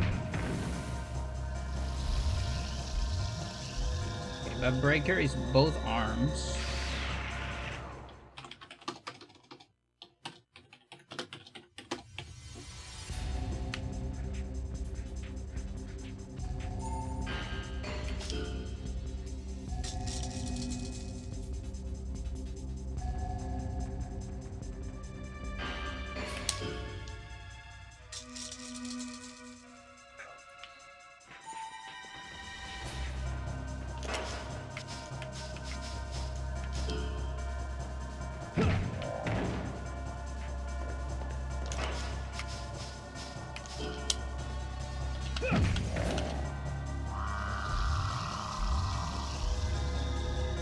Boston Crab, both legs. That's 3 body parts.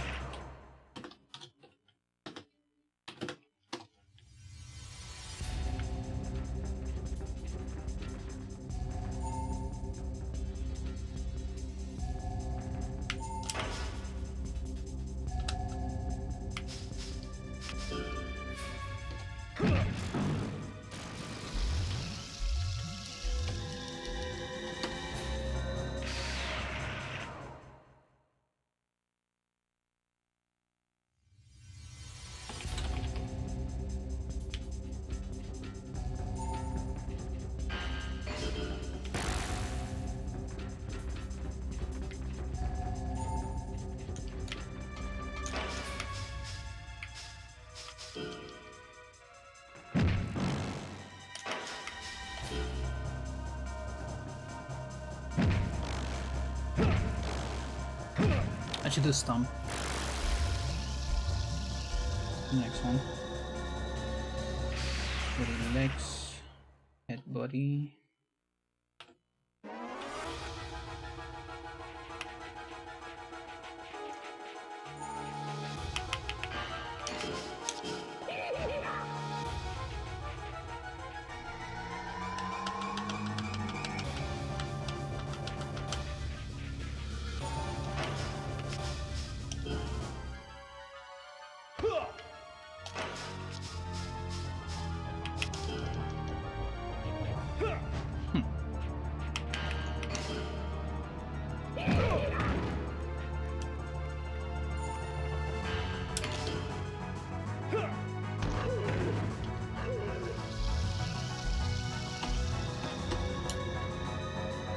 Girl.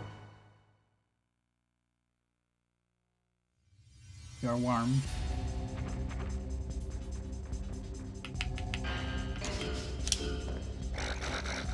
Just to send you a little bit more info to get in touch with Froggy to see if has any advancements. Okay. Yeah, it's on the Discord.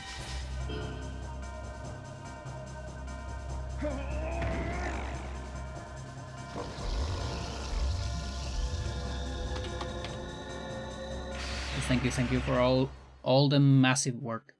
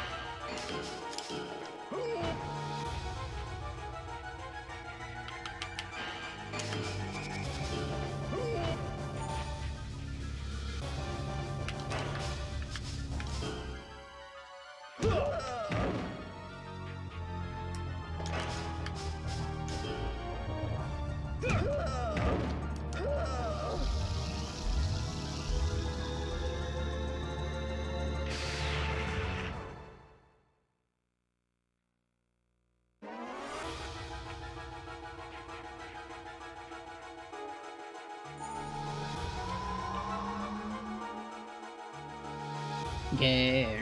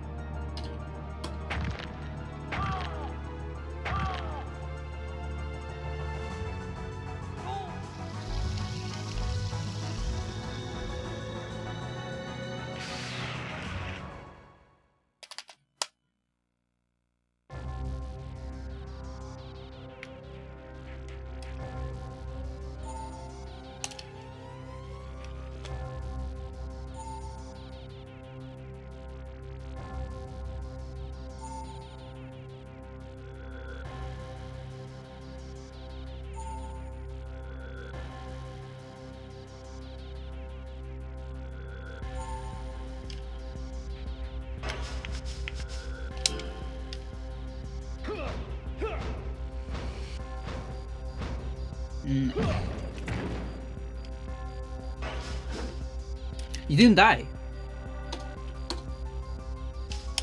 Well, there it is. So I'm guessing it's just the body defense. He has more body defense than defense in other places.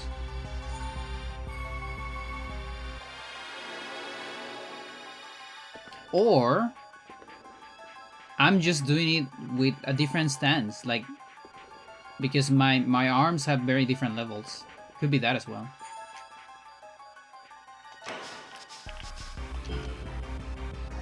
You don't quite see if that was a left or right.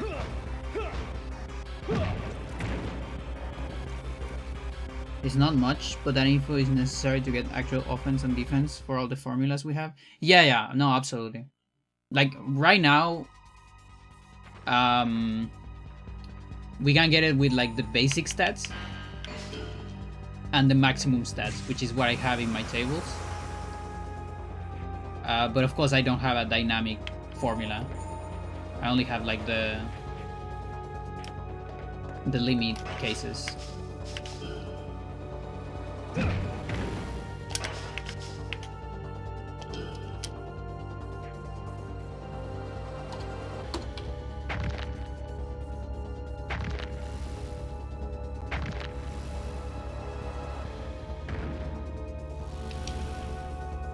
But yeah, the scaling will be so massive, and it will help a lot for the speedrun, by the way.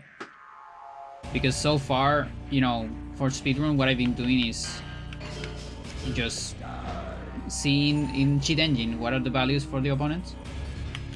But of course, if I change the route or something and my level changes, I might need to get a different thingy somewhere. And so having the actual knowing always how it changes, that'll be a godsend.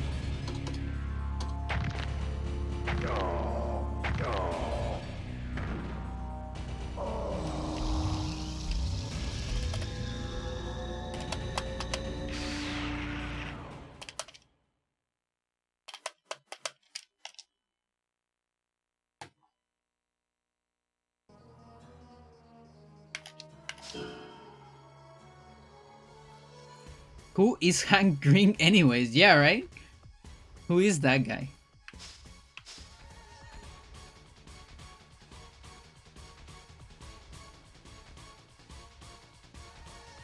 Like, at the end of the day, who cares?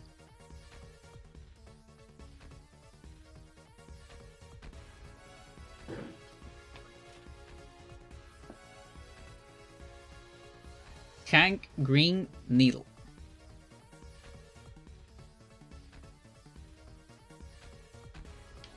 He might like minerals.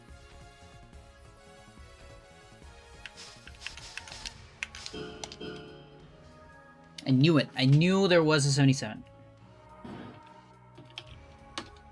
That's why in the middle I started doing all techniques.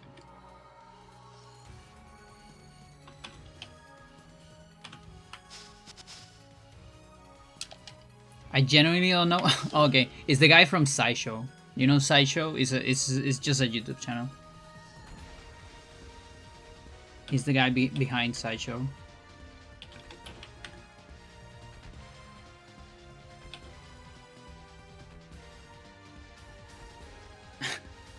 Yeah, no, that's fine. The thing is, I'm kind of in a lot in the like science communication YouTube scene, you know, Veritasium, stuff like that. And so these channels just keep coming. I mean, keep popping in my feed. This thing. What's the legal limit, chat? It's just a YouTube channel that talks about it's science communication. That's it.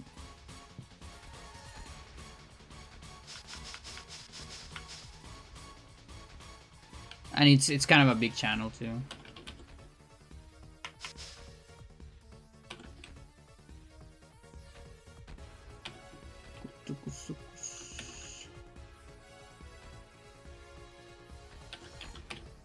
Is that either unlimited or nothing depending on where you live? Yes, indeed.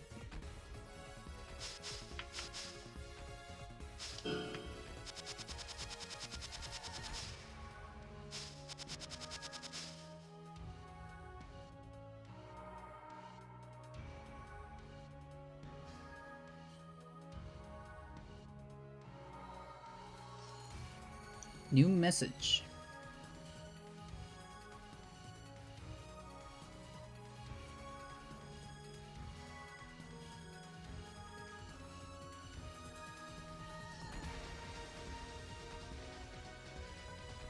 What's this?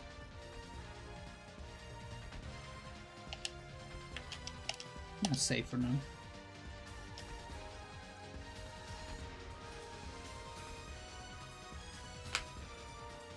Battle report. Good.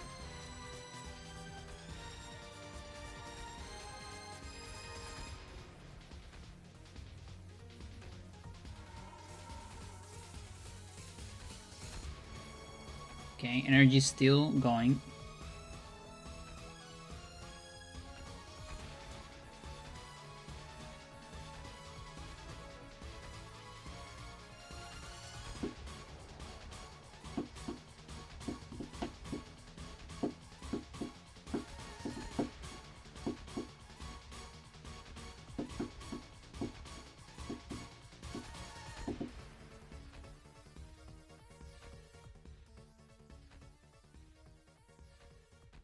Pretty good.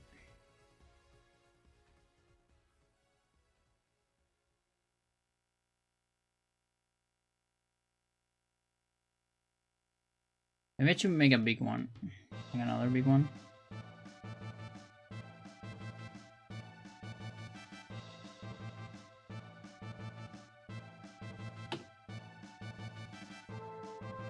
Fuck it.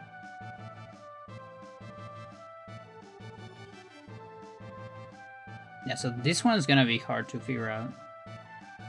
I don't know how can you can art you're for religious liberties and then criminalize drug usage. I mean, depends.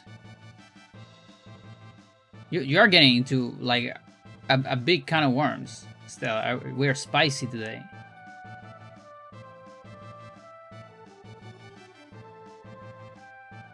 I think it depends. The thing is, religion, it's kind of a hard topic. Because I get that. I get what religious people say. But also, your religion has killed a lot of people. Like, what the fuck?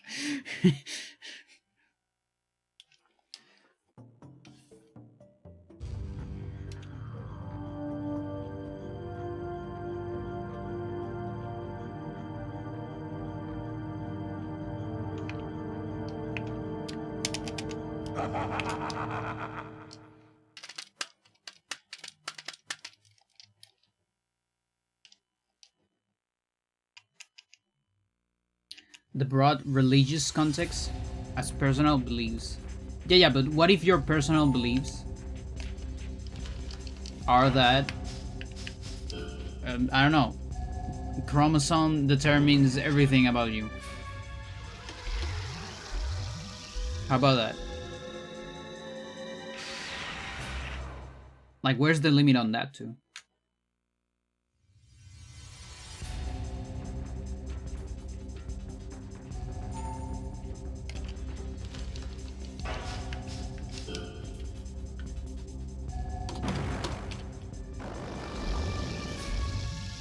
You can have wrong beliefs. Can you have wrong opinions, Jed? If it's not informed, it's a wrong opinion. They can, and I think we can make the argument of, you know, as long as it doesn't affect anyone, it's fine. But that's also a hard question. Like, you have people that believe stuff like that, and maybe they don't go out, you know, hitting trans people, right?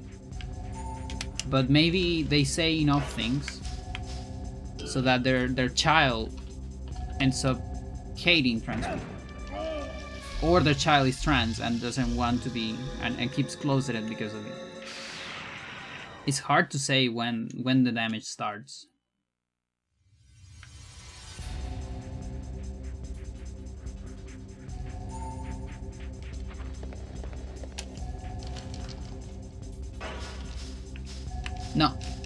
No, I want all of that to be on 80. Fuck it. That's better.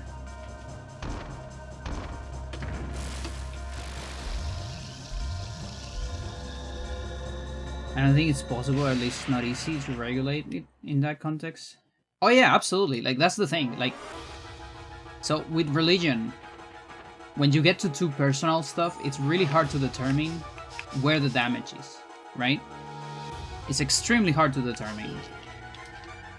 But with drugs, you can get it immediately. You know when a drug is dangerous. Now then the argument isn't really about, you know, like the argument is more about, okay, if we criminalize it, if we legalize it and all that, does that increase or decrease the dosage that people take on average? That's kind of a different discussion, I think. Like, you know, like substance regulation, when it's not you're not addicted to it, when it's just dangerous, let's say, like fucking, I don't know. There's this drug that if you get close to it, you die like immediately. If you inhale it or something, I don't remember the name of it. I think it's cyanuro, could it be? But I don't know the name in English. Or chemical. I don't even know if I don't think it's even a drug. It's a chemical. Yeah, that's gotta be illegal. So it's extremely hard for people to find, right? But the thing is, people don't go looking for that because, yeah, usually you're not wanting to kill people, right? That's more rare. But when it comes to drugs, that's different because people, whether it's legal or not, they will try to get it because they want to get high, right?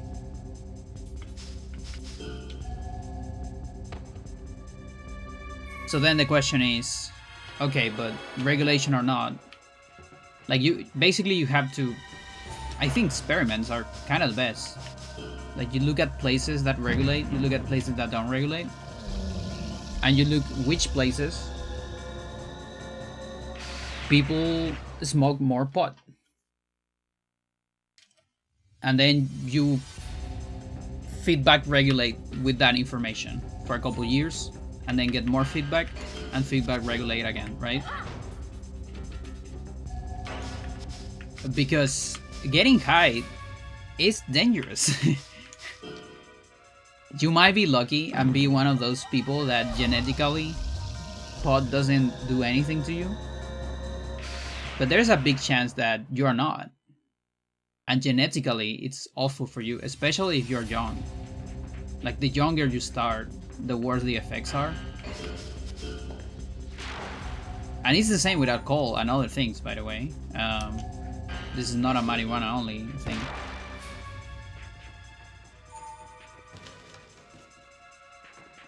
And so I feel like something has to be done. I just don't know what. I think that the feedback loop of regulation is probably the best thing. Should we allow people to do things that are self-harming?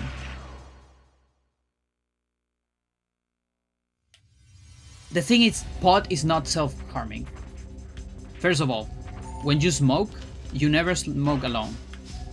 So, one layer, you smoke close to someone will get the smoke. Second layer, you smoke with friends. Hey, do you want smoke?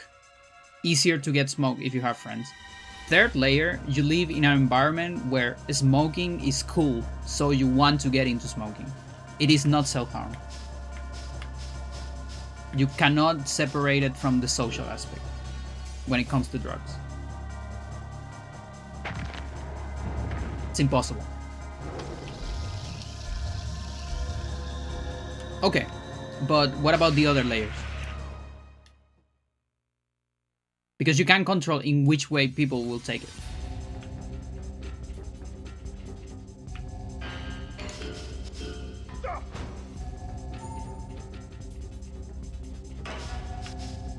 Like, for example, with I really need to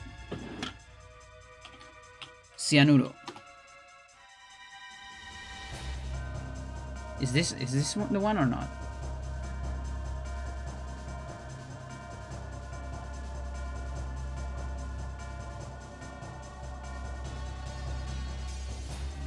Can be mortal. Cianuro en inglés.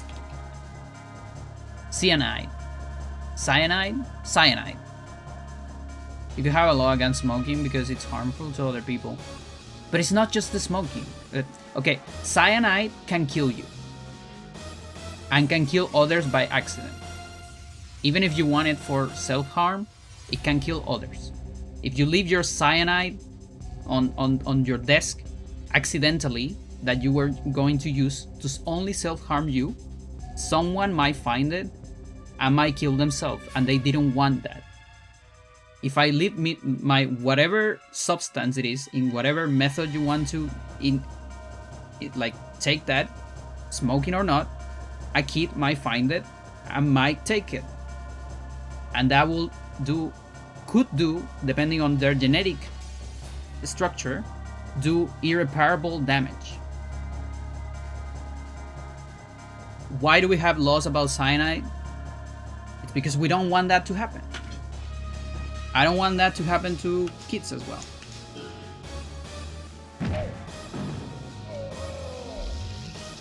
I don't want drugs to be cool. I think we have the right to have them, absolutely. But I think there has to be a feedback loop of regulatory stuff and see how different countries get different results to hopefully reduce the intake of drugs. And obviously the best part, or the best way to do it, is make people happy. Like, that's something like people observe a lot. The happier people are, they tend to go for less drugs. But it also depends.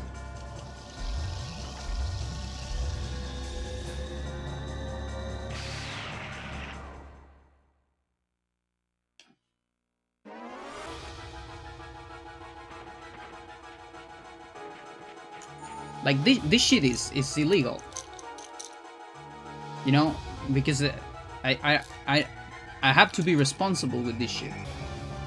It's not illegal, but what I mean is, you can't just get this thing, or you're not supposed to just get it, right? This is Stradiol, by the way. Because someone that doesn't need Stradiol, we don't want that person to go and get it. Someone that actually, you know, can get like Stradiol poisoning if it gets too much because their body already produces way too much or something like that, right?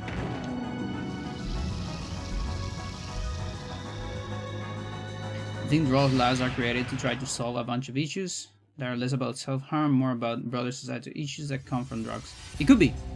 It could be.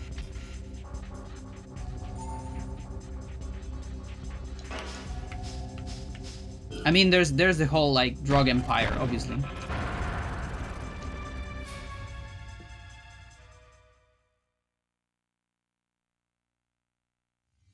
But honestly, I don't care why they are made. I just care about results.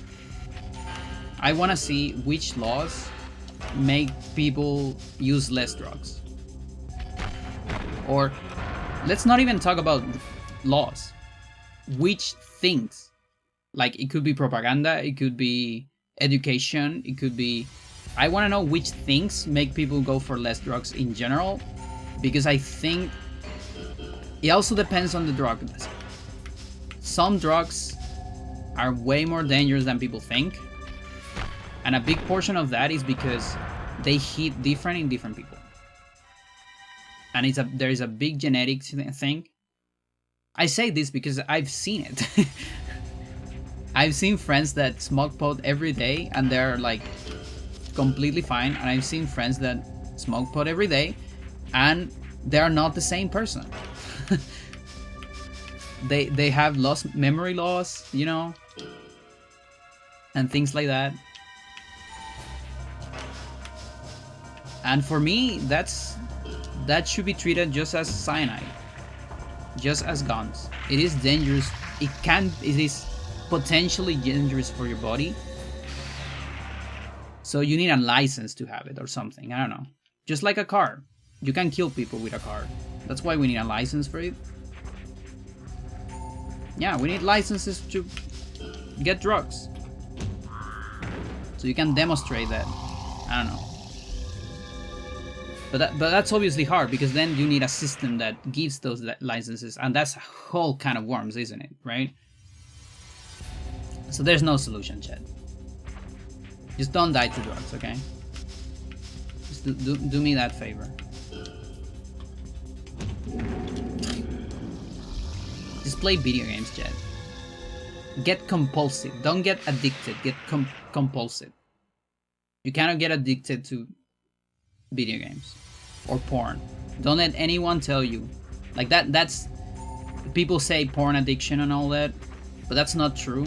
It's just a way of saying it. It's compulsion. It's not addiction, because addiction requires an external chemical, whereas things like these are internal chemicals, you know. Like Hank Green cannot get addicted to AI. That's a way of saying he get compulsive towards AI. Because AI is not a chemical. Yet. Right? And that's also a problem. Fair enough. But I think it's slightly healthier than being addicted to a substance. I will die on that.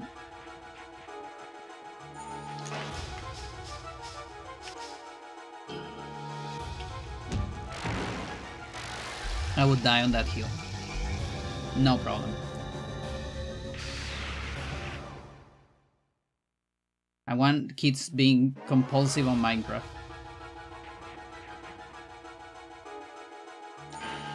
Instead of addicted to fentanyl.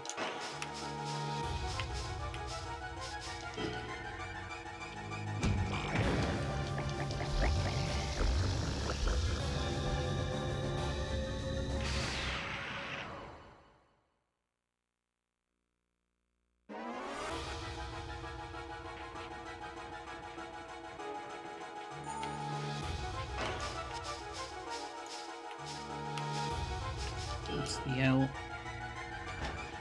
Oh, that's not the L. Missed that one. I'll get it later. Gare, what do you think, Gare? You don't have any of these problems. Because I don't have catnip in my house. I guess that's why.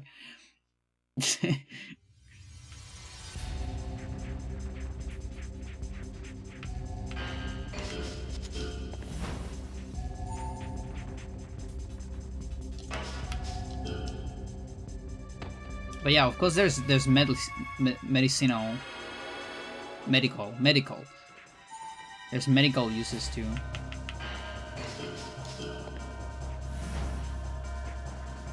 But I feel like that's then it's like, you know, getting a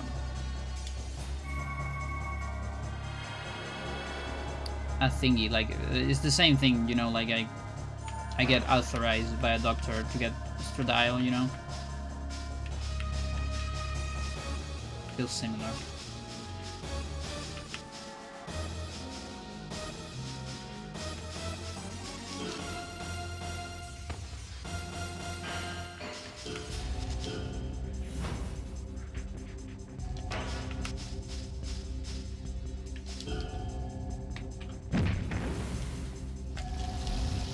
Yeah.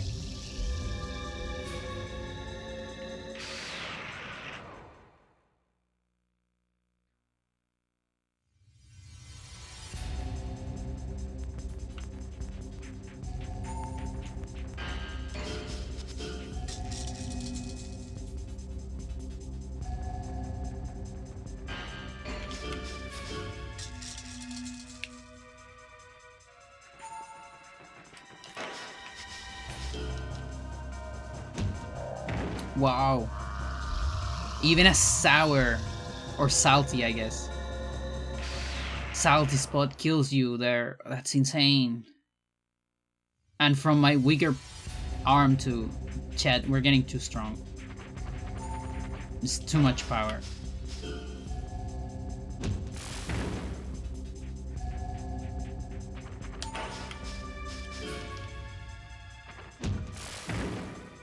Maybe it needs some regulation.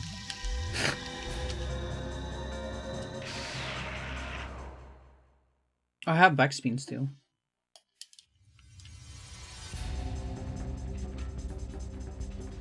Backspin on you tend to be like weak.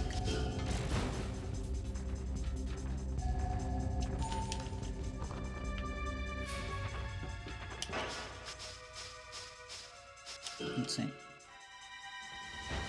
Or just non-existent as well. Yes, indeed. I am the government. I am seizing speedrun.com. That sucks. They're gonna be in war with the speedrun government. Chad, did you know that the speedrun government gives me $1 every day for every record I have? That's crazy, isn't it?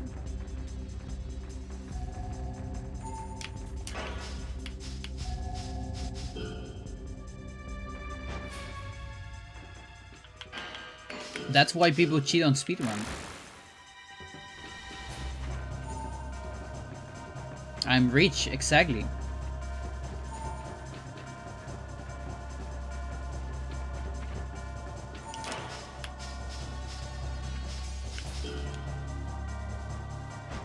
Dude. Weller. What the fuck? There you go.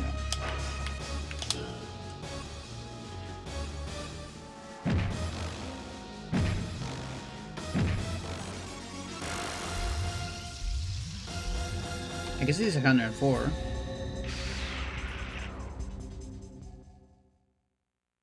Gah. Emaramo.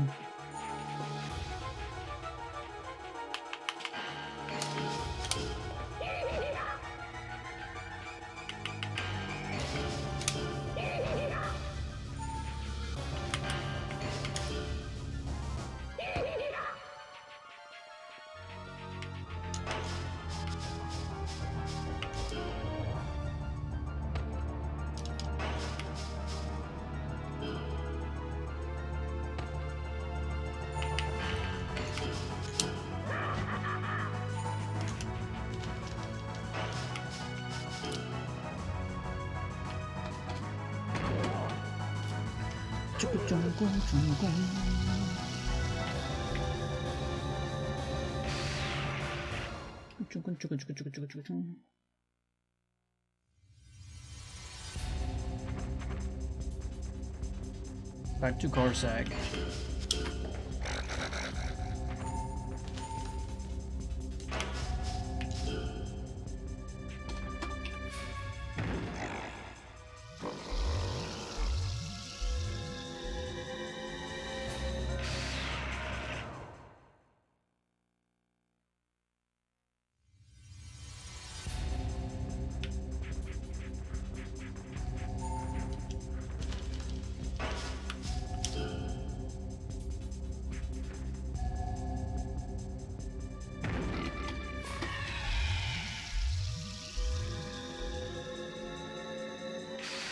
Okay, I'm gonna need a target for this planet.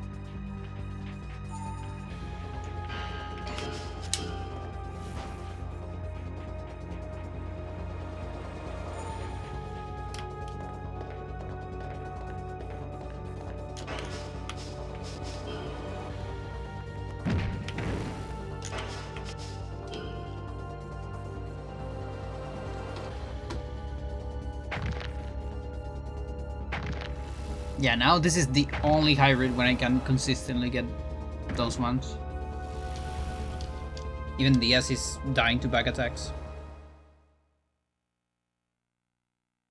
Like, sometimes I get lucky with Alex, depending on the angle.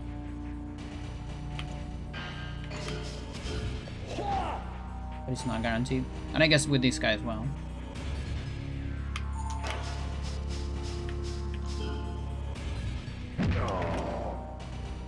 Like, that was an unlucky angle. But I can do this.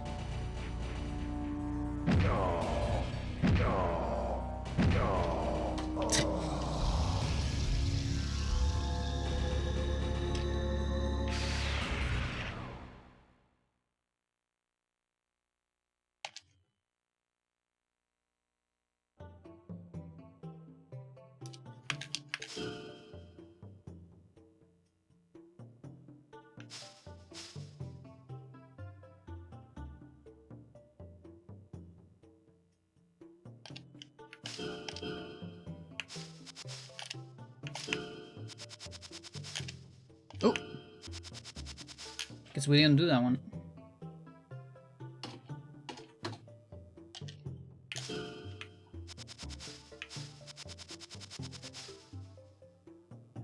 $105. Seriously. Oh, yes, indeed. Makes sense.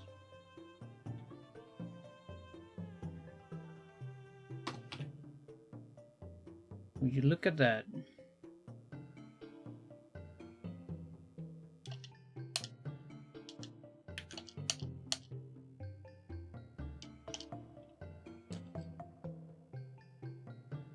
Alright. Do I have a target?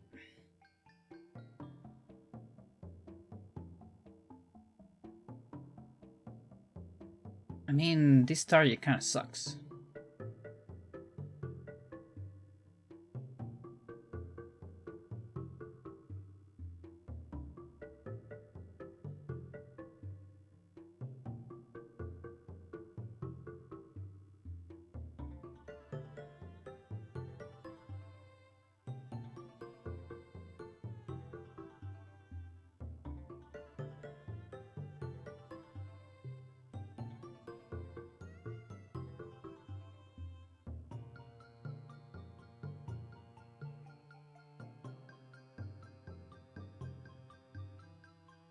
Got a bunch of money here.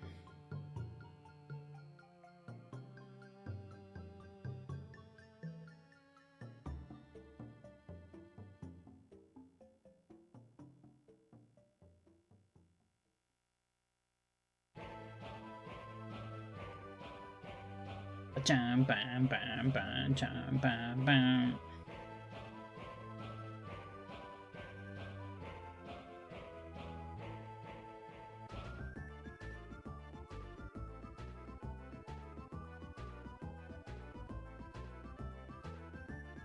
This is the one that got back. Becoming harder to find targets for those planets.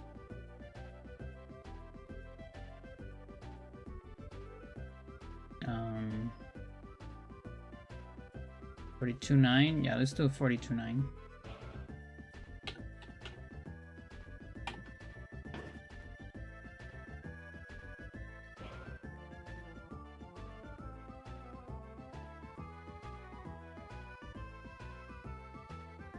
What?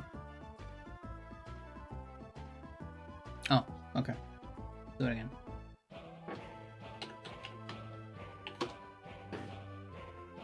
Attack.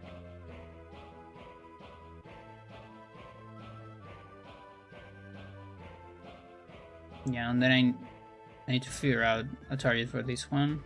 It's kind of hard.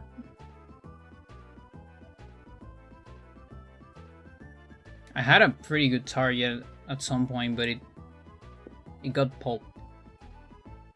They pulped it, Chad. It sucks. Wait, is this one still good? Or did I attack that?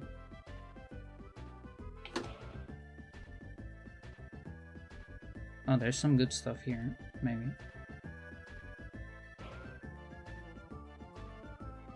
We'll find out.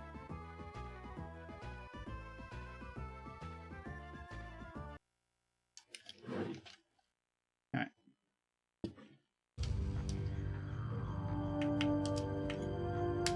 Come on.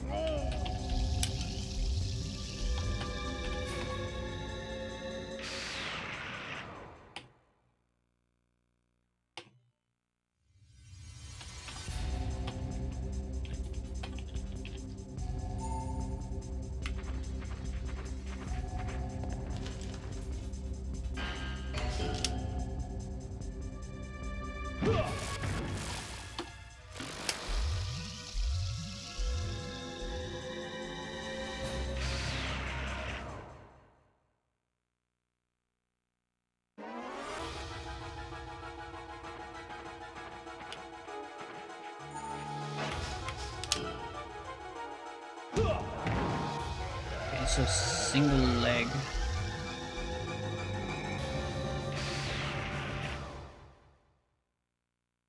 Oh, I guess this one arms. There you go. I might not have a single leg plus body. Oh, I do. Necrucifix.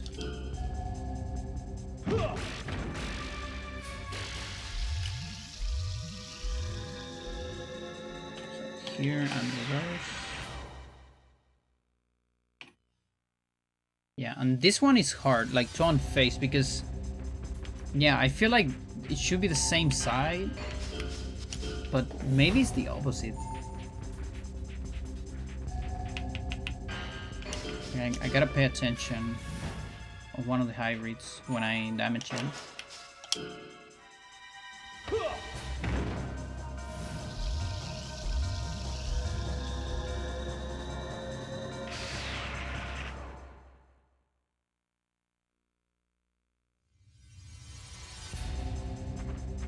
So this is one I don't quite know yet.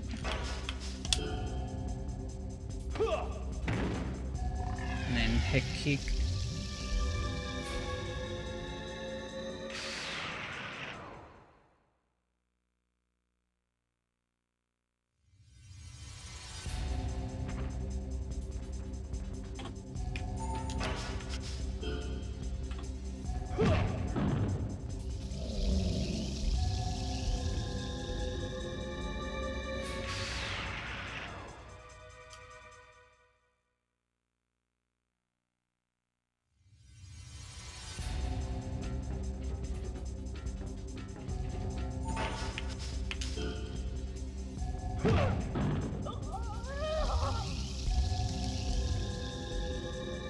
Yeah, they can probably hit everything.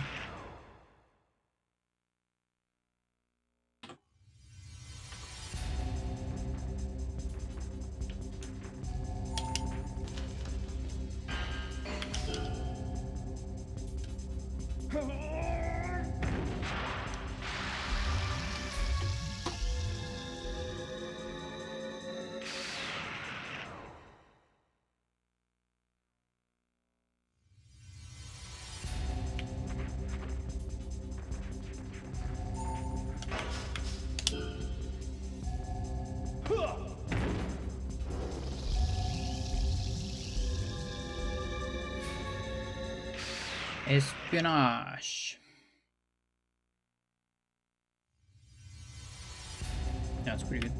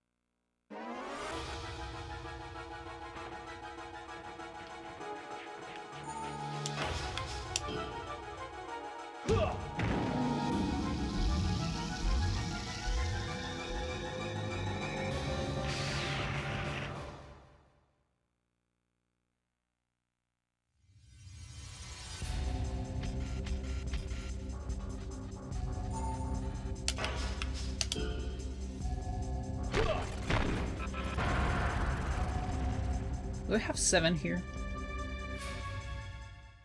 I don't. That's crazy that another planet got a better shipyard than my main.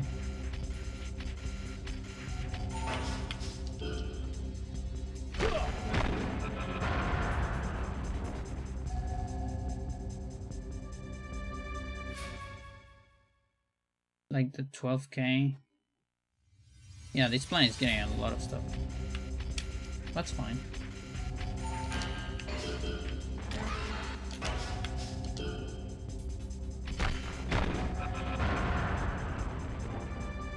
It's kind of funny.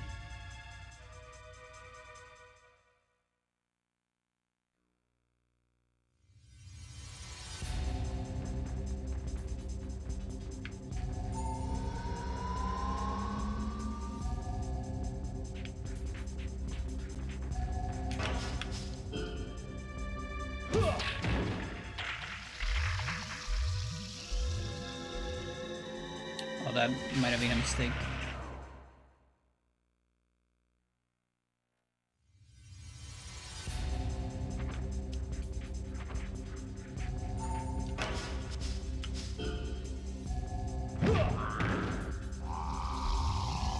Can regret it a little bit. Just gonna get a little bit from me though.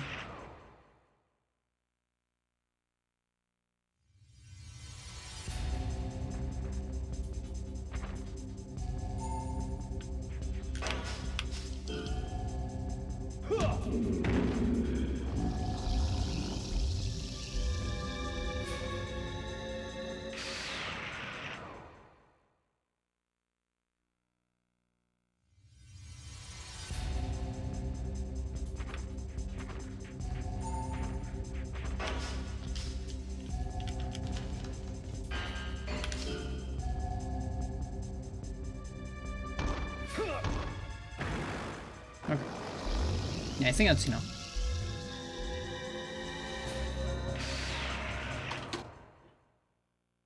Good.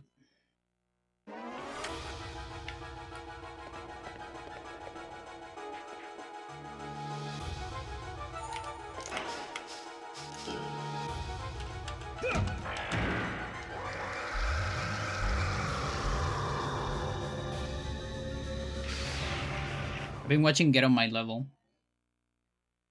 The last Canadian melee tournament. Pretty good. I haven't finished. No spoilers. Please. And if you haven't finished, I'll give you some spoilers. So, tune out. Or let's just talk in general.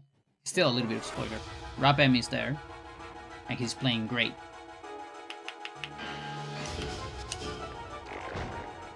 Fucking amazing player. God, I love him. Nice week. That levels up, so totally fine.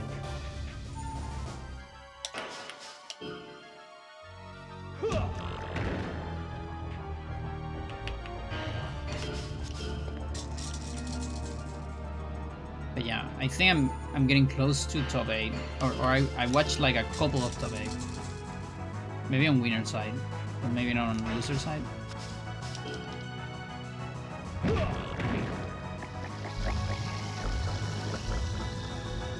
Or maybe the other way around? I don't remember.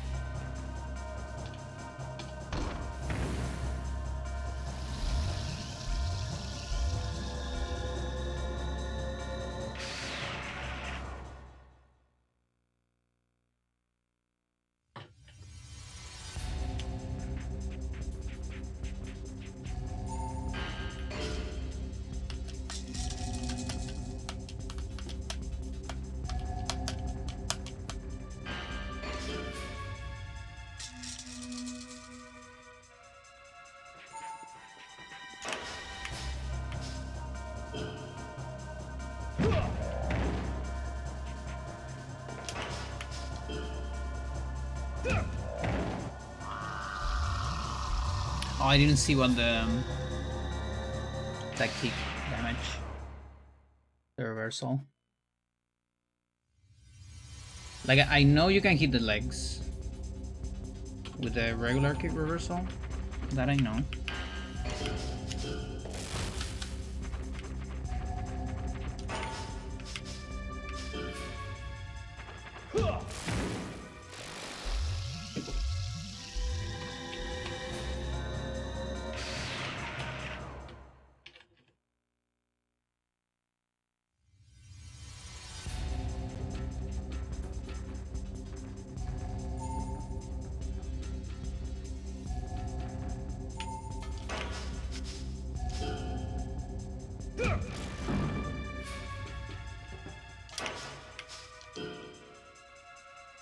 What are you doing here? What the fuck?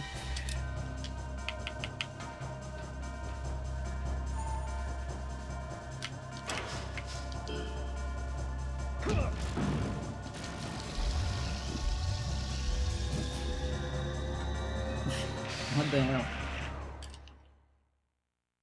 Getting behind some obscure furniture.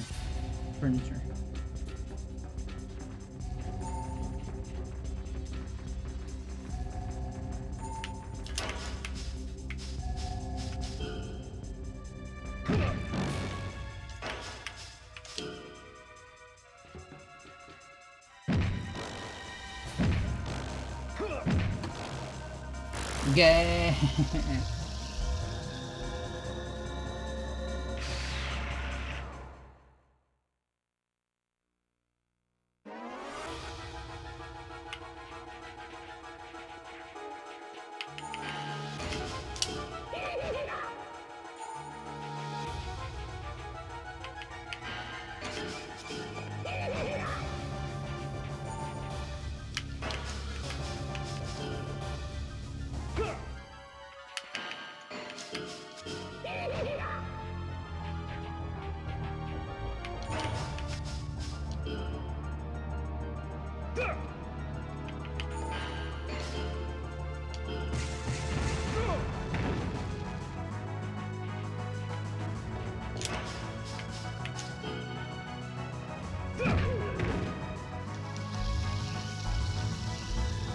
Mano.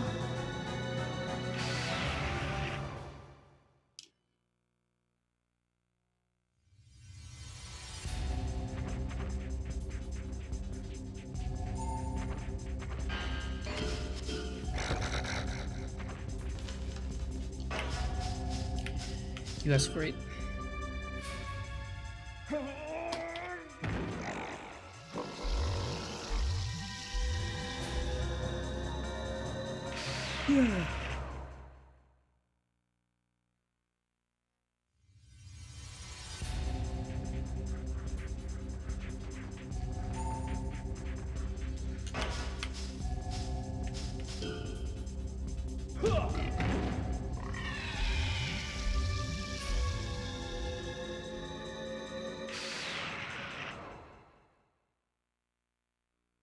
Go. Mega Mount.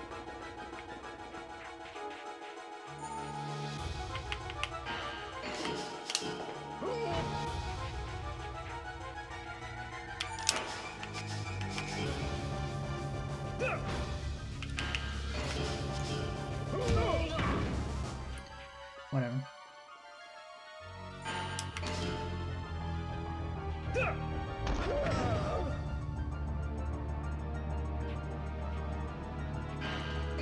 You're not recovering. Okay, eat that.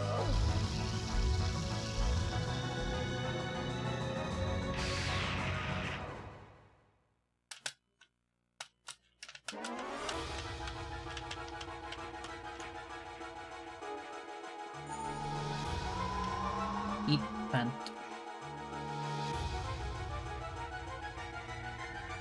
Rotten panties. No, rag panties.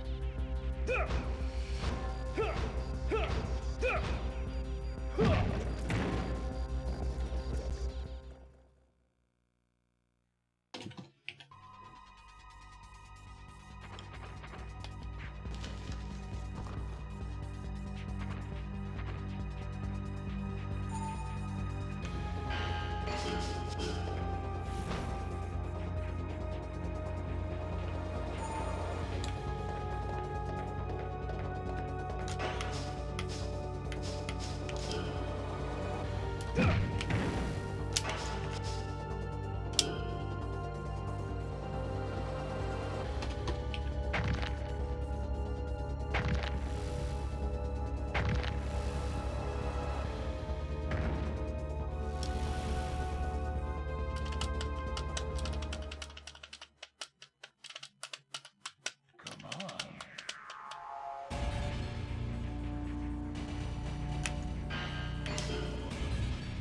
Die.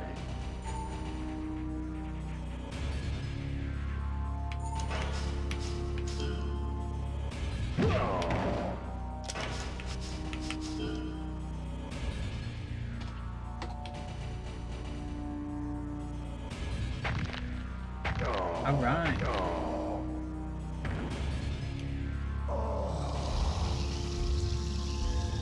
Well, this is progress. We got decent offense levels today. We are getting closer to those 80. I still know if I'll get to them before 100. I'm starting to guess that maybe not. And that means the normal file for normal survival will also take about 100 hours. Oh boy. In fact, that one will take more because I think head formula yeah, head formula is like every limb. So there's actually a benefit to get everything 200 except head. Keep head low. So the defense on head is low as well. Oh, stupid.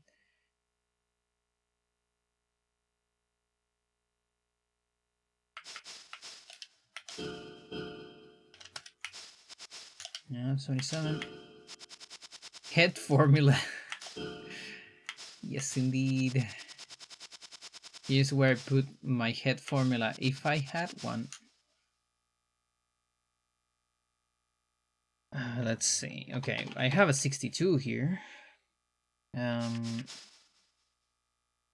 Make sure that this is correct.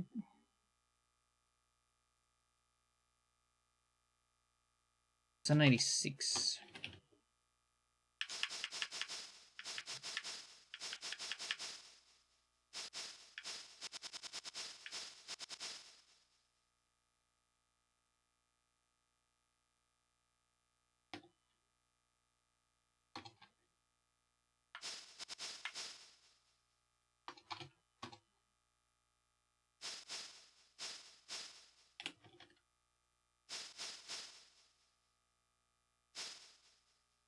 Oh, I got a couple extras there.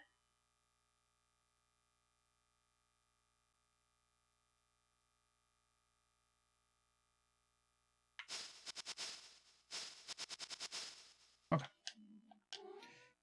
Okay.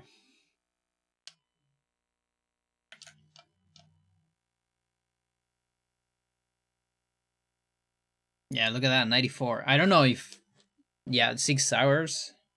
That's like 2 streams. There's no way I get to 80 on 2 streams. It just takes too much.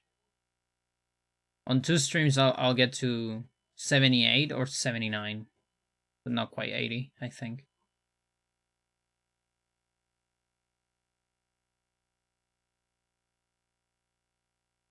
Oh boy.